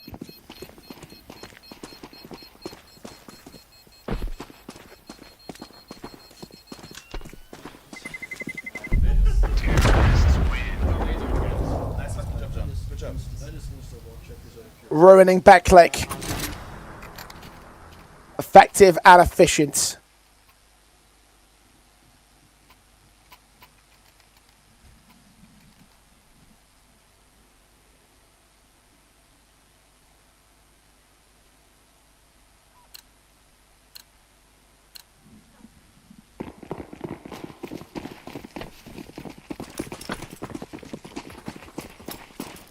Map point for Liquid, only one available to them though. Backlick not going to buy, are going to fight back.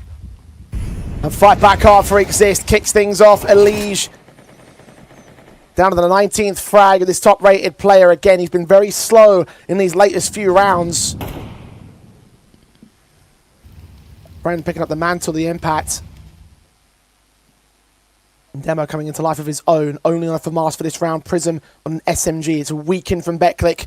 At least they've got the start. It's a tough A-hold from the CTs. Not only does Demo not have that M4, but he doesn't have a teammate in sight. He's got, what, friend on the AWP that's going to be out from Highway. So if he gets pressured by the door players, he's going to need 1, maybe 1.5 kills.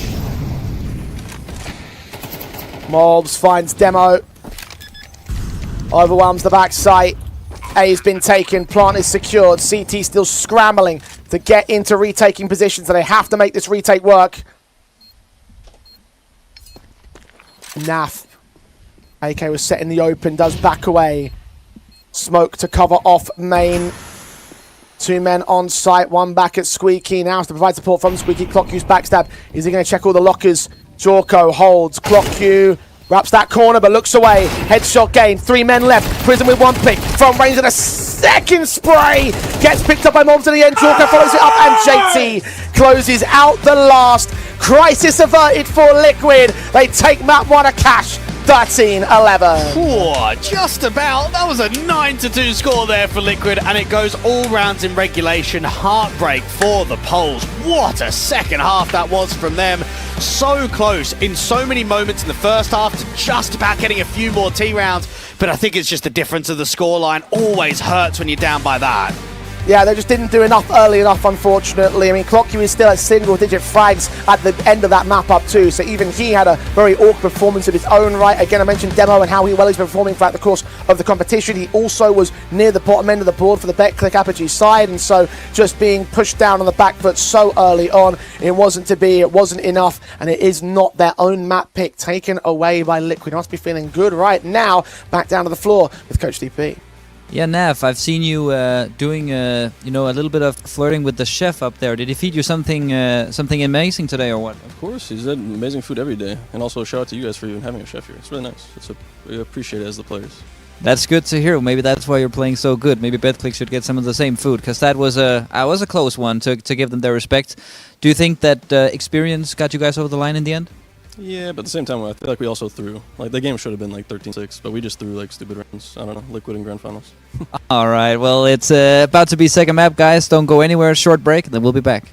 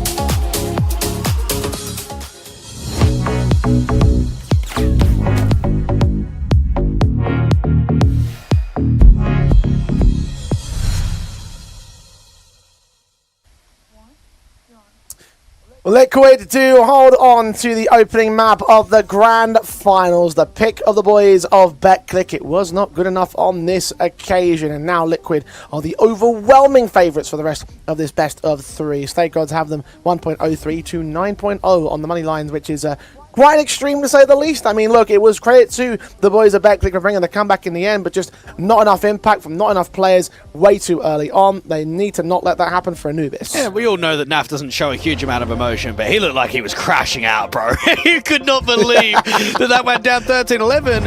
And, I mean, take this for a moment. The 33-year-old in-game leader for Little Mix has had a higher rating in this tournament than Jorko has, and that fella couldn't even win a map in the group stage. It's got to be a testing affair for Liquid right now. Well, look, if you're going to criticise Jorko, you've got to criticise guys like ClockU and Demo, who didn't really have the best of maps themselves. I think ClockU ended less frags than Jorko did throughout the course of that particular opening map. Demo was, again, as I've said it before, I'll say it again, because it really is important to state, he is one of the most impactful players for BetClick across the tournament. No impact whatsoever in that opening map up. That was yours. That was your own pick. We've seen you win it against Liquid in the past. It took a bit of an overtime, sure, but even you've been able to make a commanding lead happen above this side in this competition on that map. That needed to be a good win to set yourselves on pace, because we're going into Anubis, a map that could well have been an opportunity for a 2-0 given how well BetClick have played on the map up in this tournament thus far, and now that's no longer an option. It's definitely difficult to criticise the players over on Poland because of the level of the expectation. I'd say that first half, they got completely minced, right? You're down 2-9, everyone's losing fights, you're getting outcalled individually. They came into the second half, and there was a little bit of life. The Exist was trying to create some moments, Friends looked better, but they weren't themselves. And the way that they performed in the quarters and the semis, they had this freedom around them, this aura, that disappeared, even in that comeback. So they really need to try and find that again going into Anubis. And they lost it against Liquid in the third map of the Group B game, and Stake has them to concede it once again. Liquid at 1.22 to 3.80 for the map itself. Want to take those odds, use Pulse at 35 at Stake and place $30 down and get yourself a $35 bonus. Legion Naf quickly into the pistol round. T-side starts, not wasting any time for the Liquid count. They are overwhelming BetClick, and in a matter of moments, this round over already. And Naf is just had enough. Instantly charging in towards mid, instantly getting success, and he might be on for more. And finally gets cut down by ClockU. And Prism move together and move quick into the bomb site. No individual fights be taken here by Liquid. They're going to hide behind harder cover until they have to swing together, as Jorko will catch that kill on ClockU. Prism stands alone. 1v3. Many to see, many to find, and no one to face.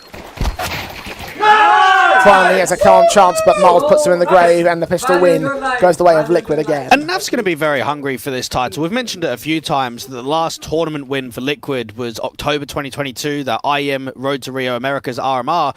The one before that for the organization and for NAF, mate, IEM Chicago in 2019. That's a long time without silverware. And yeah, it might be against tier 2 competition, and it might be a Nordic land without the stage and the global atmosphere. It doesn't matter. A trophy's a trophy, and Liquid are coming for it. That they are.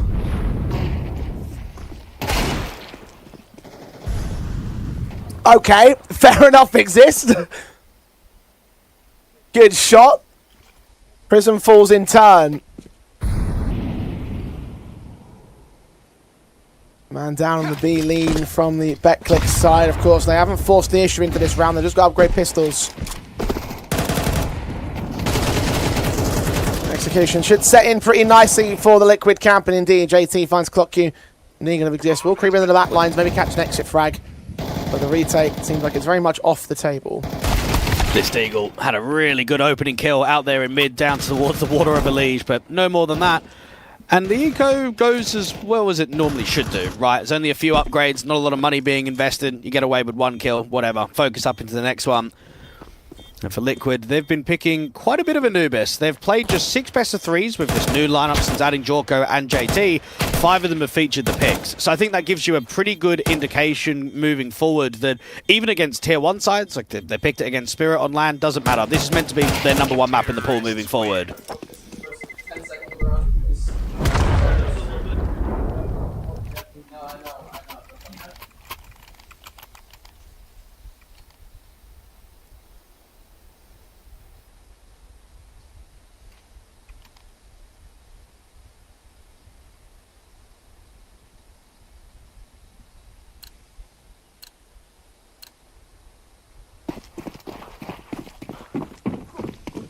Well, back click past the pistol and the eco into the rifles will go. M4's already to fight exist again. Same position as last round. First strike on Morbs, not really effective as the previous, but still. Opening frag returned by Jorko directly towards exist this time. Clock you receiving a lead beyond the smoke and electric. That's all the canal pressure cleaned up. Now Bomb's not with this B main lean. JT will find Prism as Naf will go down and trade. They've got to try and insert himself to try cut off Jorko from the side. JT and him is isolated. Now Jorko's been revealed. But now he's got to try and bring that bomb into A. They've got to slow the round down and force rotations. Now they know that Klokku was somewhere around the electric position. They don't quite know where Demo is. All about timing. JT, ooh, it's really good for him. Oh, and he's even got a Galil rather than an AK. Demo's going to get drawn in towards this B bomb site. And yeah, I mean, what a weird timing this entire round has been. Thought that JT turning his head away was going to cost him the round, but no. Back's turned towards main, though. Jorko could still find an advantageous fight over him. Demo waits. Smoke down, but he's revealed. Kill gets found. Incendiary towards the bomb planter. JT does get herd tagged up. Demo makes a little bit of noise. JT puts some utility out to flashbang his way forward. Peak doesn't come in from the pole. JT plants that bomb and now Demo moves, revealing himself. JT will be heard to the back site. Swing a hit from JT as Liquid continue with 3. Yeah, Liquid were brawling quite a lot in that round, but you'd have to say we're pretty unsuccessful out on that B bomb site. Elise struggled to create impact out from electric. The first swing from main also doesn't go their way. There was a good sight hold coming in for the poles, and then JT just recovers it. He's been really good in clutches, not just in this grand final, but across the playoff bracket, even the group stage.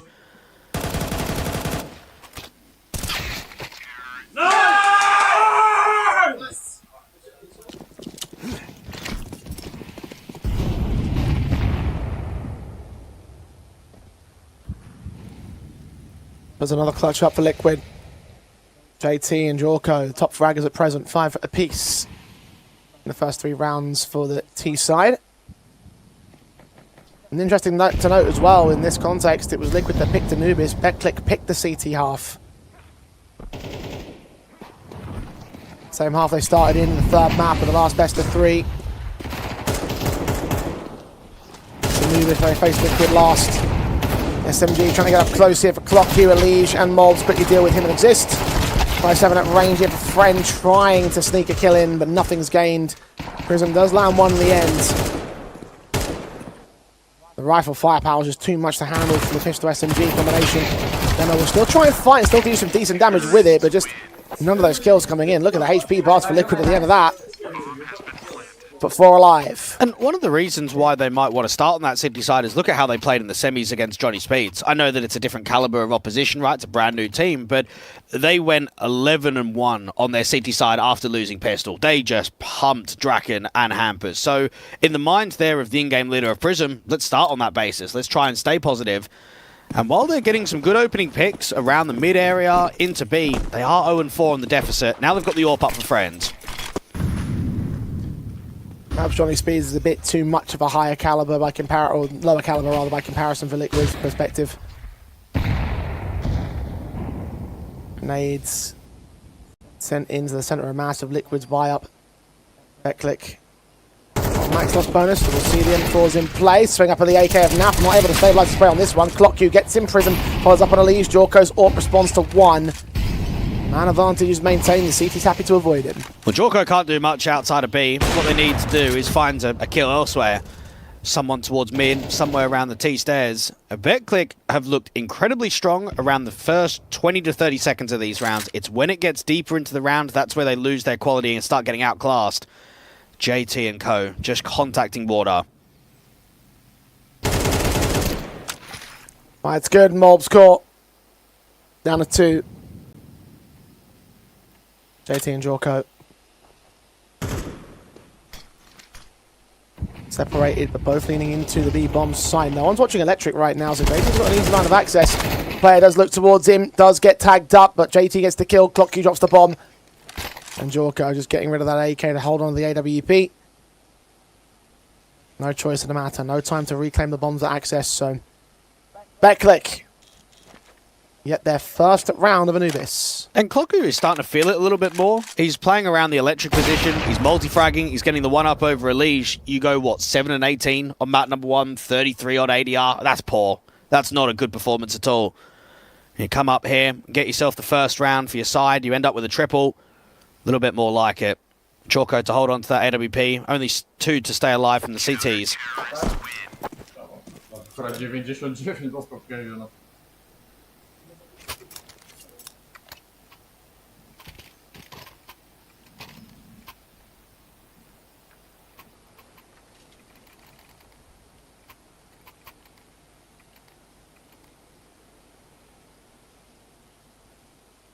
Opening round for BetClick to lean into more. Of course, an AWP was saved for Liquid's perspective.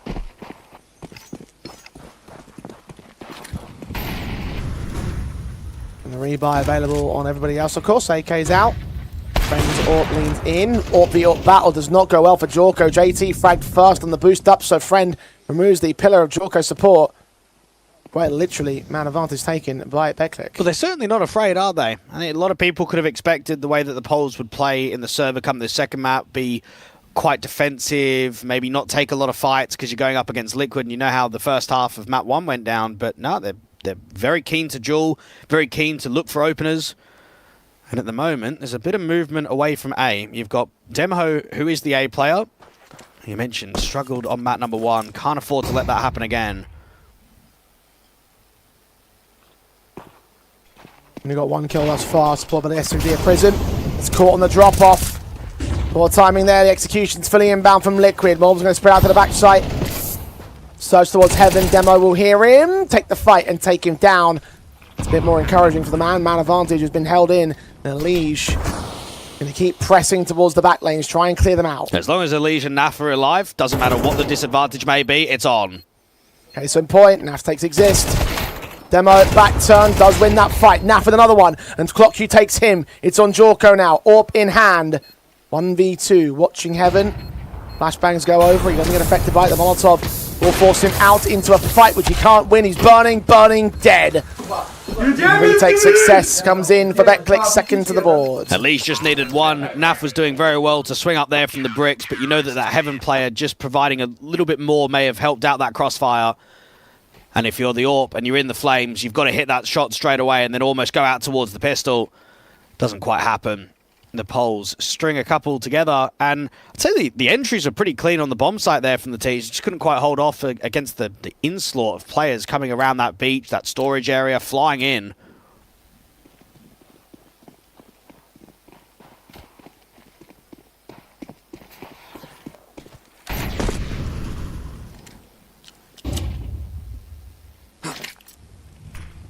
Liquid now worn down on an economy basis. Going to fast rush it in. AK set here from Clock. He doesn't know who to aim towards. So Molbs and Jorko overwhelm them. M4 fight from Exist. Finding Elige at the gap. Is there a smoke available? There's a flashbang which Exist tanks right in the face. Peeks towards it anyway. Friend can only do so much now with the AWP. 4 on 2. The T's overwhelmed significantly here. Save call by Friend and Demo. Been rushed out. Well, that may be the worst sight hold we've seen from BetClick across the entirety of the playoffs. What is going on there? Prism, nothing. Clockyu, nothing. And that's a weakened investment. There's not even mass AKs. There's Galils, there's MAC-10s, there's upgraded pistols, and they've been completely popped. They need to be getting at least a kill each, maybe even 3 kills between them. Liquid get up to 5, and I think that's what makes Liquid so scary in this overall bracket in the grand final, is that even on the limited buys, they still are so threatening. Terrorists win.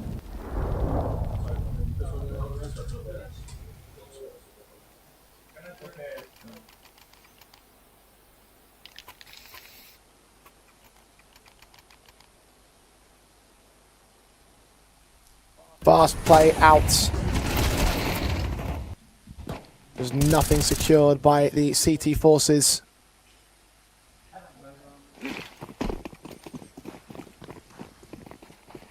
Liquid responding to the 2 rounds of BetClick with sheer confidence on a rifle basis now that they can contend with. The masses of Exist not exactly ideal on his own setup. He's going to try and fight first.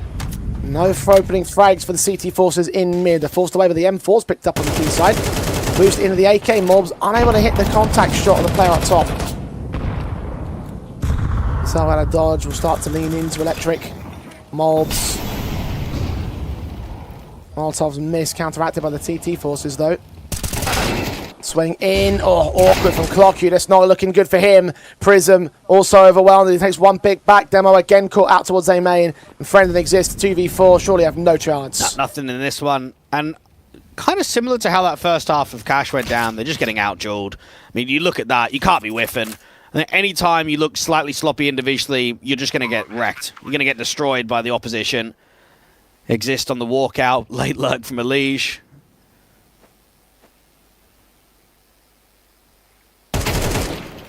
Elige catches the AWP. The M4 at least gets him in return. Liquid on 6 rounds. Minimums for the half.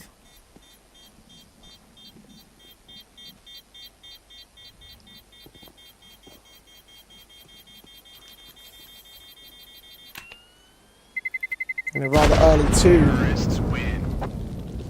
The last of the news meeting between the two sides, Liquid had a commanding lead. Well, the true competition came down from the polls, but it's just so hard to see it shaping up now. Tactical timeout has been called in.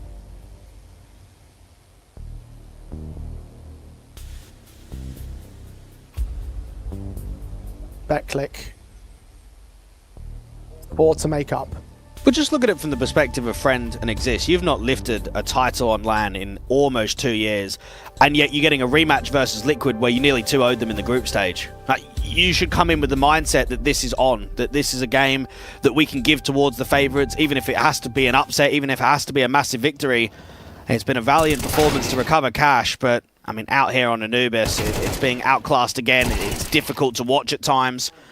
And it's such a shame from what they've done across this playoff bracket. I mean, to drop 17 rounds in back-to-back best-of-3s of quarters and semis combined, that's ridiculous.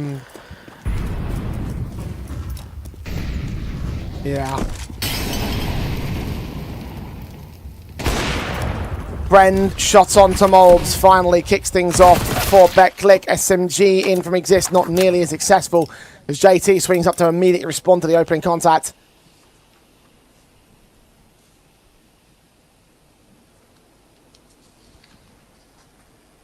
Four on 4 established. The convergence of the B site also being set up here. Electric being cleared out by Elige. 2 men was main. The bomb's going to go ahead and join them. Rotating from Jorko. Back to Spawn. The AWP sees what's going on. Friend catching a picture of that with Clock Q on Elige. JT to respond back. Another missed shot by the AWP. Liquid forced to back away. A lovely shooting in from Friend, and now blockage of that smoke towards main just allows the settlement a boost up behind. I'm looking at Friend thinking, is he going to be on for a 4K? I mean, he might be. He's looked incredible in this round.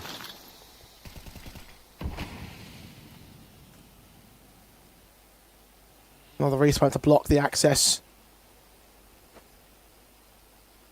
Liquid are going to make a move. Going to be a last second move. JT rotating towards mid, seeing nothing. Or posted to Jorko's position. Smoke fades, does not see him, he backs away. Smoke up, AWP connects him. JT, 1v3, baited the AWP shot, swing of the SMG. A 3rd round for BetClick. Yeah, so JT just gets outside of B, tries to fate that he's moving towards mid in a hope that they can catch a rotation, that maybe one of the CTs leaves that B bomb site. They're not moving at all.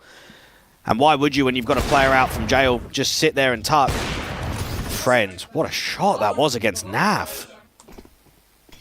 Even he can't believe it.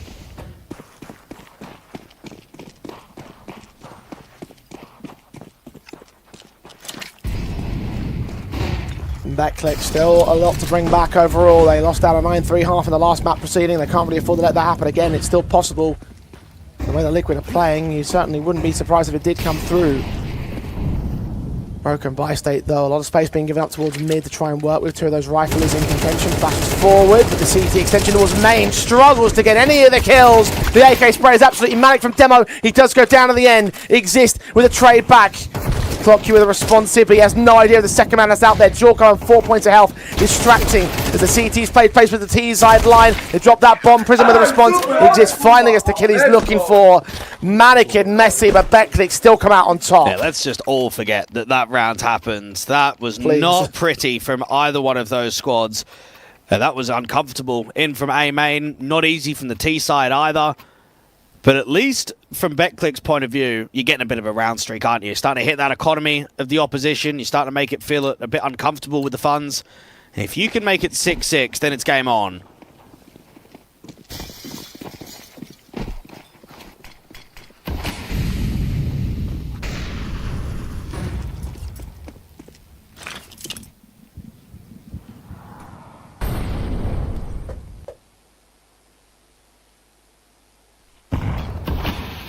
Two of the good. Melee damage is good to start.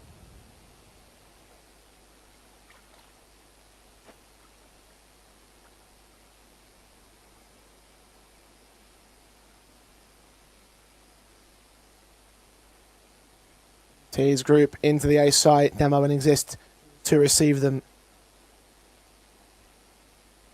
Exist. Trying to reach that standout level that he was over on Cash. Maybe trying to really get going. First contact, gets two of those kills, gets triple in the end.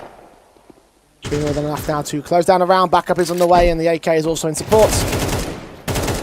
Deals a NAF. The Liege also be overwhelmed with the numbers. All five alive. There's no concerns for the next round investment, no concerns. The rifle basis and Liquid should also have their full sets. Harsh Nico to afford such a thing.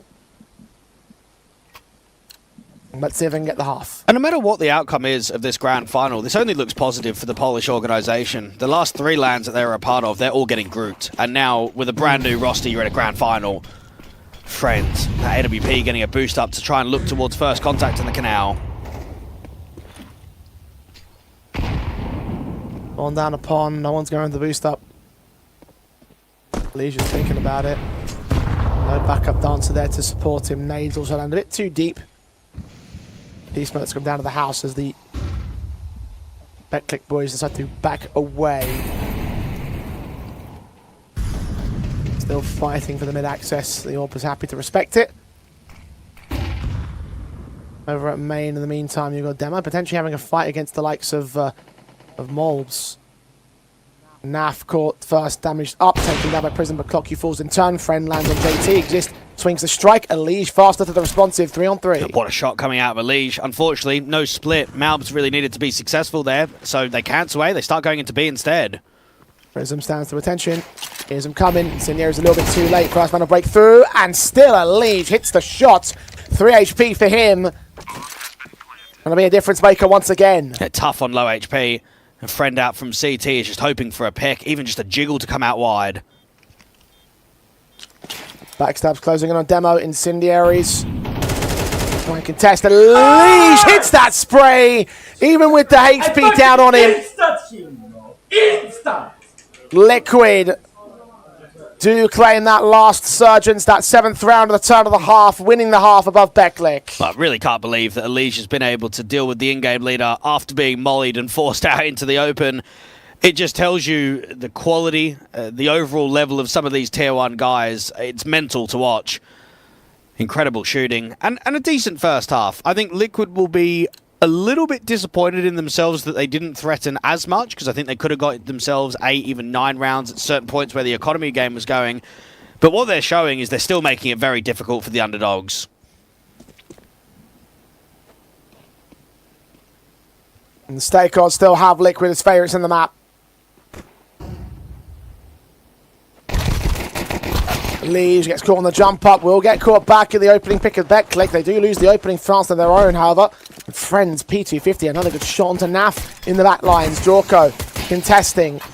Beyond that smoke, can't see much more, can't do much more. BetClick have the B site and a man advantage. But they went for an info play and didn't say anything. And with Jorko getting a pick elsewhere, that was the tell that there was nothing outside of B. Elise got caught flat-footed completely.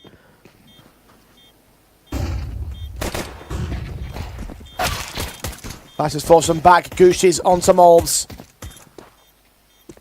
Needs to get a kill to get it back to a 3-on-3. What a shot that is for the kill we're looking for. Losing JT though. Responds to Demo. 2-on-2. Exist and Friend have wasted enough time. The PT50 comes out. The decision is being stuck. But Friend comes up with his triple. The round tips the way of BetClick, an all-important one. Now on to equalise. Well done from Friend, because not only does he catch a leash aggressively outside of B, but he gets that first rotator. What was it, Naf from mid that was coming back into Temple? He gets deleted. And that's the key one to getting the bomb down with the man up. Nice shooting coming in from Malms, but not enough. Sparrow recognises we're in a really good position right now. We're going over towards the T side. The difference is only one. There might be a force buy from the opposition. Let's just keep things calm. And look at how we were, what, 2-9 down on the first half of Cash, and we made it all rounds of regulation. Let's go and try and achieve something a step further, not just compete in the scoreline, but actually get this to a third map decider of Nuke.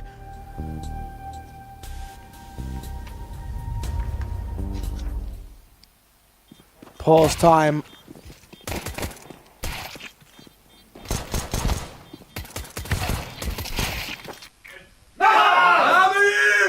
Chance to talk things out because that one did come down to the wire. And Liquid going to opt to force the issue. Saw this against Fnatic earlier today. Force on force on force. Build up the loss bonus, build up the money line, build up into a rifle buy.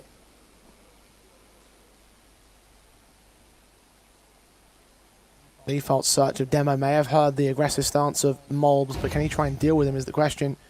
Will he even want to? Well, mid is always open. When the CTs have made info that they're clearing out the canals, the T's prodding in towards mid is a good decision. It's a good adaptation now.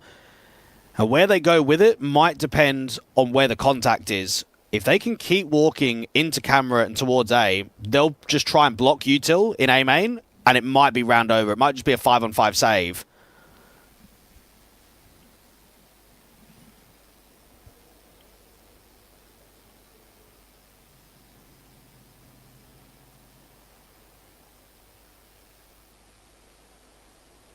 Yes, MG of Naf will check, spot shoulders, back away immediately. Demo hoping that he can catch the man in main, not aware that Molbs has pushed forward, I guess. He wants to come back in from that aggressive stance, but Naf can clean up by Clock Q for the trade, so the 4-on-4 Friend for his teammate, Galil of Prism. Both players combining the frags, removing Elysian JT. From Jorko and Molbs with no real chance here, not with the downgrade weapons, not with the 2-on-4.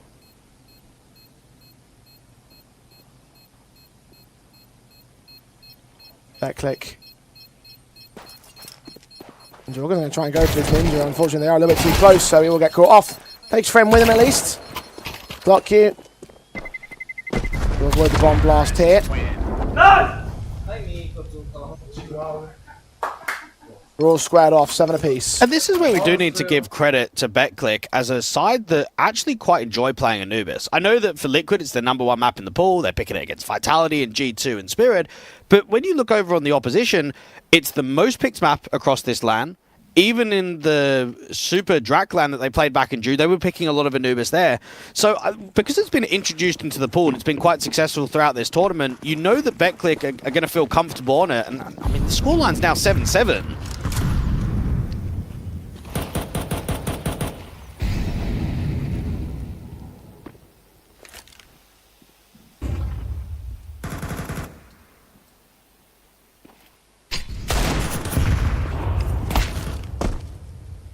Ali's trying to pull an exist there in the mid control. And I want to hit a headshot, so he's not going to be impactful to any sort of responsive that Liquid will gain. Blocking smokes, Deagle. Can't find the contact, can't find the kills. Meanwhile, the CT is forced forward and Clockq's forced to act out against the extension towards the B-bomb site. Site is now properly open, although they are still sieging A, so they're going to continue with this. These and JT are on the scene. But again, just limited by the weapons, limited by the eco. Trying to get that one exit at least, aware of the boost up. JT.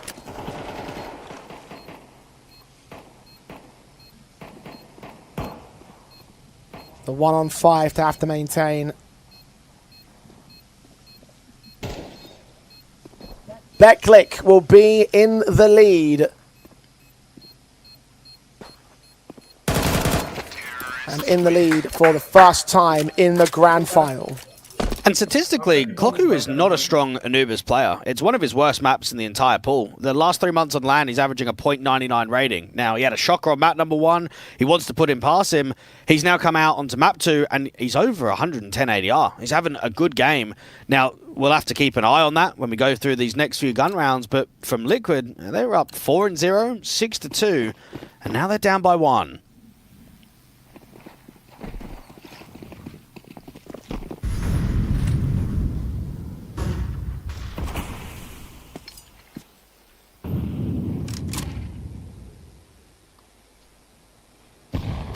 Betclic.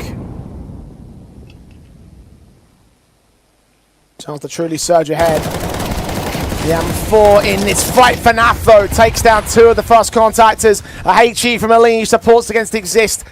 And in a matter of moments, within 30 seconds of the round start, Betclic are wiped out. Well, you know my pet peeve, Jay, is missed util. Look at that lurk smoke from the T side. It's not landed. It's over towards jail. It gives NAF so much of an opportunity to abuse that smoke, spam in it, and give easy access towards the main players. And the dead bodies littered in front of the main entrance. Disaster class from Betclic, just when they were starting to look positive too.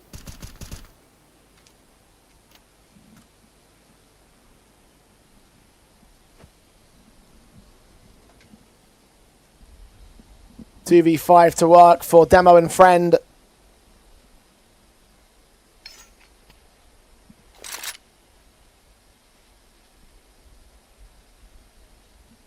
They're going to opt to look to save here. Splitting up from each other. Taking passive space. And as quickly as Betclic take a lead, they lose it. And that's just Liquid recognizing very quickly it's time to step up to the plate. And NAF performed at a super high level out there on map number 1. And the numbers might only indicate that the rating was light, but you consider that he's an anchor, some of the positions that he's playing, he was superb. Betclic have Demo and Friend to hold on to 2. Rebuy is not going to have an issue. Only 1 AK picked up from Elige out there in main. But Liquid get it to 8-8. Nice, guys. Keep it going.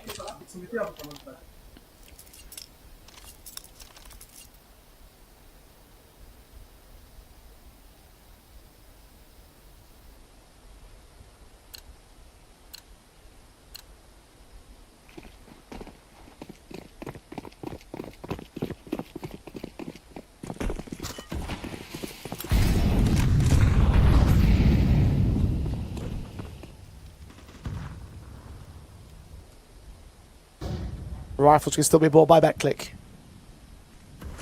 Have another chance. Have another go at Liquid contention. Walk forward from Exist, may find that contest too. No one watching him. Orp of Jorko is now going to start watching for the camera entrance. Will he be ready for it? Yes, he will be. Exist thought he had the best timing in the world to warp mid there, but being watched upon. 2 defenders out on aim, 3 on beam. The AWP is always going to spot contact.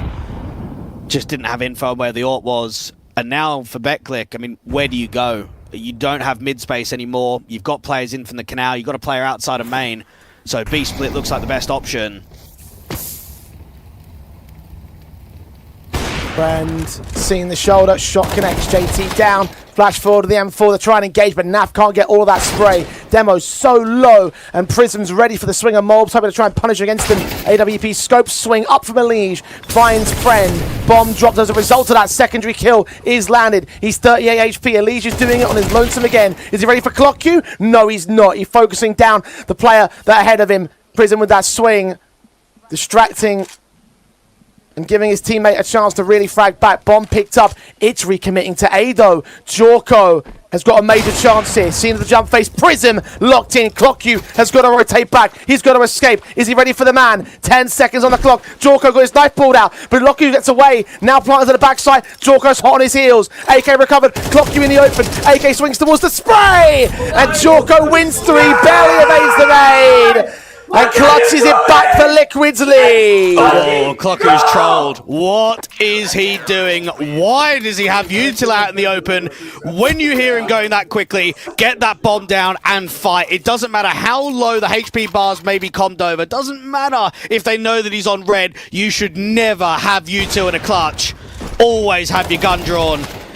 Oh, Jorko, that's got to be a great feeling.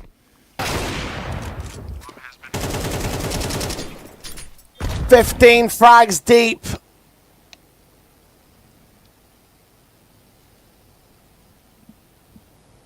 Might have been quiet at the beginning of this half, but top fragging for Liquid.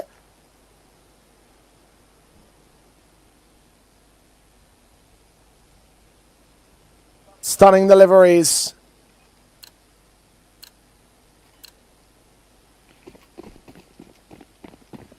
Betclic can't afford to panic now.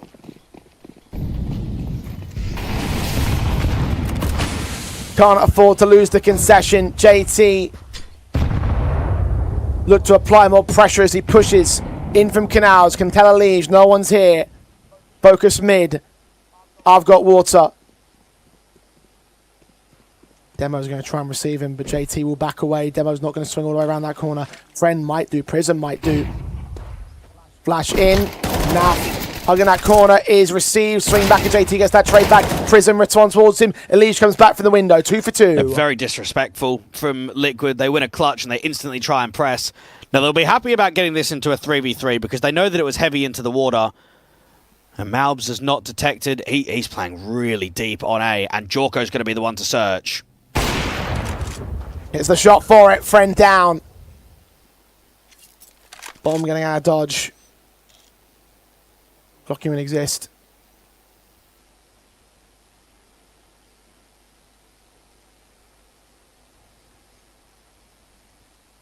Move together as a lead to meet them. Down this corner, sprays good. Second man falls.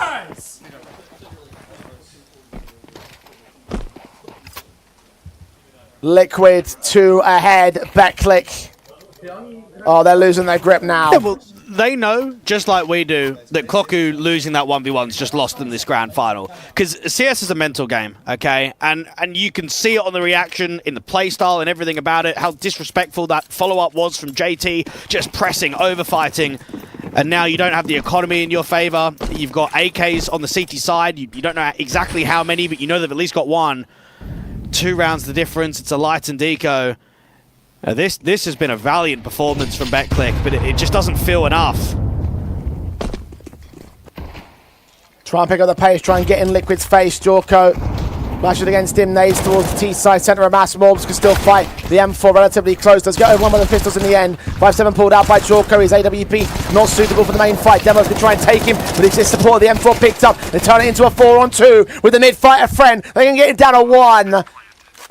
And just when you think it's not enough, they find an extra breath of life. Now, what is going on there? These boys don't even have armor. It's just upgraded pistols and a little bit of util. What a site collapse. Jorko gets nothing. Malbs is the A player with the M4 and he gets away with 1. And then Elige and Naf get caught rotating out from B. Oh, that's a shocker. That's the worst round that Liquid have seen in this grand final.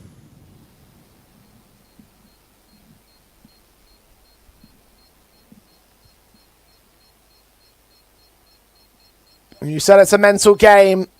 Betclic. See a spike in their mental attitude.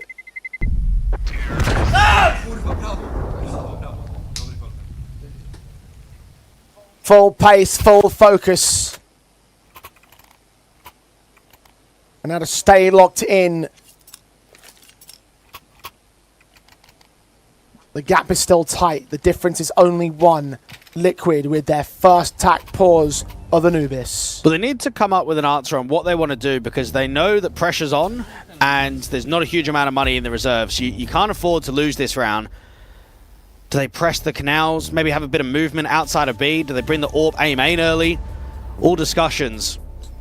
And BetClick, I mean, Prism knows just as well as Sparrow, that's a gift that's not going to come very often, is it? You're not going to get a round where you can win an eco again. So make the most out of this moment.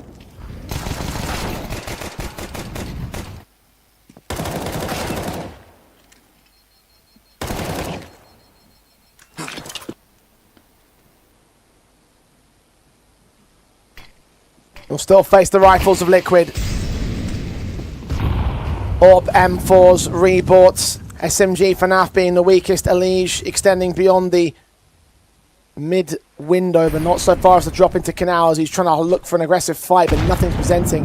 BetClick heavy-handed in their lean towards A main, and inside A main goes the likes of Prism. He might just dry walk it out. Smokes ahead of Mobs. Utility in his hand. He's solo on the bomb site. Demo does go down, but he gets traded back by Prism. Jorko, oh, swung on Prism with a double, triple in fact. As APOGEE falls in turn in the same spray, BetClick are back in the game. And just no info that they were that wide. They're expecting players to still funnel out from A main, not be there at the fishtail. Clocku to make it expensive, try and drop all the CT economy.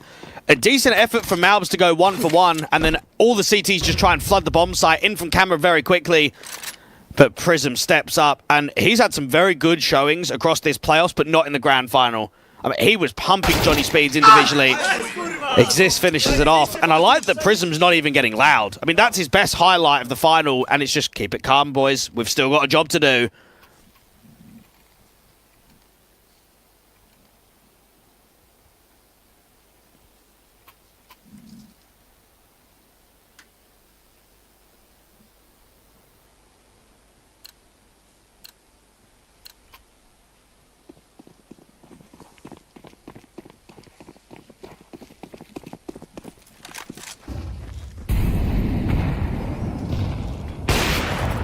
Oh, what a head scene of APOGEE, friend.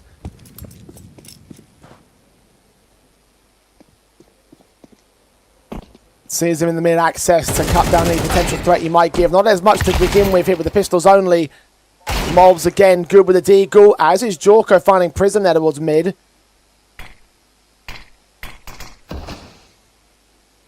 3-on-3. Liquid going to try threatening this round, especially with the B side having the 2 defenders. P250 up close to JT, then dry walk it. Exist, dinked up. Clocky with a response. Friend finds Naf.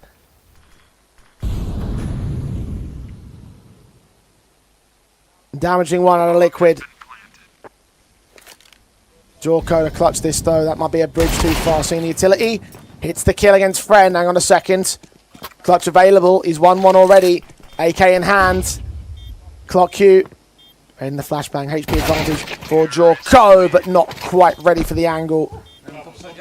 Good effort again, but it doesn't deny BetClick at the advantage, 11-10. Base the rebuy of Liquid. Can they shut this down before overtime? Well, we all know that if Naf's got a slightly better pistol there, he 100% gets a kill. But you don't want to overinvest on the eco, do you? You don't want to overspend. And Jorko frustrated with himself not to go and win that clutch. BetClick APOGEE 2 away from sending this towards the decider. Wow, what a performance coming through from the underdogs again. APOGEE to swing out wide. AWP is hoping that he gives him a face. And he gives him a jump face, which Friend's going to miss. Reface with utility and support. HG is coming in, going to evade against the boost. Out of dodge, out of the way. APOGEE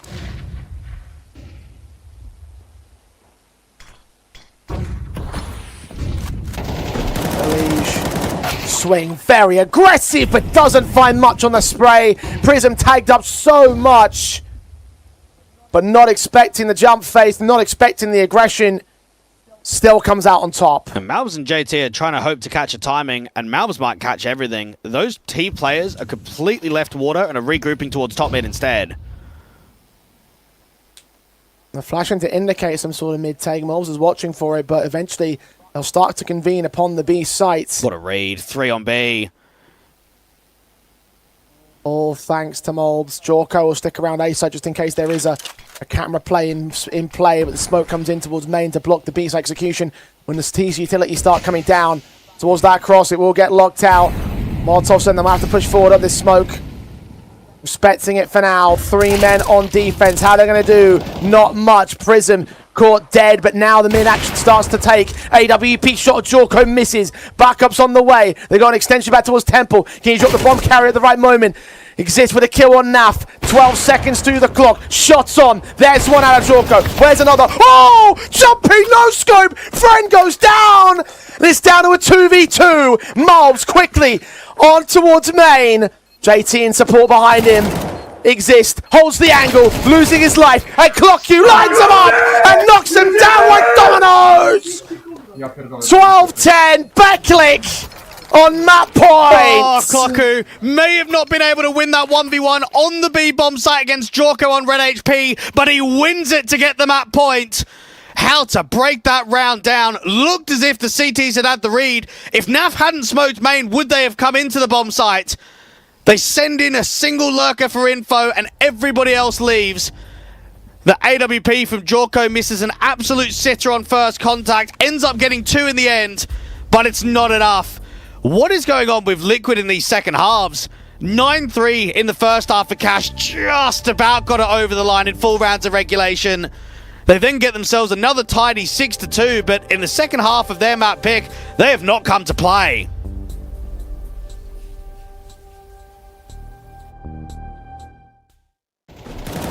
Hit and miss, blow for blow, backclick. Been allowed to get back into this matchup despite the heroics from certain players. Watch this again from Jorko. How the hell do you hit a shot like that and still lose the round? Liquid broken by for round 23. Nades on a leisure already.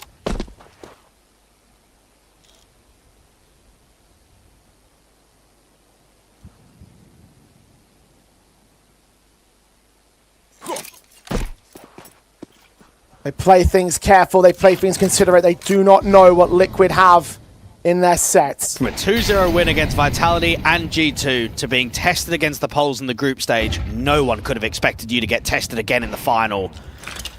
12-10, awful buy for the CTs. And for BetClick, this is the closing of the round. You've got all the space towards mid at the moment, you're up against the weakened buy state. You're drawing out more util as this time goes on. There's not much to block now. There's what? 1 smoke left for JT, no incendiaries left for Liquid.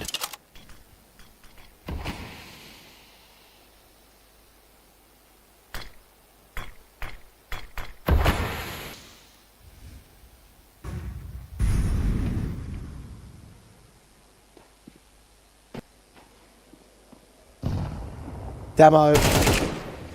What a shot on Jorko, jump facing. Head taken, A's open. Seen the SMG player, I think. Either way, it might not matter. Man advantage, site secured.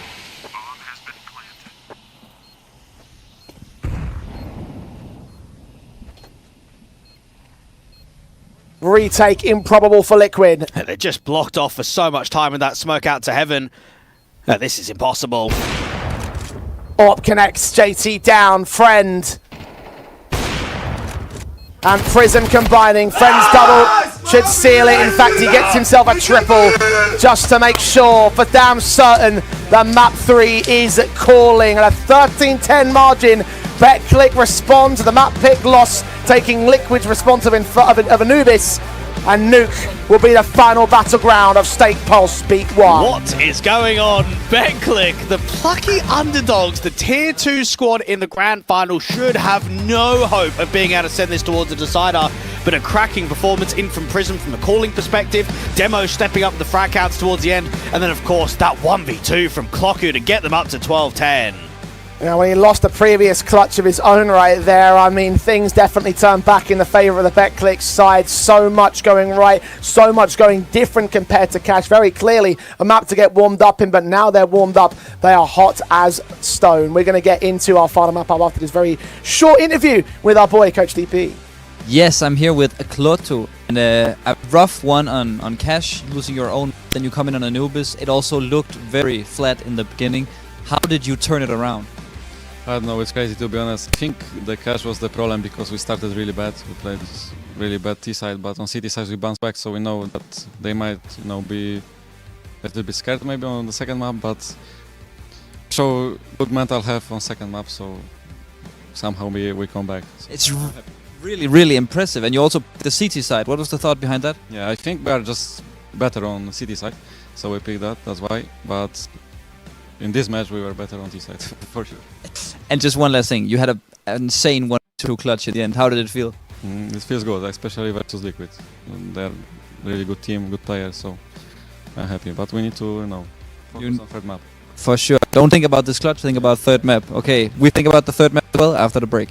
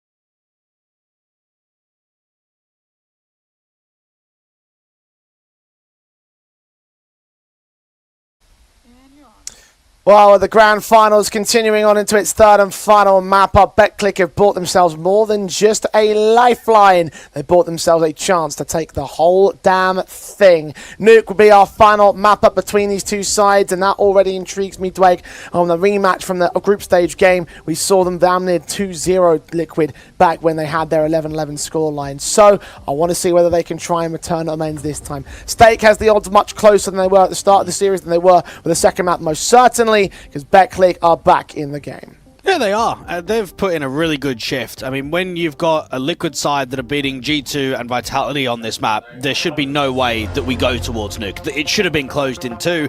But I think the polls showed a lot of depth and resilience to fight back even with the scoreline being down 8-10. Very nice clutch from Clocku to try and just get that game over the line.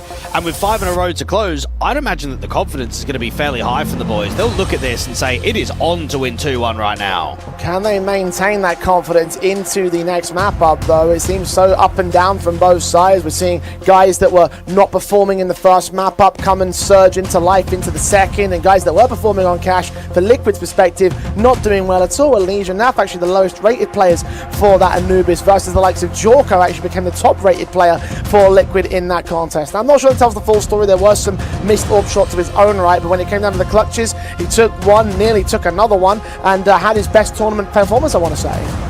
Yeah, he looked okay for me on that second map. I think from Liquid overall, though, you're not really focusing on individual performances. You're focusing on how the hell is this not a 2-0? Like, we are the tier 1 squad. I know that we've been tested by BetClick in the past, but absolutely stomping the likes of 9 and Fnatic.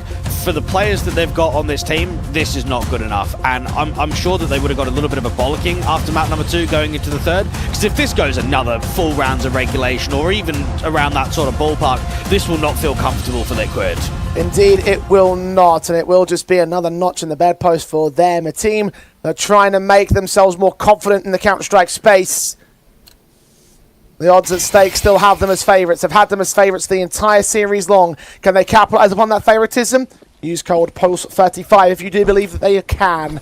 The pistols are going live. The CT side star for BetClick, who took the 9th round. And we go live with the final map of Stake Pulse Beat 1. Well, it's going to be an A split, and the outside contact has not made anything against Exist. They are just walking their way deeper towards main. Go, jump space, Dex drawn out, Prism draws first blood. The Julie's point blank in his squeaky door. Exist and Friend have got to combine, and they do manage to do so, but JT in the open space takes one more man down, needs to get a second trade, can't do so. Nap at a 1v3, can't get past the contact of Mini, and BetClick take the pistol. Well, there looks to be a bit of separation, perhaps some miscommunication on what's happening in that round. It's an A split, but look at how far away Jorko and Elige are from one another. Elige is not ready to come round main, and Jorko is. So it's an easy first contact and kill from the CT side, and then it just starts collapsing. That did not look pretty, and the Poles capitalise. Starting advantage just like it was in the group game. Pistol conversion for Liquid got involved on their T-side basis, and as well as that, BetClick in this series taking the honours of the pistol wins in majority, 3-2 of the 5 that we've had so far. Liquid. Eco's mowed through, nothing to gain in this round. Bomb plants and kills would be nice, but in these current circumstances, doubtful. Friend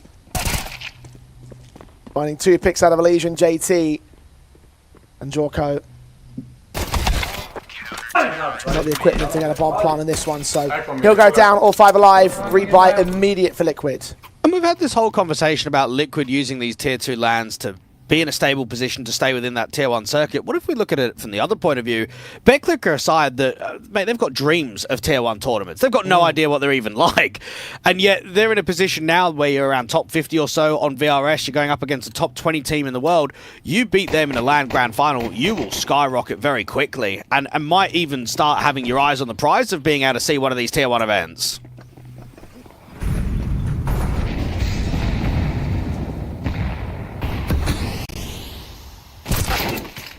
$20,000 will go a long way for this team. And that's what first place takes. The VRS points already have made an impact with the LAN wins, but now the prize purse available for BetClick, as it is for Liquid too. Who's hungrier? Legion's hungry to get himself back in the matchup. Finds the first frag on Exist towards the outside, going to work with them to dive out Mini. Takes them out our yard access, spread out towards Garage. Not look towards Secret, though. It's upper sight for the time being. Now, all contact heavy. Now, Demo and Friend have got themselves a vertical cross. They need a response. That bomb's seen outside. Good shot, though, from Jorko, and an even better one from Elige, and then it just crumbles from there. And Nuke is one of those maps similar to Dust 2. Man advantages on T side. You just crumble rotations. You force CTs out in the open. And Cloku will be difficult to even find 1 kill, let alone the round victory. MP9 with 1. Trade comes back. It's actually done quite well to get 2 there. Unfortunately, the rebuy won't look the best from the CTs. The money's not great, even though there will be a buy on the table.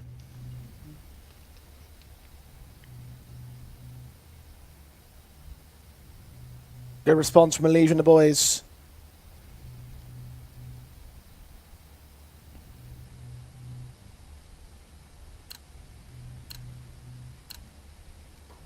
They carry over to even the board and take the lead as well, with the money being where it is for BetClick. Weapon states. Full AKs out for the Liquid side. Just quickly here, Jay. Clocku's the door player and the only one with a kit. So we need to keep that in mind if we do get into a retaking scenario. That's always the limitations of losing that first gun round. You've got the NWP without any armor and exists down to a FAMAS. Top of the hut for the time being. No upper sight storm, so it doesn't look like he's going to drop that kit, at least not right now. Maybe they could go back in for Mini, it's still a possibility. The Diags are going to cross towards Secret for Molbs. Friend is watching the AWP for the first shot. Not active contest from the Liquid player. Molly's a sent Elige again trying to search in from Mini. Top of the Mini to drop down. Teammate support, nothing more spotted. They're just contacting their way down lower completely. AWP needs to get one and then repos. Finds Molbs. That's a harder cover, gets all the way out of the way. That's enough to send them back into the hands of the FAMAS. Exist, not expected. 2 kills out of him. He runs out of ammo, runs out of potential. And Naf can take him back. It's a 4v2 for Betclic, though. Yeah, we can't predict the future, Jay, but we know when we see a good position. And I'm looking at this for Betclic thinking, mate, they are 2-1 up. They've got into the next gun round with limitations. They have schooled the economy of the Oppo. They're now going to be 3-1. This is promising.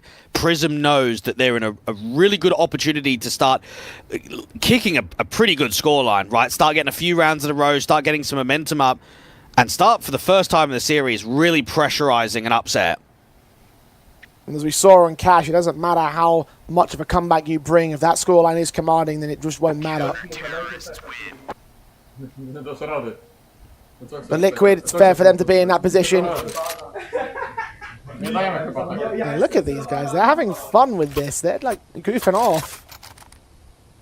Said earlier that they don't really... These are players that don't really know what it's like to be in a Tier 1 final, in a Tier 1 tournament. This isn't quite Tier 1, but playing Tier 1 opposition and playing without pressure. They know that Liquid have got something to lose. Early top hot volley coming through from Elige. Could see some pace for the start of this round. Anti-rush is good, though. Clocku waiting out from Hut. Could even be a ramp hop from the T's. Diag smokes again. Naf, Molbs, and Jawcoat. Continuing to move, Friend. On his AWP, roasted and ready. JT. Smoked off, they start to execute. Clocku with 2, with support in the rafters. We'll lose Demo. Karen Cindy are going to try and block them out of the heart. It just can't really make a move out of Mini. Clocku dips in for a 3rd pick. Now Prime comes up. Clocku will burn, but the damage is done to the T side. 1v3 for Jorko. Secondary headshot secured. He can isolate the fight on one man, but not the others. Orc responds to him. 4 to the board. Liquid slow to start. And for anyone that follows Polish CS or Tier 2 CS in total, you'll know that that Coalesce team, the one that Innocent was the in-game leader of, and then of course the core of Clocku, Exist, and Friend, they were a very good nuke team. It was one of their best maps in the pool. They picked it very frequently in best of 3s, and I think similar vetoes have kind of approached with the old Betclic roster and this Coalesce core. They like Anubis, they like nuke. So you all know that they're going to be on the same page, even though they're not going to have the team chemistry together. They know what's expected of them. And when I see smiles on the face of the coach and also the players, I like the vibes that are up. It's positive, and pressure is only building now for Liquid.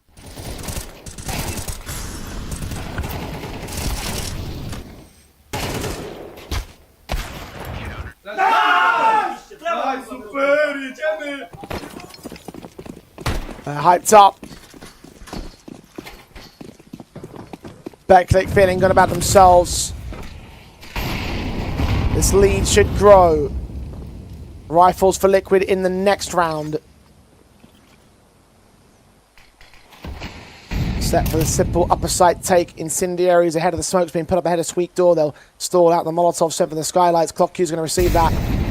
Forced out position in that corner, still finds the fight on the first man. Naf's going to overwhelm quickly. Rifles up in the rafters in heaven. Prism with 2. 3K sequence looks excellent. Despite the struggles, despite the moment of respite, the reactions of Betclic are supreme. And this now is going to start turning into quite the testing affair. I know that this core has not been together for very long of Naf, Elige and Malbs. It only dates back to, what, March of this year. But, I mean, even still, you are playing at the major. You're 1 win away from advancing from Stage 1 into Stage 2. They've been pumping squads throughout the tournament, but you're now 1-5 down on the T side of a third map decider. Friend instantly dropping towards lower. He's going to be looking for a secret pick with that AWP.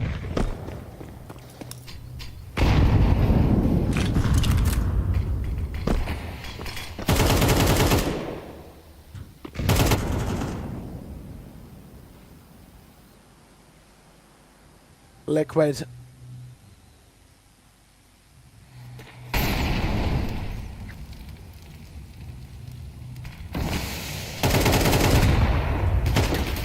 Smoked, naded. Molotov off from the ramp. Control. Demo's going to bear down upon them. Spray blind, not connect anything. That's fine. He's forced them to cancel.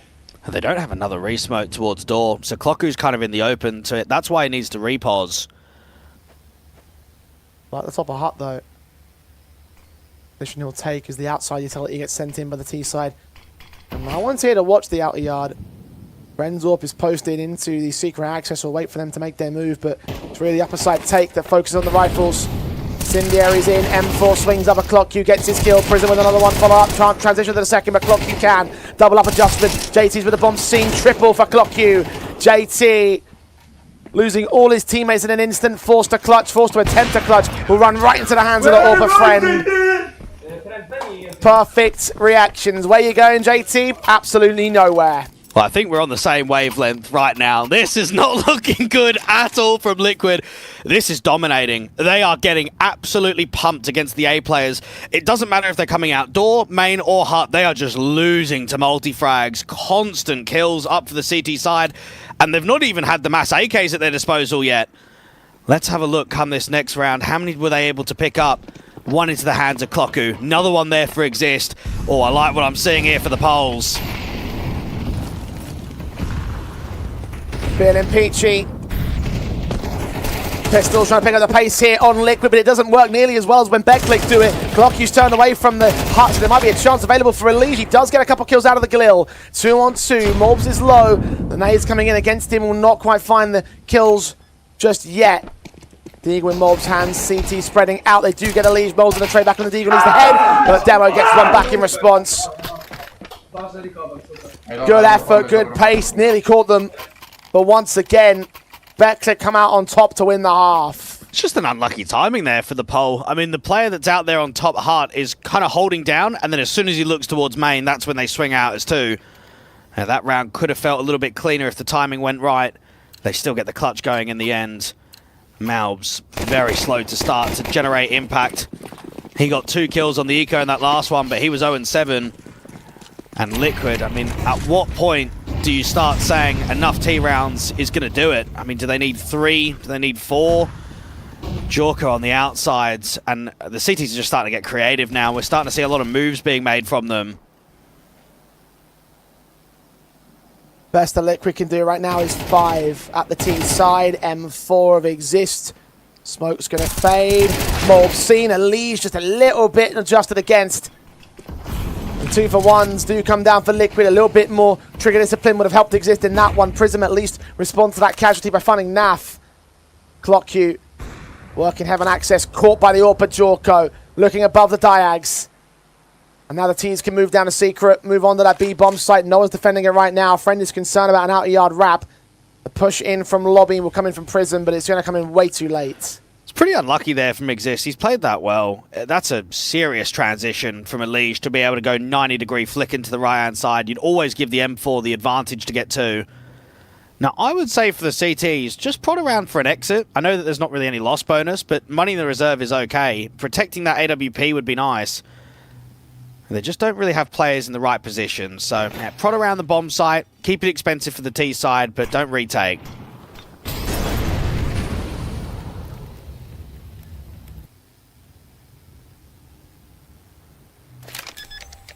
Plan can't be denied, can't be responded to, no retake. And AK's for Prism to save, so that's that much. Team Friend is still going to look in here.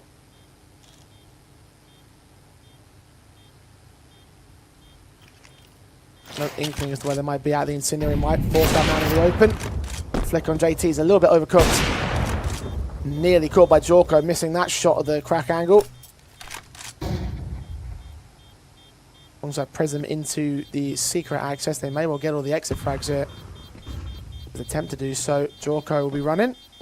You anticipate this corner? No, he won't. He'll back away. Up through the vent. And do lose one man in JT, so that's a small bit of positivity for BetClick. Damage done. And I don't know what Jorko's laughing at. He's still 5 rounds down. It's been an awful T-side. They've not found form. They're struggling with the opening kill department. It almost gives me the vibe that there needs to be a mistake or an error being made from BetClick in order to give a chance to Liquid, and that shouldn't be the case, right? I think with an experience that they've got, the Tier 1 players, they should be able to create moments by their own sim, not depending on what the opposition does. Clockyu on the outsides. Very fast from Malbs to T-Red. Shot missed by Friend. Nades at least land towards Malbs. Incendiaries against the secret access, hoping they can cut him off, but he's just backed away with that contact, starting to walk in with his teammate up to Mini. Exist, gonna get flashed off. Teaser just as blinded, but Exist will still go down. The Orphan Friend with a responsive at Credit Card Prism's watching for Elige, and Friend peeks on Malbs to deal with him. 4 on 2. As Naf walks forward of the open vent corner, seen by Clockyu, but Clockyu couldn't adjust. Doesn't matter though, Friends caught Jorko on the outside, dropped that bomb. The AWP is fired away in this round. And Naf will get caught by Prism in the rafters, dropping out of the vent. Dropping out of the 8-2. BetClick in full control. And this might look like a small sample size because there's only 2 maps, but in this tournament on Nuke, Friend has been averaging a .84 rating. Very average for an AWPer in that position. He is frying right now. He's getting so many picks. He's hitting some blinder shots. And that's what you want from your AWPer going into a final against any opponent. Just being confident, taking duels. 11-3, 8-2 on the score.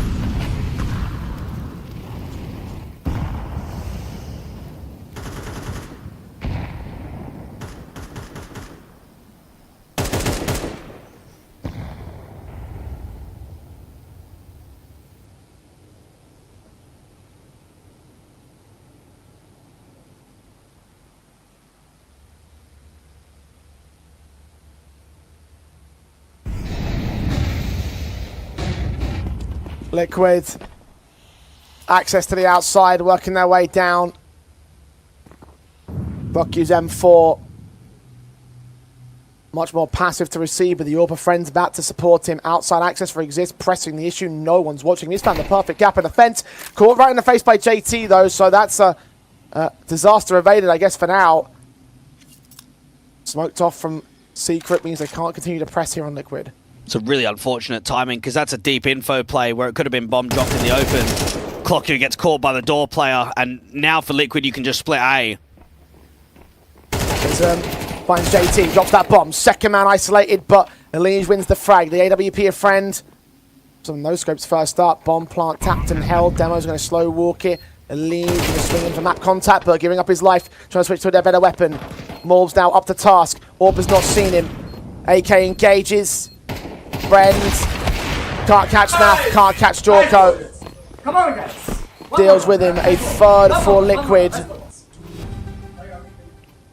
One more round is doable. And I know the statistics will say that BetClick only got 5 rounds on their CT side last time against Liquid on Nuke and put a lot more of T rounds up, a bit more, let's say, control or overall threat. I'll just say, no matter what the statistics say, that T side looked drilled. Like, they came into that second half and they looked on the money. So already being up 8-3, they've done more than enough to threaten this grand final.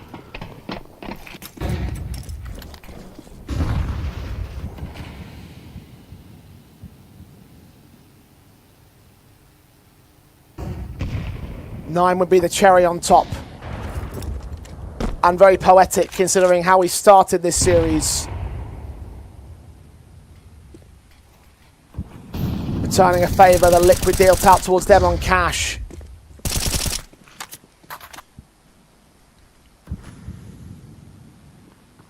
No luck in the early openings of the outside presence of the M4 spray. Beyond the smoke, no one's caught, no one's tagged, no one's killed.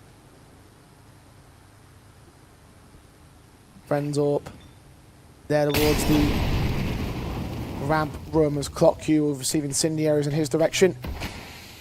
But not to active pushes just yet. The bomb's still in the ramp access. And Clock Q needs this fight. Up against Moles, close range for the SMG, doesn't quite get the burst off. Our friend's got to rotate. Demo and Exist. Seeing one. Flashbang timing's absolutely perfect. JT saved by the bell. Friend saved by no one. Naf takes them both down. They could still lean in. Exist will catch JT as the lead will go down towards Prism. Naf's also on 1 HP. 30 seconds. The AK looking to engage from Decon. Prism doesn't get anything. Exist now stands alone. A 1v3 in the last round of the half. Liquid just about scramble it through, but even that round looked promising from the positions being held. Double out from Hell. AWP missed, unfortunately. Liquid look uncomfortable. You might say that they've recovered this T-side by getting, what, 3 out of the past 4, but they don't look themselves at the moment, and that can't be said for what's happened across map 1 and on map 2 across this best of 3. Nice! Come on, As Mob strikes down the last.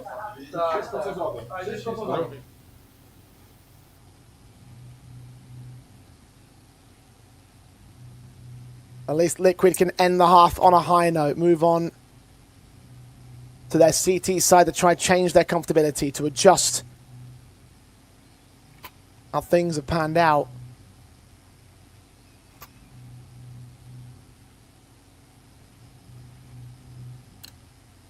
The Stake no longer has a clue who's going to win this one. Dead set, even on the money line. What a way to end the competition. Last half of the series, last half of Stake Pulse beat 1. 4 rounds to the good on BetClick. Well, they know, win this pistol, we win the game. With this scoreline, everything is for the pistol round. Clocku goes very aggressive on the outside. They've spotted a Liege and they're trying to hunt him down. I guess the opening blow, and the Clocku can swing up towards AC. Now still going to get those 2 kills in our locker rooms. Can he get the 3rd? Yes, he can. Clocku dealt with by the Canadian. Mobs now goose to 7, forced away.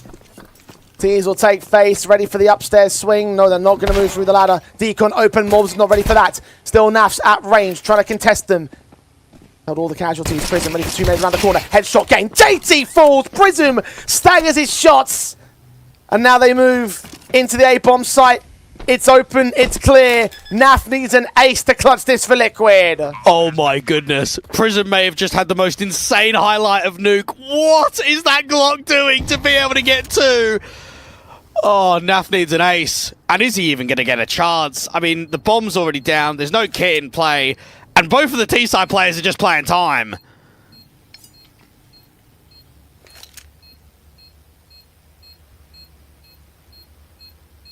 Naf searching, sees no one, makes noise. No kits in play, going to force them out to fights.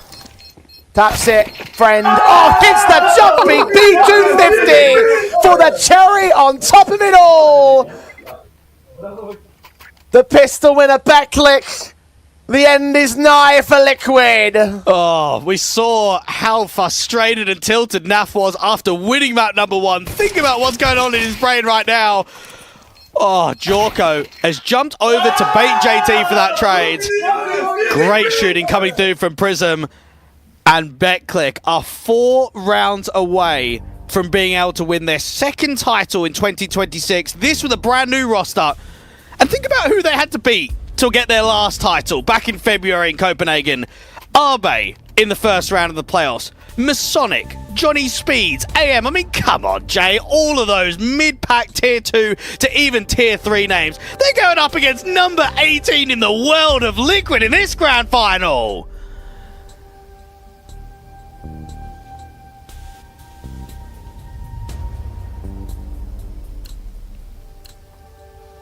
Does reality set in on Liquid?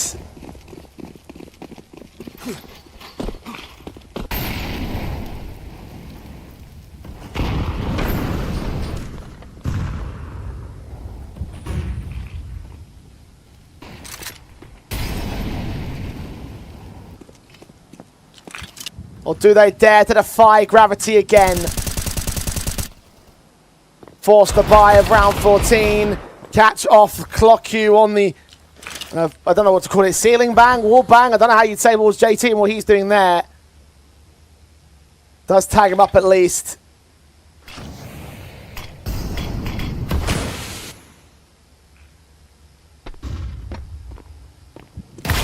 Naf can't hit the kill. Demo takes him.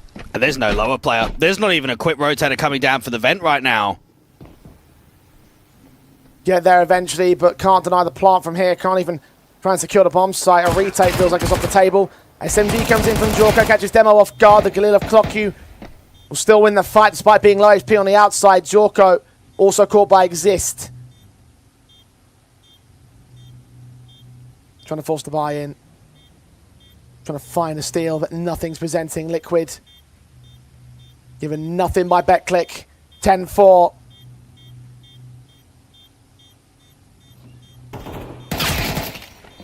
And that's not a call sign, that's a score line. That looks pretty deadly to me. BetClick APOGEE have locked in and deserve this title win. With the players at their disposal, Tier 2 is written all over their faces. No one's competed at a Tier 1 level in the past. No one's even competed at many Tier 1 events.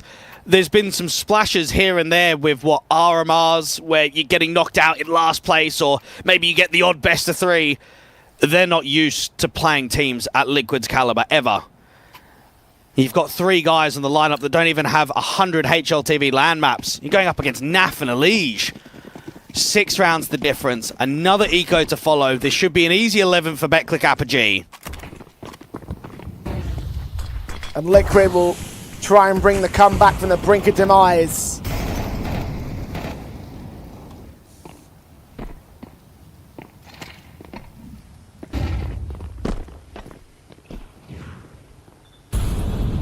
Naf. Good shot. No follow-up. 5-7 pulled out, but unable to apply. Not enough to impact the round at least.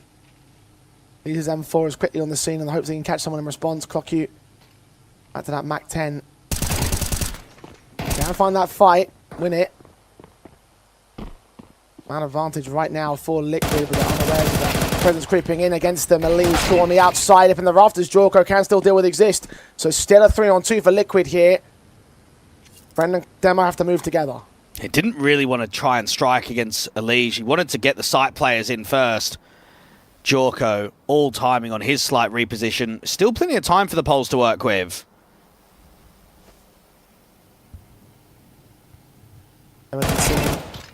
Friend found by Jorko. Demo 1v3. Bomb dropped. This game on the outside. Fight goes well.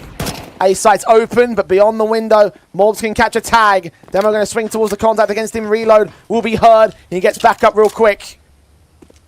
No idea where that third man is. No information offered up by JT. Bomb tapped. Gives them more time to rotate to position. Smoke to the left. Plant inside of it. No spam. Still no info given over to Demo, but he's picked the right port of call. Back of the silos, but caught in the gap by JT.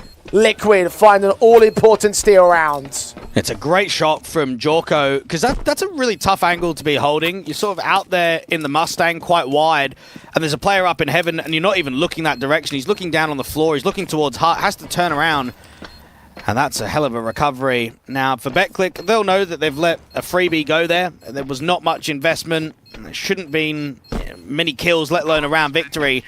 But you're still up quite heavy on the scoreboard, so just try and mentally reset. At least the cash injection helps out with the buy state with the overall economy.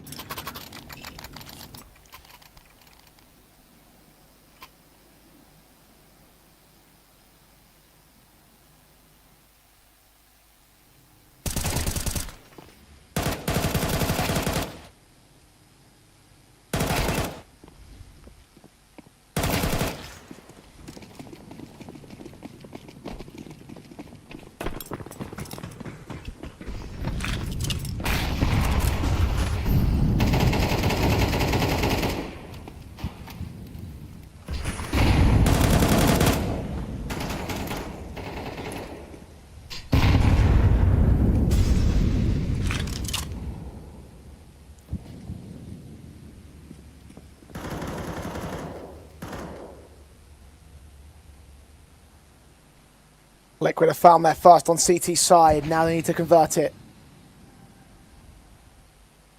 Buy states weakened for BetClick. It provides the perfect opportunity. America's side.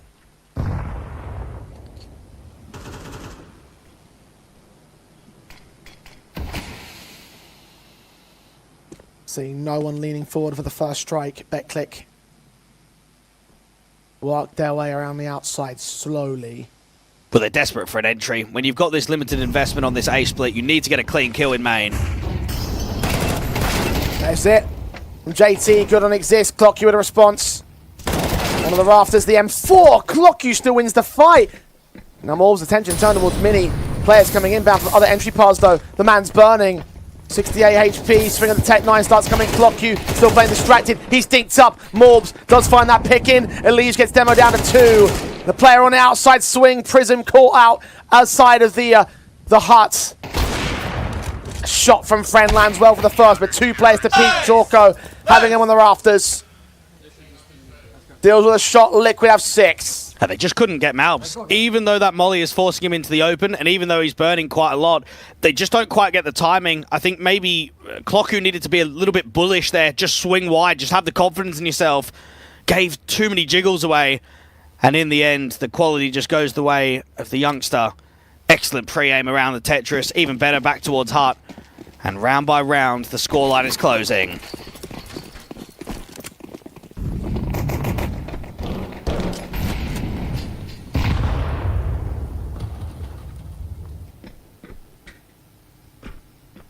Liquid were looking uncomfortable at the turn of the half.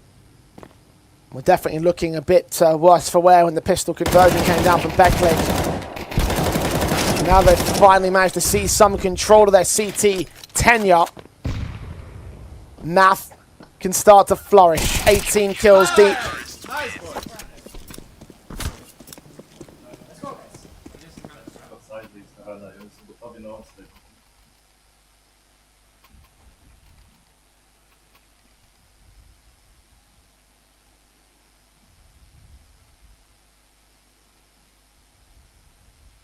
Scoreline closed to 3 rounds. BetClick still in the lead. With the eco of the previous, so rifles are out for them. Well, BetClick are going to have to use some tacticals in these next few if things don't turn around quickly. Outside smokes the diag being set up from Prism. Early anti-rush from the T's in and around the top of the heart. Elige is looking to try and take a fight before these smokes come in on the outside, and Devo strikes early. Through the squeaky door, JT will fall. An individual impact man across the competition for Liquid, not the star player, not the top-rated man either, but certainly one that's made a difference as Demo nearly gets both Mauls and Jorko. Jorko, good to respond to the man, but a man advantage remains for BetClick. Elige desperate to search around these smokes, but nothing's offered. Oh, this is good. This is really good from the T's, because they've got space on the outside of the lower lurk, and they're just freezing up. They know that Liquid are going to start getting desperate. You know that there's going to be an info play coming in from somewhere. Wait for door. Wait for Hut. There's only going to be movement.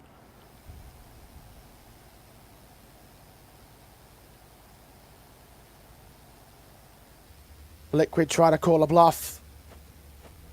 Nath. Is he expecting the dry face? Straight up, check the hut. He gets his kill. Bears down upon Friend, who does take his head off his shoulders. Exists now. Try and cut the rotations. Molotov sent down to the B-bomb site. Elige will still win that fight from Mini. The player at Secret can't support. Elige so low. Spotted on the outside, dealt with. Bomb needs to get recovered and committed. Jorko, he's moving up. Will he catch the man? AWP seen, but Exist able to receive. BetClick. 2 more to go. And Spiro's seen this scoreline and seen this position just too many times as an ex-pro. A few rounds to close against a tier 1 team. I don't know when BetClick are going to get another chance of playing a squad to the limit of Liquid. It could be 3 months, 6 months, it could even be a year. When you get stuck in tier 2, you know that opportunities don't come like this very often. Take the tack, calm it down. That was very well coordinated. It was a good pick out from Door to start off the round from Demo. They ran the clock. Everyone is working extremities, working timings. They are so close to doing the unthinkable.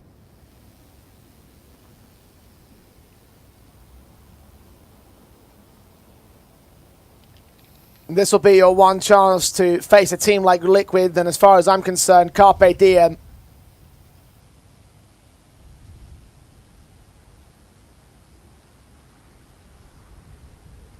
Seize this opportunity, run with it.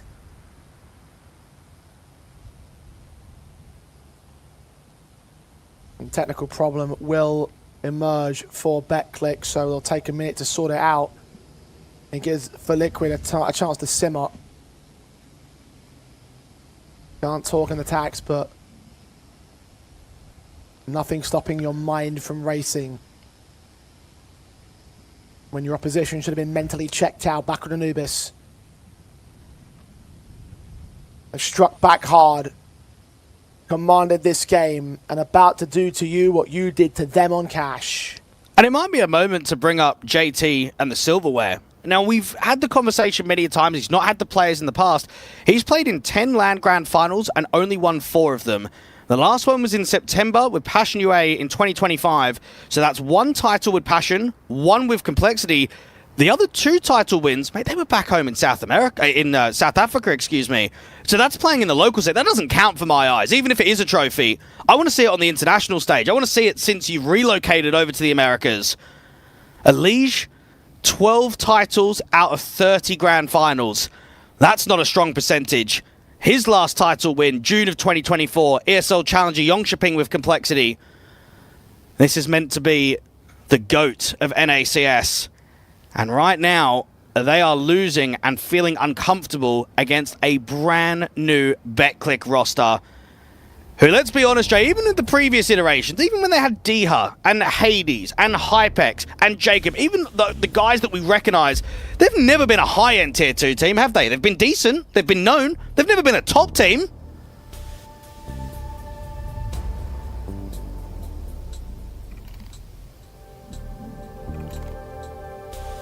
And this title could change all that.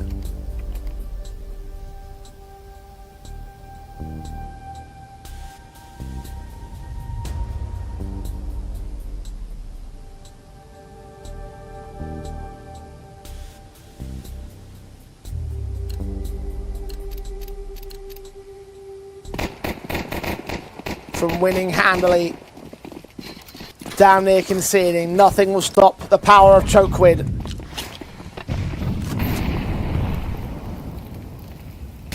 Jorko hits a blinder of a shot though.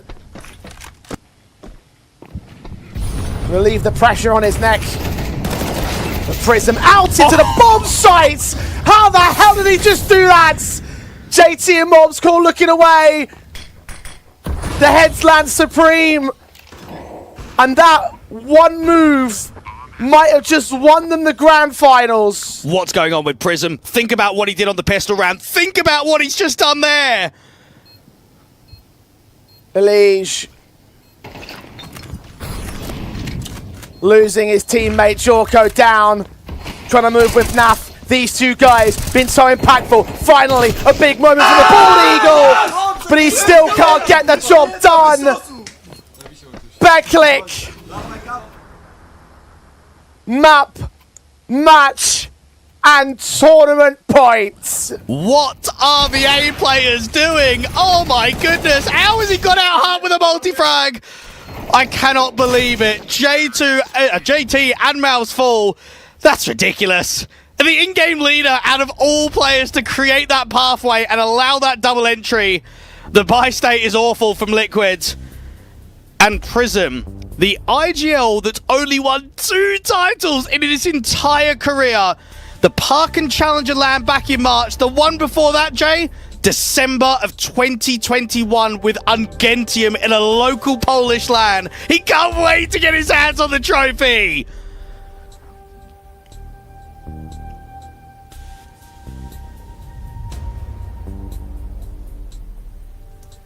In the first edition of Stake Pulse, BetClick are about to pull off the upset of upsets. Take down Liquid. The highest level of competition that they've played possibly ever. Certainly this year, certainly with this core. Dive down in secret for Exist. Naf on receival. Will not receive anything. Neither will Alicia's prod on the outside. Clock you getting out of dodge. They're playing perfectly away from all the CT contact angles. And they're so happy to run the clock. Deeper smoke means the deep space is on offer for Clocku. In right read. Elige down. Exist and friend. Chime in elsewhere. It's game over. It's game over. JT and Malbs asked to do the impossible. JT asked to bring gold to Liquid.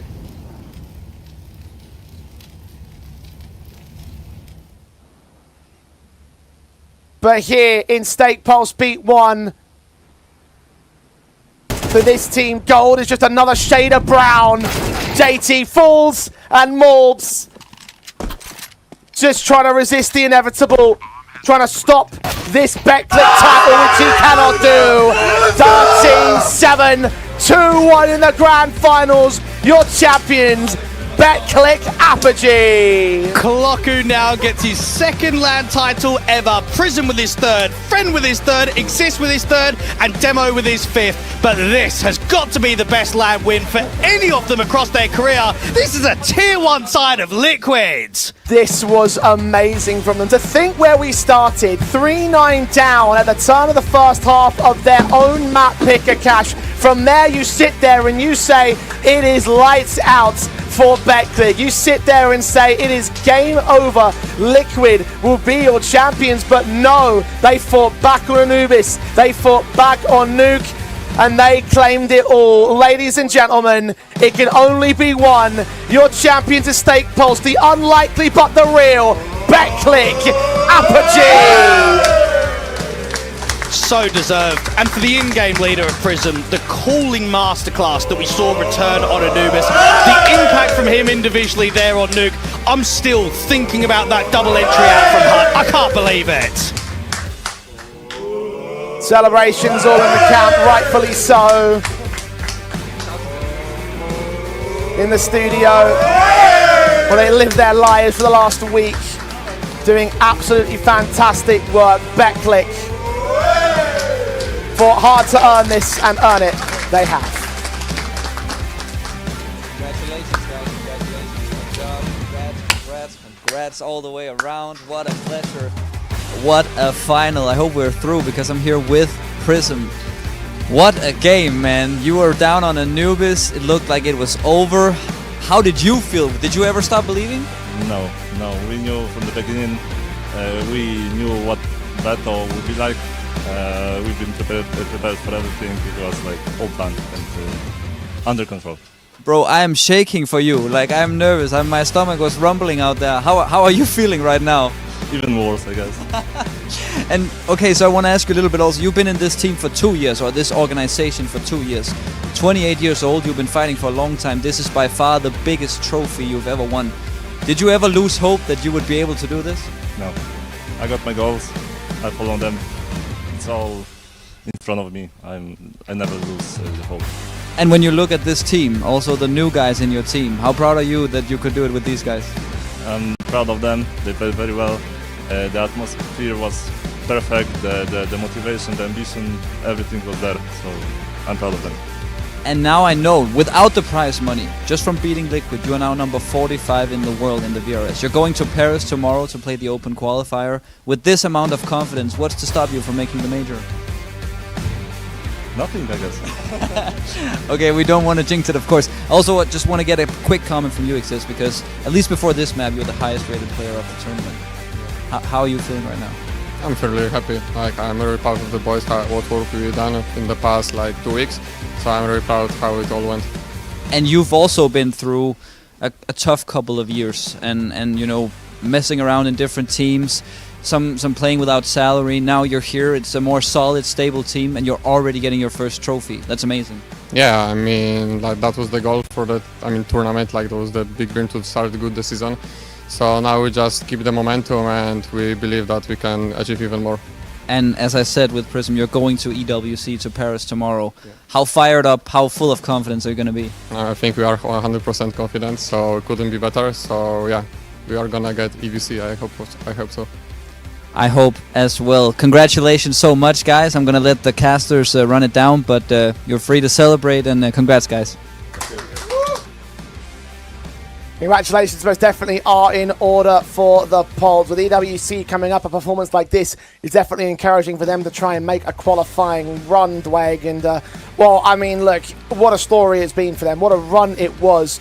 And I have to say that it was an unexpected one. We're coming into this competition with a brand new roster, a new core, a new set of additions that you don't typically expect to be able to turn up a title win. We thought maybe they could try and turn themselves into the dark horse if they got a good group run. And I mean, the group run certainly was qualifying towards the playoffs, but I don't think we expected a trophy from the outset. No, of course not, right? I think it's easy. Liquid, Ho2, Ascend, Metasport, they're your top 4 teams on paper coming into this tournament. BetClick aren't even close towards that conversation. And that is the beauty of Tier 2 CS and also offline CS. It offers brilliance at times. It offers secrets and surprises.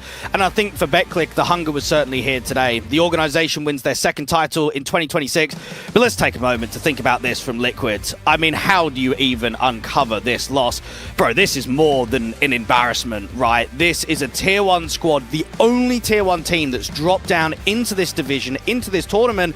They've not won a LAN in, what, 4 years? We've spoken about it. It's an RMR. It didn't even really matter. The one before that is IEM Chicago in 2019. This is their tournament to win, so why haven't they won it? It's a very good question because it looked like they were going to take it pretty handily. You even said at the start of the series 2-0, and it looked like it was going to be 2-0 when they had that opening advantage on Cash. But just, I don't know, man. Like, I think that the main top elements of this side started to let them down. I know that on the second map of Anubis, it wasn't nearly as impressive from Elysian NAF. They started to lose control of the situation after they'd gained the early advantage when they had their 7-5 half. The T side takes over for BetClick, and they're starting to win clutches. They're starting to challenge the real top fragger of Jorko in that map up. And then you come in towards Nuke, and then suddenly all momentum's on your side, and you dominate your way through that map. That was a sheer domination from BetClick, which may be the most surprising element of this whole thing. And I know that it's a fresh lineup, but it's a lineup that's been successful from the start. Now, I wonder if an ego is a factor, right? Because a discussion that I've had earlier on in this tournament is how poor they've looked at Tier 2 events. How are you getting knocked out by Sashi and getting a top 8 at Drakland? How are you getting knocked out in Portugal by OG? That shouldn't happen, right? For this to be the third Tier 2 LAN in 2026, whether it's a new lineup or not, you can't be losing to BetClick APOGEE. Like, that is an unacceptable loss in a grand final. This makes you wonder what they need to do to change that for Liquid, right? You've got a new IGL, you've got a new Warper. The new IGL, especially for JT, looks really promising in terms of what he was doing in the online environment, but offline it hasn't translated quite as well, especially here at Stake Pulse. I don't know what the answer would be for Liquid. I don't know how you unpack this tournament result, because it should have been yours, it was yours, and then it wasn't.